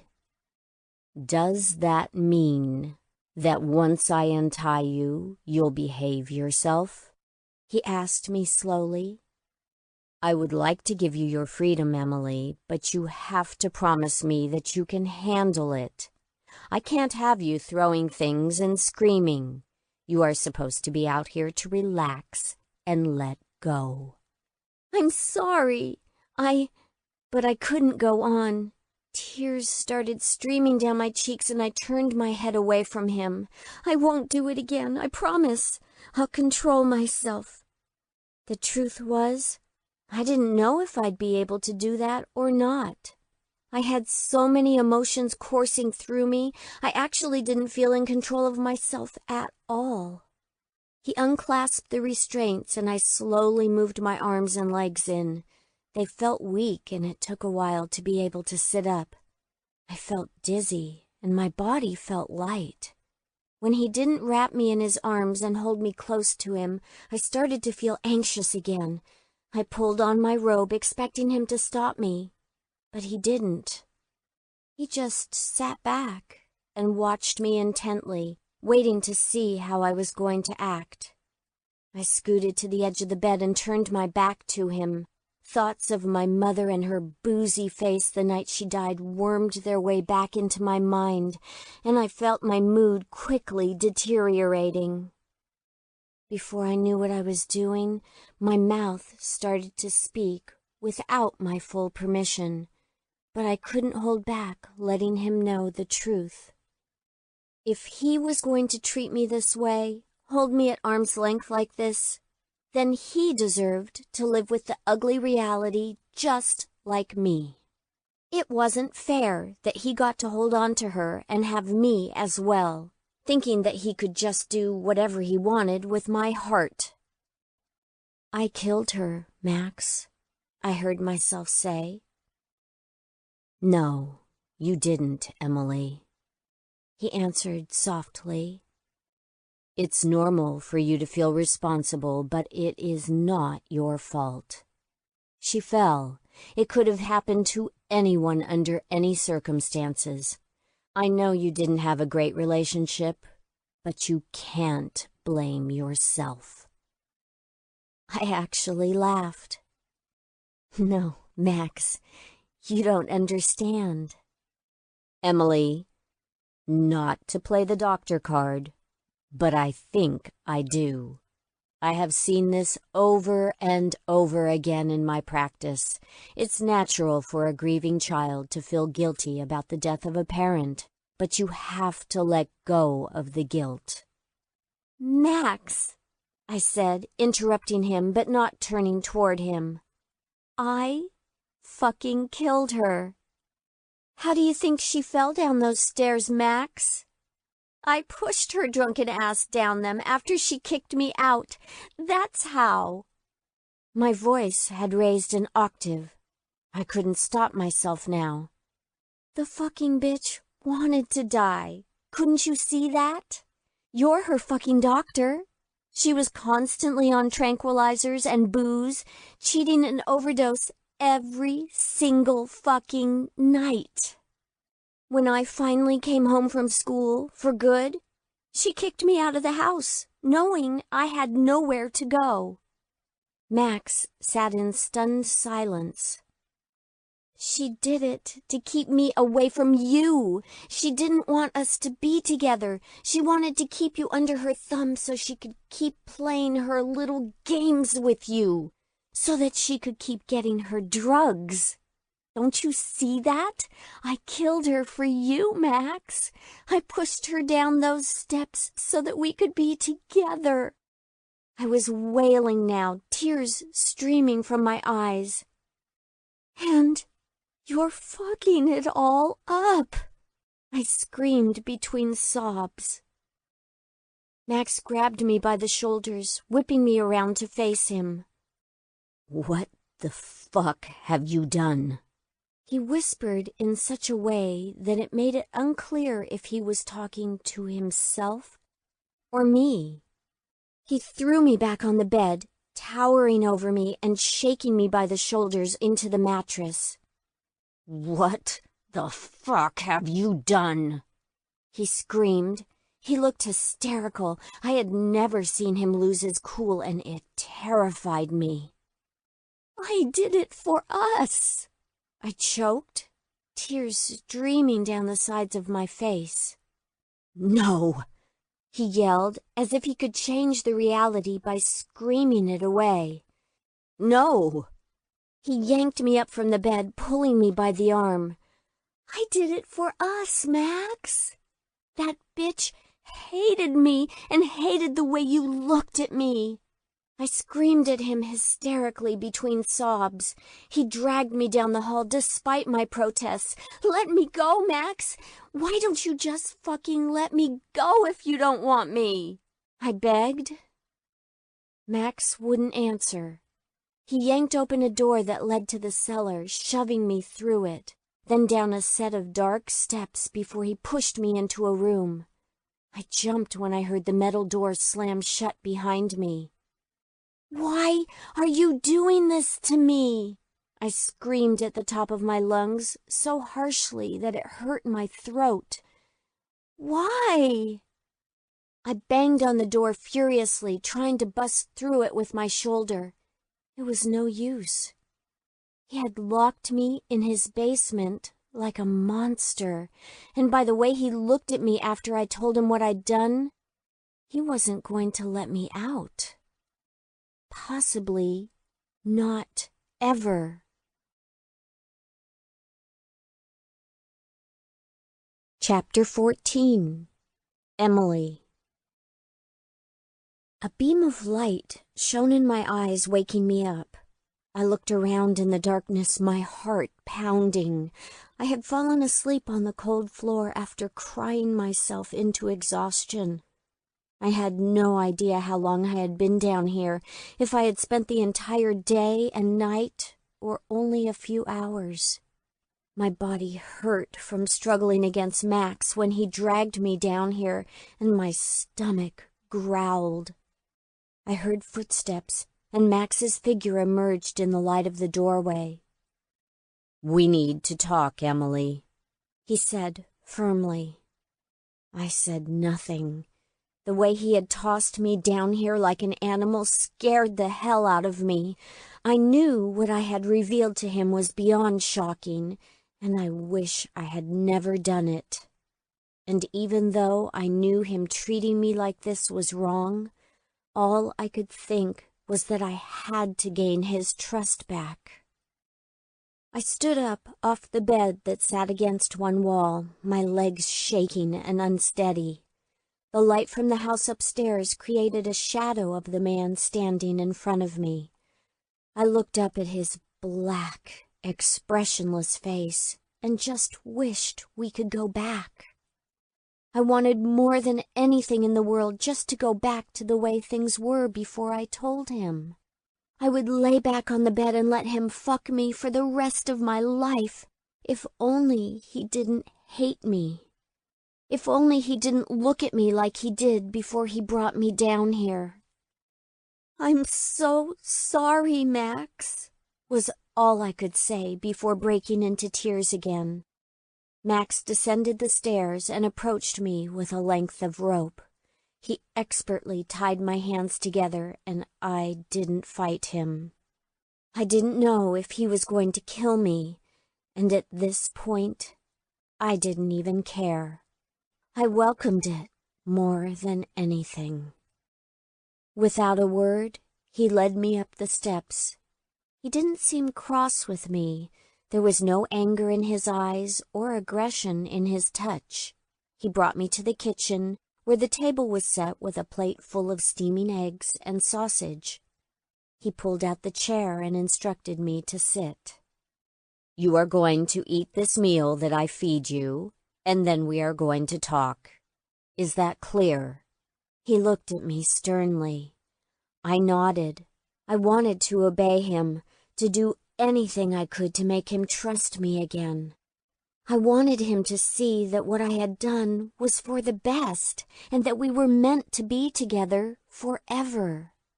But even if I couldn't do that, even if he never understood what I'd done, I was going to make sure he saw that I was willing to do whatever he wanted. He sat next to me in a chair and cut up a bite of food. I had never been spoon-fed as an adult, and the whole act seemed embarrassing, but I knew better than to object. He needed obedience out of me, and I was going to give him whatever he wanted. I opened my mouth, allowing him to feed me breakfast, sipping from the orange juice glass when he offered it to me. Once I had been fed everything on the plate, he led me to the sink and washed my hands, then took me to the bathroom. He instructed me to sit on the toilet and go, while he stood in front of me, watching. By the way he looked at me, I knew that throwing a fit was going to do me no good. He viewed me as a murderer now, no saner than his worst patients must be. Probably worse, since I had killed the woman that he loved. Normally, I wouldn't be able to do anything with someone watching, but I had been locked in the basement for so long that I was about to burst. I hadn't even bothered to look for a bathroom down there, although now I realized there probably was one. It seemed like a room where someone had lived. He handed me some toilet paper, and once I had cleaned myself off, he led me back to the bedroom where he untied the ropes that bound my hands and transferred them to the waiting restraints that dangled from the bedposts. He looked at me long and hard, and I waited for him to speak, but he said nothing. Instead, he pulled my legs apart and tied them to the posts as well. Then he took off his pants and shirt and threw them into a pile on the floor. His cock was already hard, but he stood there for a moment, stroking himself and staring at my body, before positioning himself in front of my face. He offered himself to me, and I readily took him between my lips, getting his massive cock wet with my saliva and straining my neck to take more of him into my mouth. I wanted to please him. I wanted to do everything he wanted. I had to get him back. It had killed me to see the way he looked at me before, and I never wanted to see that look in his eyes again. He ripped his cock from my mouth suddenly, and, without ceremony, plunged ferociously into my pussy. I was still sore from the day before, and I cried out in pain. He didn't say a word to me, didn't touch my body at all except where his cock entered me. Max just stared into my eyes and fucked me, oblivious to any pain he was causing me. He stared down at me, but it wasn't with the sweet smile I had seen the day before. The way he looked at me was cold and distant, a look you might give a stranger that had bumped into you on the street. I didn't care. I knew I deserved much worse. I just wanted to please him, to make him believe that I was lovable. Max finished quickly and withdrew himself. He untied my hands for the first time since he had brought me back upstairs, and I went to hug him, tears in my eyes. He pulled away and left the room, heading into the bathroom. While he was gone, I heard a buzzing noise. I looked at his pile of clothes on the floor and noticed the corner of his phone sticking out of one of his pockets. I listened in the bathroom and didn't hear water running yet, so I took my chances and picked it up. I knew that if he caught me with it, things would get much worse than they already were. But I had to know. I had to know how he felt about me. If it was me that he loved.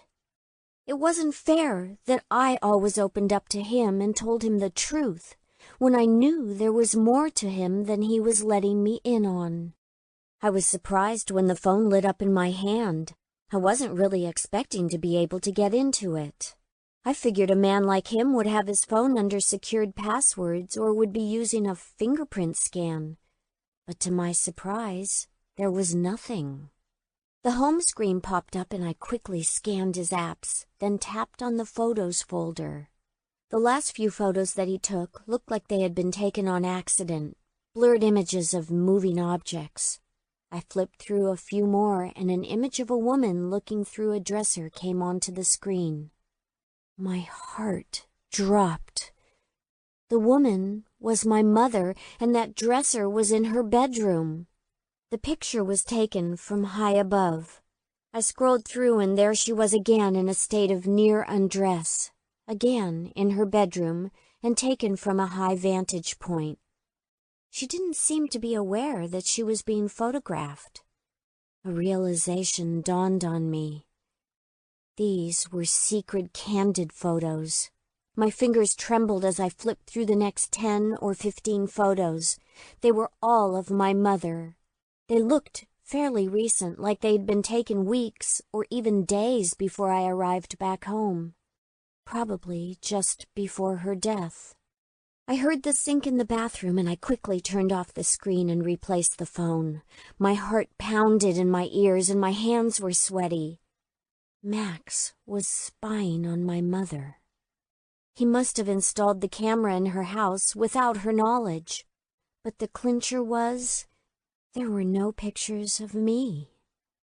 Max was so obsessed with her that he needed to see her at all hours of the day, even when she wouldn't let him in. Instead of being horrified at the invasion of privacy that he was capable of committing, I felt betrayed more than anything. Max was never going to care about me in the way he cared for her. I was something else to him, and obviously that something didn't involve love. I had killed my mother. And although I didn't miss the rotten bitch in the least bit, now I couldn't help but feel it was for nothing. All this time he had led me on, all these years of flirting with me, for his own entertainment and nothing more. I was never anything more to him than a sexual plaything, a young and naive girl who he thought he could finally feel powerful with. I choked back a sob as Max re-entered the room. I got up to use the restroom. I felt like I was walking in a tunnel. Max stepped in front of me, blocking my path with a dark look in his eyes. "What do you think you're doing?" "I need to use the restroom," I replied softly, looking away. "Leave the door open," was his only reply. I walked toward the bathroom in a daze. I stood and looked at myself in the mirror, and what I saw, I wanted to end. I turned around to see if he was watching what I was doing. I heard him in the bedroom fiddling with the restraints that hung from the post, probably deciding what he was going to do with me next. I looked back to the mirror, and tears welled in my eyes. I thought about the earring of hers that he had held on to, and now the pictures that he kept. And I thought about that night so long ago when I watched him fucking her. But he hadn't been looking at her. He had been looking at me. I watched everything. His enormous cock entering her after he told her to roll over. Then his attention turned towards the doorway when he heard me. I had spent the last few years believing that it was me that he really wanted. After all, it was me he stared at when he came inside of her. But I had been so wrong. His heart was not with me, and it never would be. I slowly opened the medicine cabinet without making a sound and rummaged through the bottles of prescription pills inside. I didn't know what most of them were, but I knew some were sleeping pills and some were painkillers. Being my mother's daughter made me very familiar with the pharmaceutical names of those particular pills. I also knew if I took enough of them, my pain would end. I carefully opened the lid to a bottle of high-dosage oxycodone and dumped the whole thing into my palm. Then, silently padding to the doorway, I checked on Max again. While his back was turned to me, I tilted my head back, dumping some of the pills in, then dipping my head under the faucet to wash them down. I repeated that a few more times until I swallowed the whole bottle. Tears streamed down my face as I emerged from the bathroom. Max approached me, slipping the rope back over my wrists. "Are you through?" he asked. I nodded. I was through with everything. "Okay, then. I think it's best we separate for now. I'll be taking you back downstairs." "No!" I sobbed as he pulled me down the hallway and toward the basement steps. "You can't leave me down there. You can't. Please, please don't." I was terrified that he was going to leave me down there forever. "Please, Max, please don't take me down there." He said nothing, opening the basement door and gently but firmly pushing me down the stairs and into the room. I screamed as he shut the door and turned the lock, crumpling onto the cold floor below me. Chapter 15. Max. I flipped on the television to drown out the screaming coming from the basement. My head was pounding and I couldn't think straight. Emily was a murderer and it was all my fucking fault. The girl was already a mess before any of this happened, and now she was going to have to live with what she had done for the rest of her life. I knew I wasn't the most ethical psychologist, but I had enough experience to know that Emily was not a sociopath. The girl obviously had feelings and she felt remorse, which meant that this was going to weigh on her the rest of her life. As horrified as I was by what she had done, there was no way I could turn her in. I just needed time to think, time to figure out what I was going to do with her. I wanted to help her. I truly wanted her to get better. I remembered the times that I happened to be at her mother's house while Emily was home on holiday from school. She would saunter into the kitchen and I would flirt with her, asking her about school and her friends, asking her how she'd gotten to be so pretty. I had convinced myself at the time that it was innocent, but I know now that it was more than harmless flirting. I meant it at the time, and I knew it. I wanted her then, and I still want her now, even after what she's done. Even at the funeral, she showed an obvious interest in me, and I still played along, leading her to believe that she could get me if she just acted grown up enough. I was playing games just as much as she was. But what I was really doing was playing with her life. I should have anticipated something would happen. Emily thrilled me in ways that nobody else ever had, not even her mother. I had been in love with Amelia, but she was different. She had a hardness to her that could never be softened, no matter how hard I tried. She seemed to thrive on the danger she put her own life in on a daily basis and the thrill of tricking me into being her drug dealer. Emily was never anything like her, and on top of it, she had everything I loved about Amelia. But she wasn't mine to toy with. She was, and is, a fucking child, and she had known what she was doing that night. The night I may as well have fucked her while she watched her mother and me in the hallway. She had never experienced anything even close to love from either of her parents, and I took advantage of that. I'd taken advantage of plenty of patience throughout my career, but this was too much. It was all too much. I had no idea who the hell I was anymore. I got up to fix myself a drink in the kitchen, and on the way back I stopped in the bathroom. I washed my face, then ran my hand over a couple of days of facial hair growth while I looked in the mirror. I hated the person I saw looking back at me. I didn't know when I had become such a monster, but that's exactly what I was. I wasn't saving lives, I was ending them right and left. I opened the medicine cabinet to find something for my headache, and when I picked up one of the bottles of oxycodone to look behind it, I realized it was empty. I opened it up and was astonished to see that every pill was all gone. It was the highest milligram dosage available and had to be used under close supervision. There had been enough in there to bring down a team of men. When I returned to my den, I switched on the monitor so I could see what Emily was doing in the basement. The thrashing had ceased, and I no longer heard her voice. When the screen displayed the scene downstairs, all I could see was Emily curled up in a ball on the floor, writhing and shivering with a pool of fluid collecting on the floor near her mouth. She had taken the pills. I rushed down the stairs and found Emily on the floor in a puddle of her own vomit. "Emily!" I yelled, shaking her shoulders and slapping her face.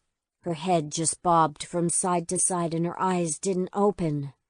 I picked her up and ran up the stairs with her in my arms. If she died, I wouldn't be able to live with myself. I took her up to the bathroom and set her down on the floor, her body immediately slumping to one side up against the bathtub. "Please don't leave me, Emily." I felt for her pulse and checked to see if she was breathing. "I need you."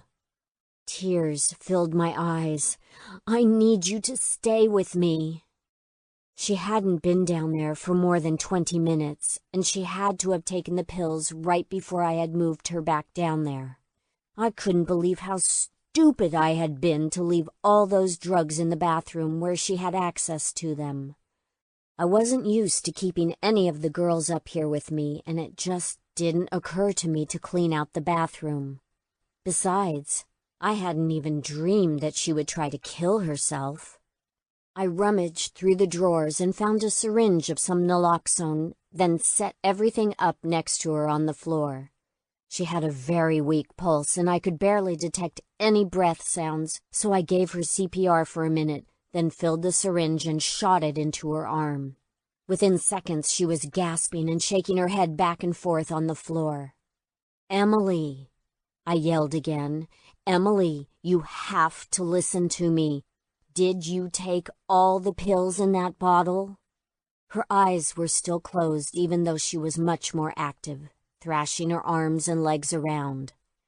"Emily," I yelled as I slapped her face.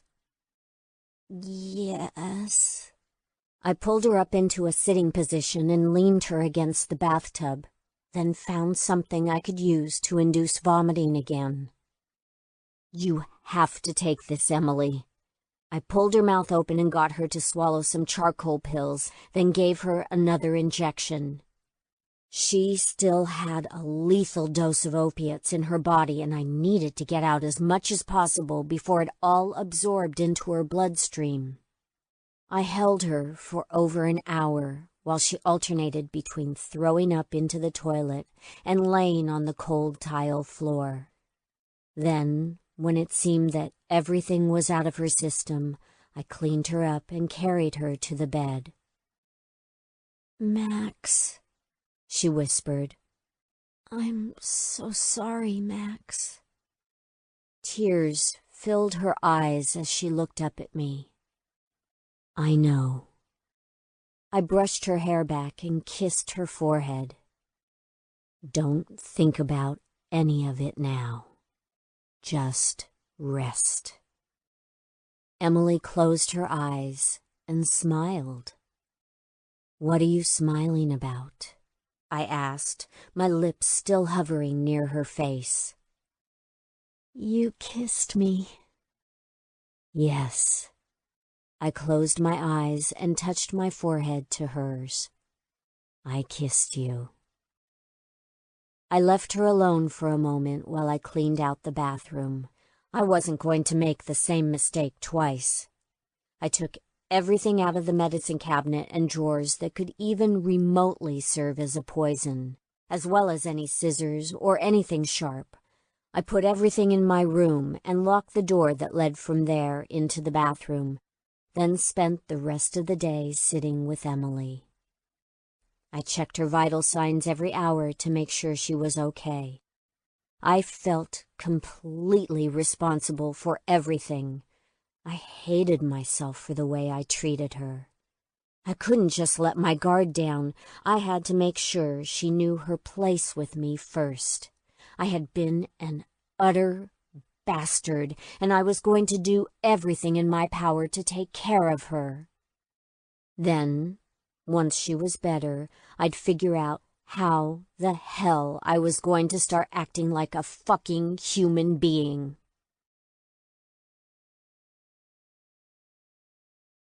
Chapter 16. Emily. I didn't know if I was awake or if it was a dream. Max was there. His arms were around me, and we were drifting across the floor while an orchestra played in the background. I didn't know the steps, but it didn't matter. My feet didn't even seem to move a step as Max and I twirled around in circles.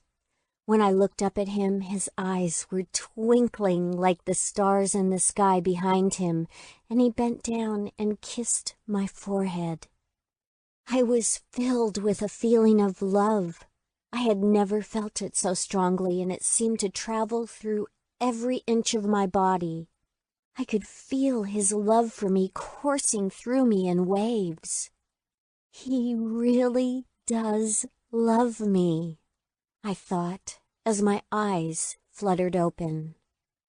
The harsh light of reality made me squint, and everything that had happened in the last 24 hours hit me like a ton of bricks. Telling Max about what I'd done, the basement, the way he looked at me with such hatred, and the handful of pills. After laying there with my eyes closed for another few minutes, I tried to open them again. I didn't understand where I was. It didn't feel like that horrible room. The bed felt soft, and there was so much light I had to shield my eyes. How are you feeling? The sound of Max's voice sent a shiver down my spine. I let my arm rest on my eyes to block everything out and tried to think.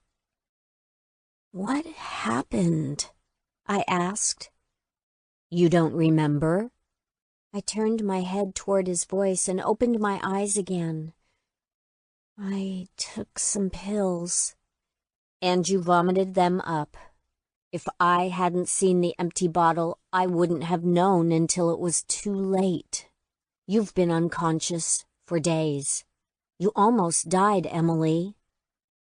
Max was sitting in a chair near the bed, his elbows on his knees and his head in his hands. "Yeah, so?" His voice sounded softer somehow, with a gentleness that I hadn't heard before. But still, I knew how much he hated me. I knew I'd never win him back, so what was the point of even trying? "Are you hungry? You haven't eaten in days. I was going to hook you up to an IV if you didn't wake up soon. Not really. Well, will you eat a little for me? I kept my head turned toward him, but didn't look up into his eyes. Okay. I'm thirsty. Max helped me sit up a little and brought a glass of water to my lips. He held it there for me while I took little sips, wincing with every swallow. The muscles in my stomach and skin in my throat were both incredibly sore. Does it hurt? He asked. A little, but I'm okay. Do you think you could swallow some yogurt? I nodded my head, but still kept my eyes down on the bedspread. Max opened up a container that he had on the table next to the bed and dipped a spoon in. I felt better after taking a few bites of the yogurt. It felt nice and cool on my throat. Do you like that? I nodded. I felt like I was being treated like a child, but I couldn't help but love the feeling since it was Max. Having him take care of me like this made me feel like he actually cared. But then, thinking about everything that had happened made every muscle in my body cringe. You should have just let me die. I don't want you to die, Emily. I fucked everything up. I was still so weak that I could barely get the words out. It's never going to be the same. That's not true at all. Besides, maybe I don't want things to be like they were. Well, the bottom line is you don't want me here, so what difference does it make? What do you mean I don't want you here? I wouldn't have brought you here if I didn't. But that was before. My words caught in my throat and I started to cry. I heard the chair move closer to the bed, then I felt Max's hand brush my bangs off my forehead. But I couldn't look at him. I was humiliated. I still want you here with me. I don't want you to go anywhere. You mean down in that room in the basement? Do you want to keep me down there? My head was turned away from him again. His voice sounded different today, but I couldn't bear the thought of looking into those eyes that had looked at me with such hatred. I guess it's better than going to jail. Emily, he started, but then paused for a moment. Will you please look at me? I slowly turned my head, pausing a little while to stare at the shadows on the ceiling. I was terrified. Every ounce of my being wanted Max. I had wanted him for years. Even now, even after I'd been held down in that horrible room, I was still willing to let him have his way with me, just as long as he didn't make me leave. I felt pathetic. When I finally looked over at Max, he was sitting up, but he was still hunched over his elbows on his knees. His eyes were filled with concern and had dark circles underneath. He looked like he hadn't slept in days. I just stared into those dark eyes for a while, trying to work up the courage to ask him if he really had kissed me, or if that was just a dream. A part of the peace that took over my body when the drugs hit my system. I'm not going to turn you over to the police. I don't think that will help you at all. But I do think you need help, Emily. I'm a total fucking mess, aren't I? No, that's not what I mean. What I did was wrong too. I admit that. What I'm saying is, I don't think either a jail or a mental hospital are going to provide you with the support you need. I've seen how strong you are, and I believe that you can get better, and I want to be the one to help you. You mean You want me to stay here as your patient? Yes. Like my mother was your patient? Max paused for a moment and looked down at his hands.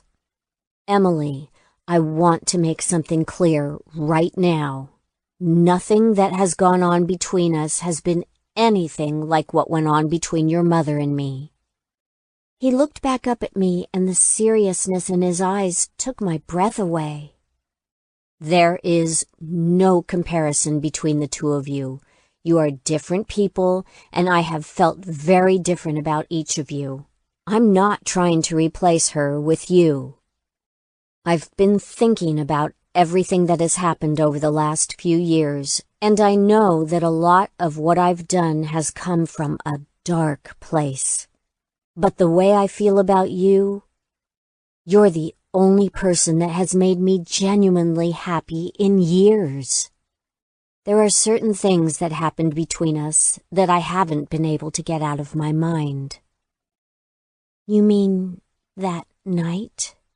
When I watched you and my mother from the hallway? Max stopped talking and looked surprised. So you do remember that night? Of course I do. I've thought about it for years, too. I fell in love with you that night. All I could think about while I was watching you, and every night since then, is what it would feel like to be my mother.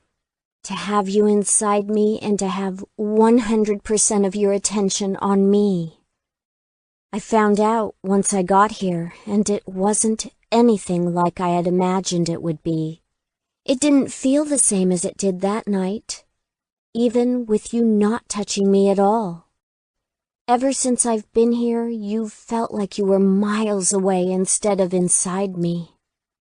I looked back up at the ceiling for a moment to gather my courage. Did you kiss me, Max? I don't know if it was a dream or... Yes. After I brought you to bed, I kissed your forehead. You smiled. It made me happy. I turned and looked into his eyes. It's all I've wanted since I've been here. It's all I've wanted for years, to feel as close to you as I did that night. But instead, I feel like I've been pushed further away every time I'm near you.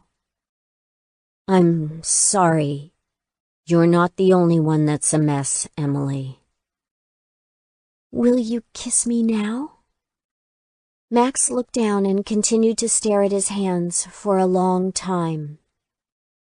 I think for now it's best if you just rest. Your body went through a lot with the overdose and... That's bullshit. Why won't you let me get close to you, Max? Why do you want me here if you don't want to have anything to do with me? I'm just a warm hole for you to stick your cock in, I guess. I was still so weak that what I said barely came out above a whisper. But I was so frustrated that I was on the verge of crying again. That's not true, and you know it. Please, Emily, why don't you try to get some more sleep and we can talk about this later? I'm exhausted, and I could really use some sleep myself. Okay, I said. I watched Max get up from the chair and walk to the door. I'll be in to check on you in a little while. Do you need anything? No. Max went through the door and closed it behind him. Then I heard the lock on the door click. I didn't really understand what was going on with him. I felt like from the beginning I'd gotten nothing but mixed signals and vague answers to my questions. I just lay there for hours, wishing he were there next to me with his arms wrapped around me. It seemed to me like that would be the best therapy of all. Chapter 17. Max. I had no idea how I was going to do this. I truly wanted what was best for Emily. I wanted her to stay with me and to make sure she got the care and support she needed. But I also knew that it was going to be near impossible for me to keep my hands off of her. I felt like a madman when I thought of what I still wanted to do to her. It seemed like everything she had done was stirring up feelings in me that could only be alleviated by sticking my cock in a wet hole. She killed her own mother, for Christ's sake, and she claims she did it for us.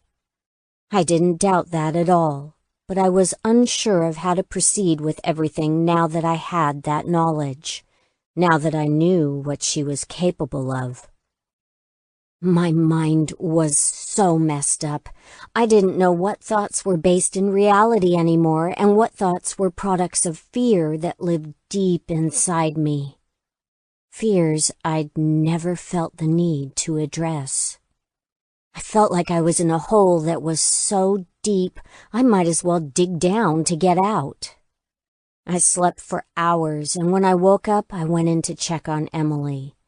She was asleep, so I made some tea and took it to her with a variety of soft foods for her to choose from. I felt like the only thing I could offer her right now was food, because if I started to get close to her, I was going to want to pin her down and fuck her. Emily stirred when I set the tray down on the table next to the bed.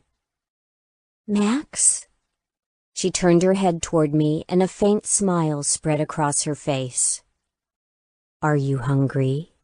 I brought you some tea, and here's some more yogurt and some applesauce and pudding and some cookies for you to soften in your tea," I said, picking each item up and showing it to her.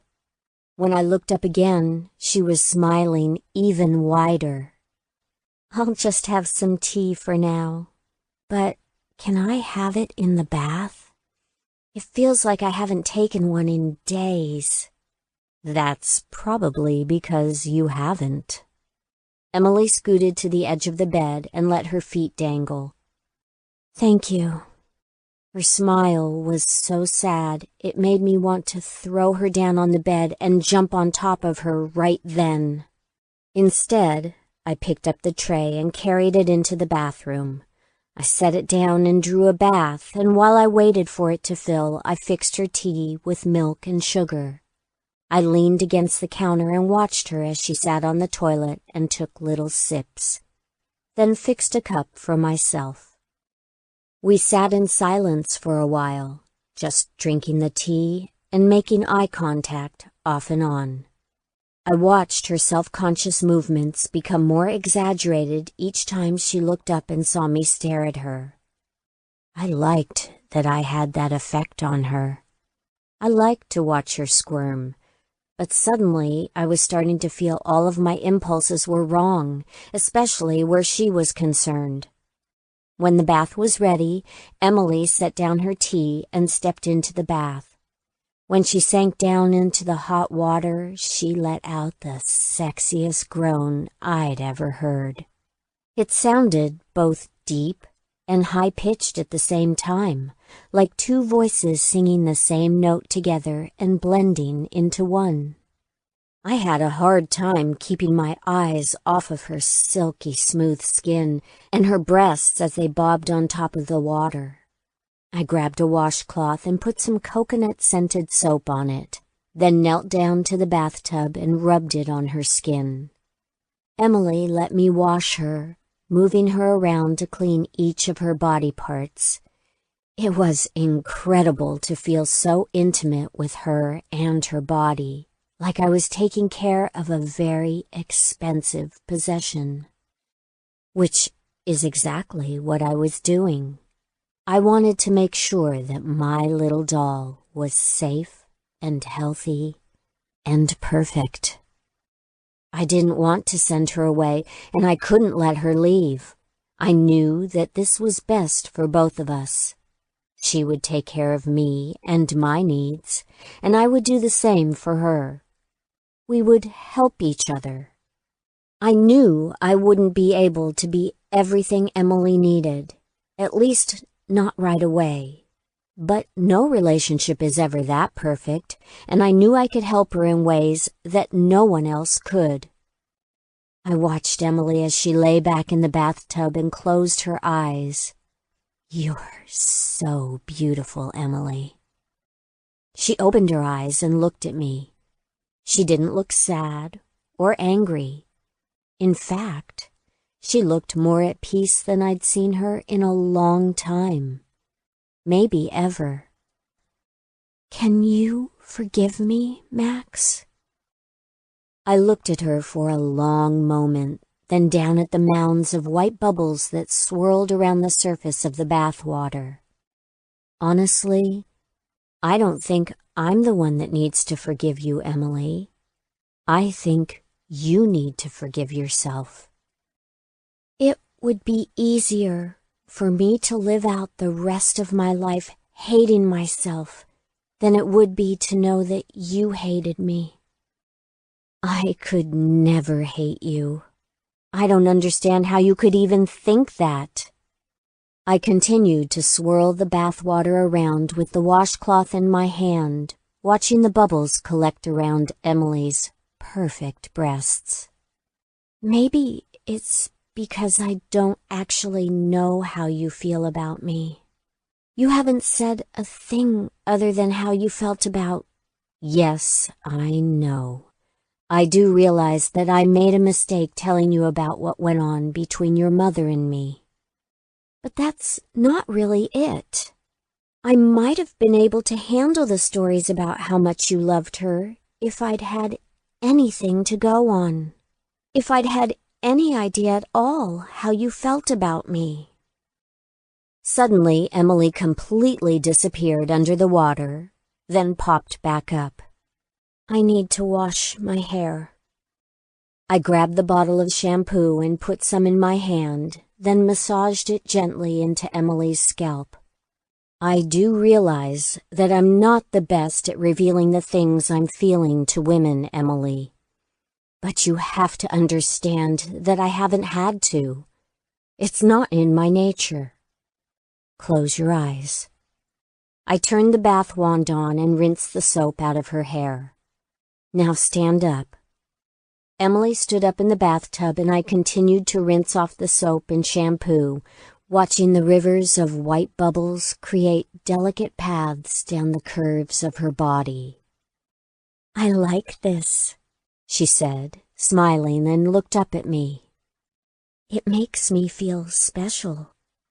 You are special, Emily. You are very special to me, and I'm sorry I haven't told you that. I know that you came here with certain expectations, and I'd be lying if I said I was going to change and suddenly be who you wanted me to be. That's not who I am. But now that I know more about what you need, I'll try and be more open with you. I can't make any promises, though. Emily stepped out of the bath and onto a white, fluffy rug. She looked almost angelic standing there, with beads of water glistening over every inch of her skin. I grabbed a thick towel off of one of the racks and wrapped it around her. "I want you to do whatever you want to me, Max." "What do you mean? Like shock treatment?" I said with a laugh as I rubbed the towel on her hair. Emily furrowed her brow and gave me a wide-eyed glare. "No, of course I don't mean that." "Relax, Emily, it was a joke." "I know, it just caught me off guard is all." A smile finally crept up on the sides of her mouth. "I meant sexually. I want you to know that I'm okay with whatever you want. I don't want you to feel pressured to let me kiss you or touch you." A hint of sadness returned to her face again as she continued. "I just want to be with you, Max. And I'll do whatever it takes to make you happy. You can tie me up and tell me what to do. I want you to do those things." Her eyes took on a darkness suddenly, and she looked away. I just don't want you to put me down in the basement ever again. Please. Her eyes were filled with tears again when she looked back up, and it just about broke my heart. I couldn't believe what I had done to her, how callously I'd treated her. I was a monster and didn't deserve her. I won't put you down there ever again, Emily. That place was never meant for you. Who was it meant for then? She looked at me inquisitively, and I was at a loss. There was no way I could tell her about the other girls. It was an experimental room that I used years ago. It's nothing for you to worry about. I promise I'll never put you down there again. It wasn't lost on me that I was already lying to her. I had actually planned on putting her down there if she'd gotten out of hand, which I'd had a feeling she would. But that was in the past. I wanted to focus on us both moving forward. Do you still want to tie me to the bed? The conversation was starting to make me a little bit uncomfortable, not because I was worried that the part of me that wanted to tie her up needed to change. There were plenty of psychological abnormalities that I believed could be changed in a person, things that would help that person function better and live a happier life, and I knew deep down that I had some issues that probably needed to be dealt with. But I knew damn well that keeping the other girls in the basement as my playthings had been wrong. I knew they were too messed up to begin with to know what was really going on, and that part of me got off on that. But I did not see my sexual preference for a slave as one of the things that needed to change, or as an abnormality at all. People do change throughout their lives. The things they like to do, foods they like to eat, as well as sexual interests. But it was my firm belief that trying to change those things, forcing a change, was essentially pointless. The reason I was uncomfortable was because this was Emily. She was not one of the girls I'd kept in the basement.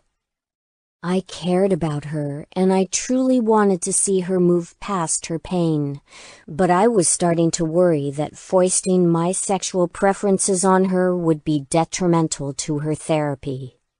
It was the first time that thought had ever occurred to me in relation to a woman.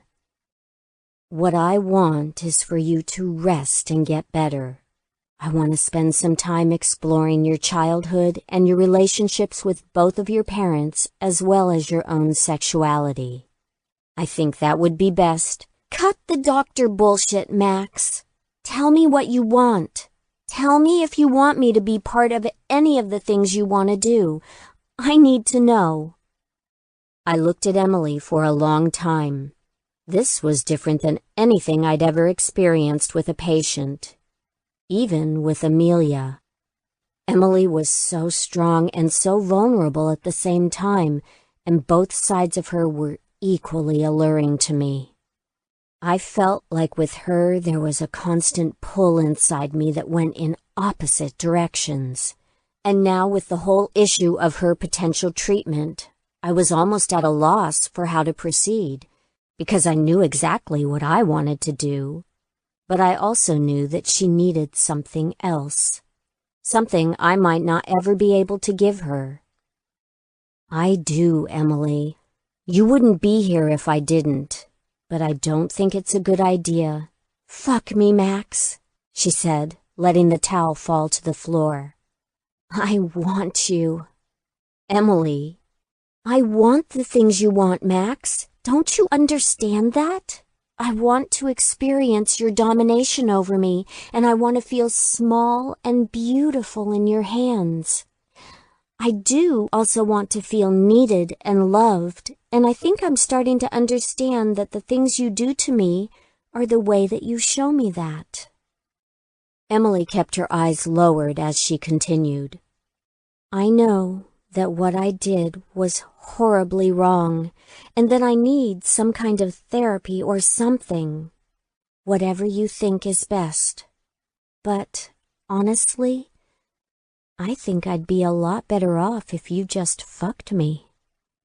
I stared down at her, hesitating for just a moment before I removed my clothes. I threw my shirt, then my pants onto the floor, my cock already jutting out in front of me. Get on your knees. Emily did as I told her, a smile lighting up her eyes. I didn't touch my cock or Emily's head. I just looked down into her eyes, taking in the gorgeous view of my sweet little submissive doll. You know what to do, I said. Emily kept her hands in her lap and moved her head forward so that her lips gently wrapped around the head of my cock. My entire body felt like it was melting into hers as the sensation of my cock sliding into her warm mouth enveloped me. I watched her head move back and forth, sliding her pink lips across the length of my shaft with each thrust, all the while keeping her eyes on mine. Good girl, I said, unable to stop myself from grabbing a handful of her hair. You're such a good girl. I moved her head back and forth, forcing my cock further and further down her throat and watching as it disappeared completely. Oh, fuck, you're so perfect. I was so close to coming down her throat, but I didn't want this to end so soon. I knew there would be many more times like this between us, but right now, when I looked down at my perfect little girl, I wanted this feeling to go on forever. The feeling that she was completely, totally, and willingly mine. Stop! I almost yelled. If I felt my cock slide down that throat of hers one more time, it all would have been over. Stand up. Emily did as I told her, and I wrapped my arms around her, picking her up and carrying her to the bed. I felt almost rabid with my need to fuck her, to possess her and watch her writhe around underneath me. Spread your legs. She did as she was told, moving her legs across the sheets until her pink pussy opened up in front of me. Emily gasped when I gripped her ankles in both hands and bent her in half so that her feet were resting on either side of her head. Her eyes burned into me as I grabbed the cuffs from the two closest bedposts and attached them to her ankles, leaving her spread wide in front of me, every inch of her pussy exposed and available to me. I loved seeing her like this, so incredibly vulnerable and having complete trust in me, giving everything of herself to me. My cock was ready to explode inside her, but I also wanted to take my time. The desire to watch her eyes as I filled her with my cock was matched equally by my need to draw everything out and to watch her pleasure herself. I want to watch you, Emily. Touch yourself for me. Show me how you make yourself come. I was entranced by every movement that she made. Her hands snaked down in between her spread legs and slipped over the puffy flesh of her pussy lips before gliding over her glistening pink hole. She plunged 2 fingers inside herself, then brought them back out and spread her slippery juices all over her clit. I was hypnotized by the circles her middle finger made as it went around and around, causing her clit to expand in size. She kept her eyes on mine while she continued to pleasure herself for me. Her mouth was open, and each of her breaths came quickly, along with a rhythmic series of deep moans. "God, you're so beautiful, Emily." I could see that she was getting closer to an orgasm, so I positioned myself under her, gripping her hips and sliding the head of my cock over her glistening folds. "Keep going," I said, watching every move she made. Her fingers picked up speed, circling frantically over her engorged clit while I waited for the right moment. When I saw that her legs were tensing up and her eyes were starting to close, I drove the full length of my cock into her waiting pussy. Emily threw her head back, screaming out my name as I repeatedly sunk my cock into her. I was still upright, watching her fingers move over her clit while my cock disappeared in her small body, the skin surrounding her pussy suctioning around my cock like a greedy mouth. Finally, her body started to convulse, her legs jerking in their restraints and her ass pressing up so that my cock could sink in deeper. I threw my body forward so I was hovering over her, my hands on either side of her head and my pelvis slamming into her thighs. I was overcome with the desire to possess everything about her, and without thinking of my need for control over my own actions, I lowered my lips to hers, devouring her, while her body continued to buck and convulse underneath me. Her lips opened up wide and let me enter, my tongue exploring the one part of her body I had never before let it touch.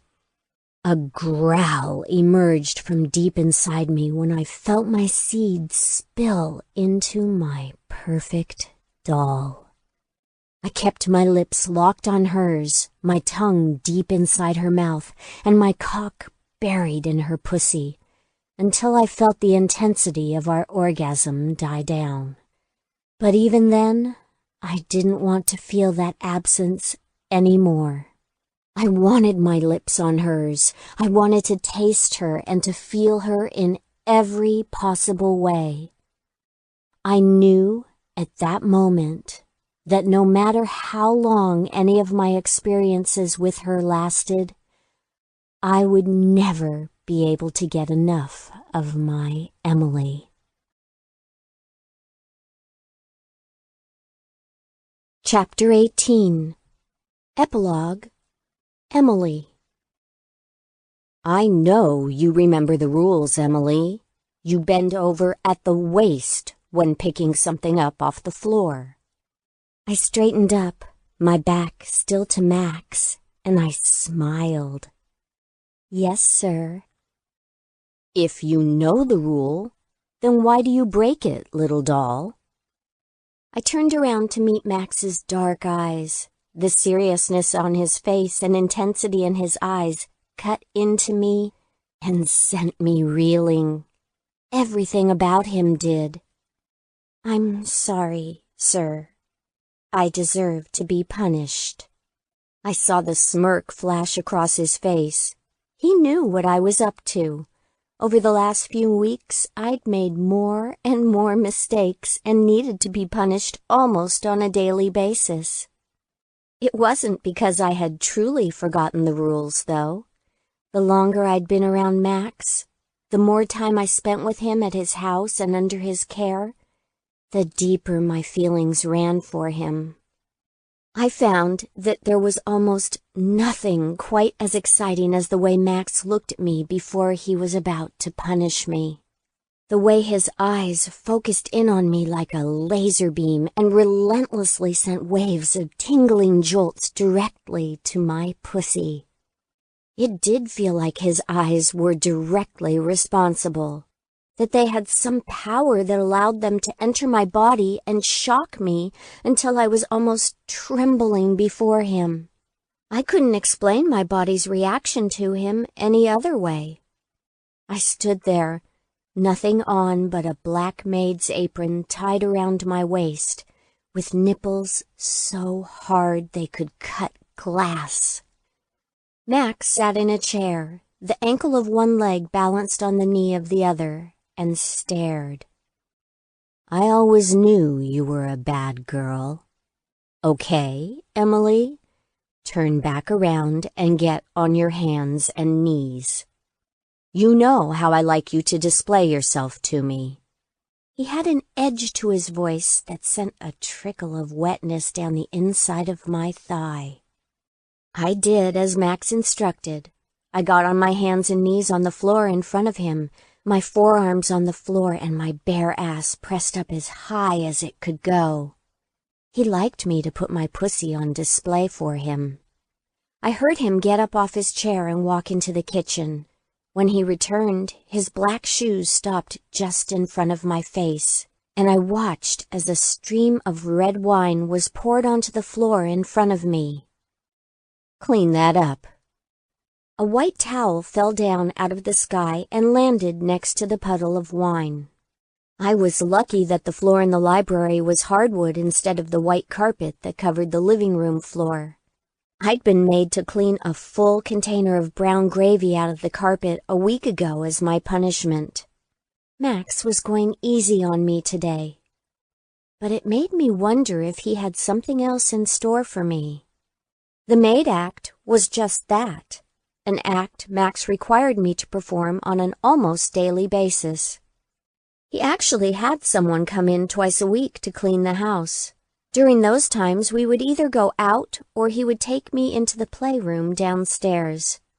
Sometimes he would have me pick up items of clothing he'd dropped around the room, extremely slowly, while he sat in the chair and watched. Sometimes he would have me fix him a drink and bring it to him on a tray.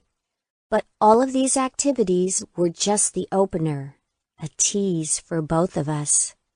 It worked me up into such a frenzy to have him stare at me while I served him, and I know it did the exact same thing for him. I picked up the towel in one hand, and while keeping my upper body low to the ground, I took my time cleaning up the spill. With each movement of my arm, I let my ass sway back and forth. I could feel my juices running down my thighs while I finished up with the towel. I couldn't wait to find out what was coming next. In the 4 months that I'd been at Max's house, our relationship had changed in ways that I could never have imagined that first weekend. I had been so desperate for him to profess his love for me back then that I wasn't able to see anything else. It wasn't until I let go of my neediness and let Max have complete control that things started to change. When I just let go of everything and let him take control, I feel such a release inside me, and I'm able to just exist in the moment without worrying about anything. I put my head down, letting Max know that I was finished with my chore, and I heard him unzip his pants behind me. Come here, little doll. I stood up and walked over to Max. He had his hard cock in his hand and was stroking it while he looked at me. Lay down across my lap. I crawled onto Max's lap and did as I was told. I felt his hard cock underneath me as I lowered myself so that my ass was positioned directly in front of him. I felt Max spread my legs apart and dip his fingers into my wetness. You appear to be very aroused. Does it turn you on to defy me? No, sir. I think you're lying. I think it turns you on a great deal when I'm forced to punish you. Isn't that right? Before I had a chance to answer, his palm came down hard on my ass. I cried out from the pain as well as the shock from getting a spanking. I knew that's what was about to happen, but no matter how much you anticipate a bare-assed spanking, nothing prepares you for it. I'm going to give you another chance to tell me the truth. Does it turn you on to defy me? Another spanking landed squarely in the same spot as the last. My entire body jolted from the blow. Yes. Yes? What? Another hard smack. Yes, sir. It turns me on to defy you. Okay, then. That's all I wanted to know. His voice sounded light, almost amused. Would you like me to punish you further, or do you want me to stick my cock in you immediately? I'd like both, sir. My, aren't we greedy? Okay, let's go down to the playroom. I got up off of Max's lap and followed him down to the basement. When he had first presented the newly decorated room to me, I wasn't sure if I was going to like it, but he had done an amazing job of fixing it up and making it a special place for the two of us. Instead of a drab, dungeon-like room, it was now decorated the same as the rest of the house. The cold concrete floors were covered over with hard wood, and the walls were papered and trimmed in dark mahogany. There were a number of implements lining all the walls that Max would use on me regularly. But my favorite part of our playroom was the table that sat in the very center. When I was strapped down, Max could access any part of my body he wanted. My legs were always spread wide and my arms usually tied behind my back. The place where my torso sat was curved up so that my head was lifted higher than the rest of my body. My breasts settled onto a velvet-covered pedestal so that they were always on display for him, and always within his reach. I got up onto the table and felt Max strap my legs down. Then I felt my arms pulled tight behind me and tied together at the wrist and elbow. Max walked around the room and pulled something down from the wall, then moved in front of me, the item dangling from his fingers. It was a pair of nipple clamps. I winced as he attached them to each breast, then again when he let them fall so that the chain between pulled them tight. Max walked over to one of the walls again, and when he returned, he brought a paddle with him. It had a long handle, so I assumed he was going to be using it from a bit of a distance. Max took his pants and shirt off and stood in front of me at the table, his cock brushing against my lips. I opened my mouth and he immediately filled it, thrusting his cock in and holding it at the back of my throat. When he did that, the slight movement of my body caused the nipple clamps to pull on each other again, sending bolts of pain through my breasts and straight to my pussy. Max reached under the table and flipped a switch, and a vibrator that had been installed just where my pussy rested immediately sent pulses to my clit. I moaned deeply as Max pulled his cock out of my mouth, then thrust it back in again. The next time he pulled out, he removed his cock from my mouth entirely, then brought the paddle down on my ass.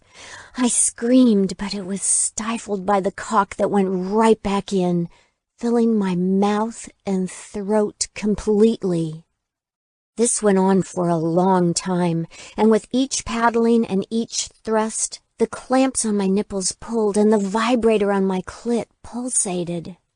It wasn't long before I lost all track of space and time. I had been trained to always look into Max's eyes, but he knew how impossible that was for me when things got to a certain point. In the blackness, I could only feel what was being done to me, and my awareness intensified. Everything that was done to me became part of a chorus of sensation. Each individual aspect of Max's perfect torture combined to create a stormy sea of bliss that pulled me down until everything felt like a dream. The feeling of his fist grabbing my hair or the paddle on my ass were no longer isolated to just that spot. The sensations spread across my body until they were all intertwined, creating a full-body orgasm that lasted for minutes. I felt Max's cock quiver as he came down my throat, his hands wrapped around my head, caressing me and gripping my hair. When the last drop of his seed shot into me, he pulled his cock from my mouth. I heard him as he circled the table, removing the clamps from my nipples and releasing the restraints. When I was free, he pulled me up so that I sat on the edge of the table. "Did you have fun?" he asked, brushing the hair out of my face. "That's a silly question," I said and smiled. "It was a lot more than fun." "Really? What word would you use to describe it?" he asked, a smile curling up in one corner of his mouth. "Perfect." I reached up and touched his jaw, bringing him closer to me so that I felt his hot breath on my face. Max leaned in and gently touched his lips to mine, then grabbed my face and kissed me with such force that it took my breath away. I closed my eyes and let the euphoria wash over me of everything that had just happened and everything that my life with Max had become. I knew that if I never saw the outside world on my own again, if I was never let out of Max's sight, I wouldn't care, because I have everything I could possibly ever want or need right in front of me.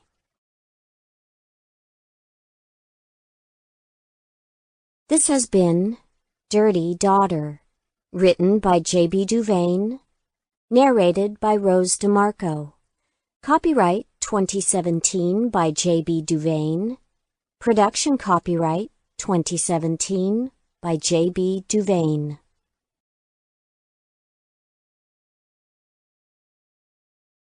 Audible hopes you have enjoyed this program.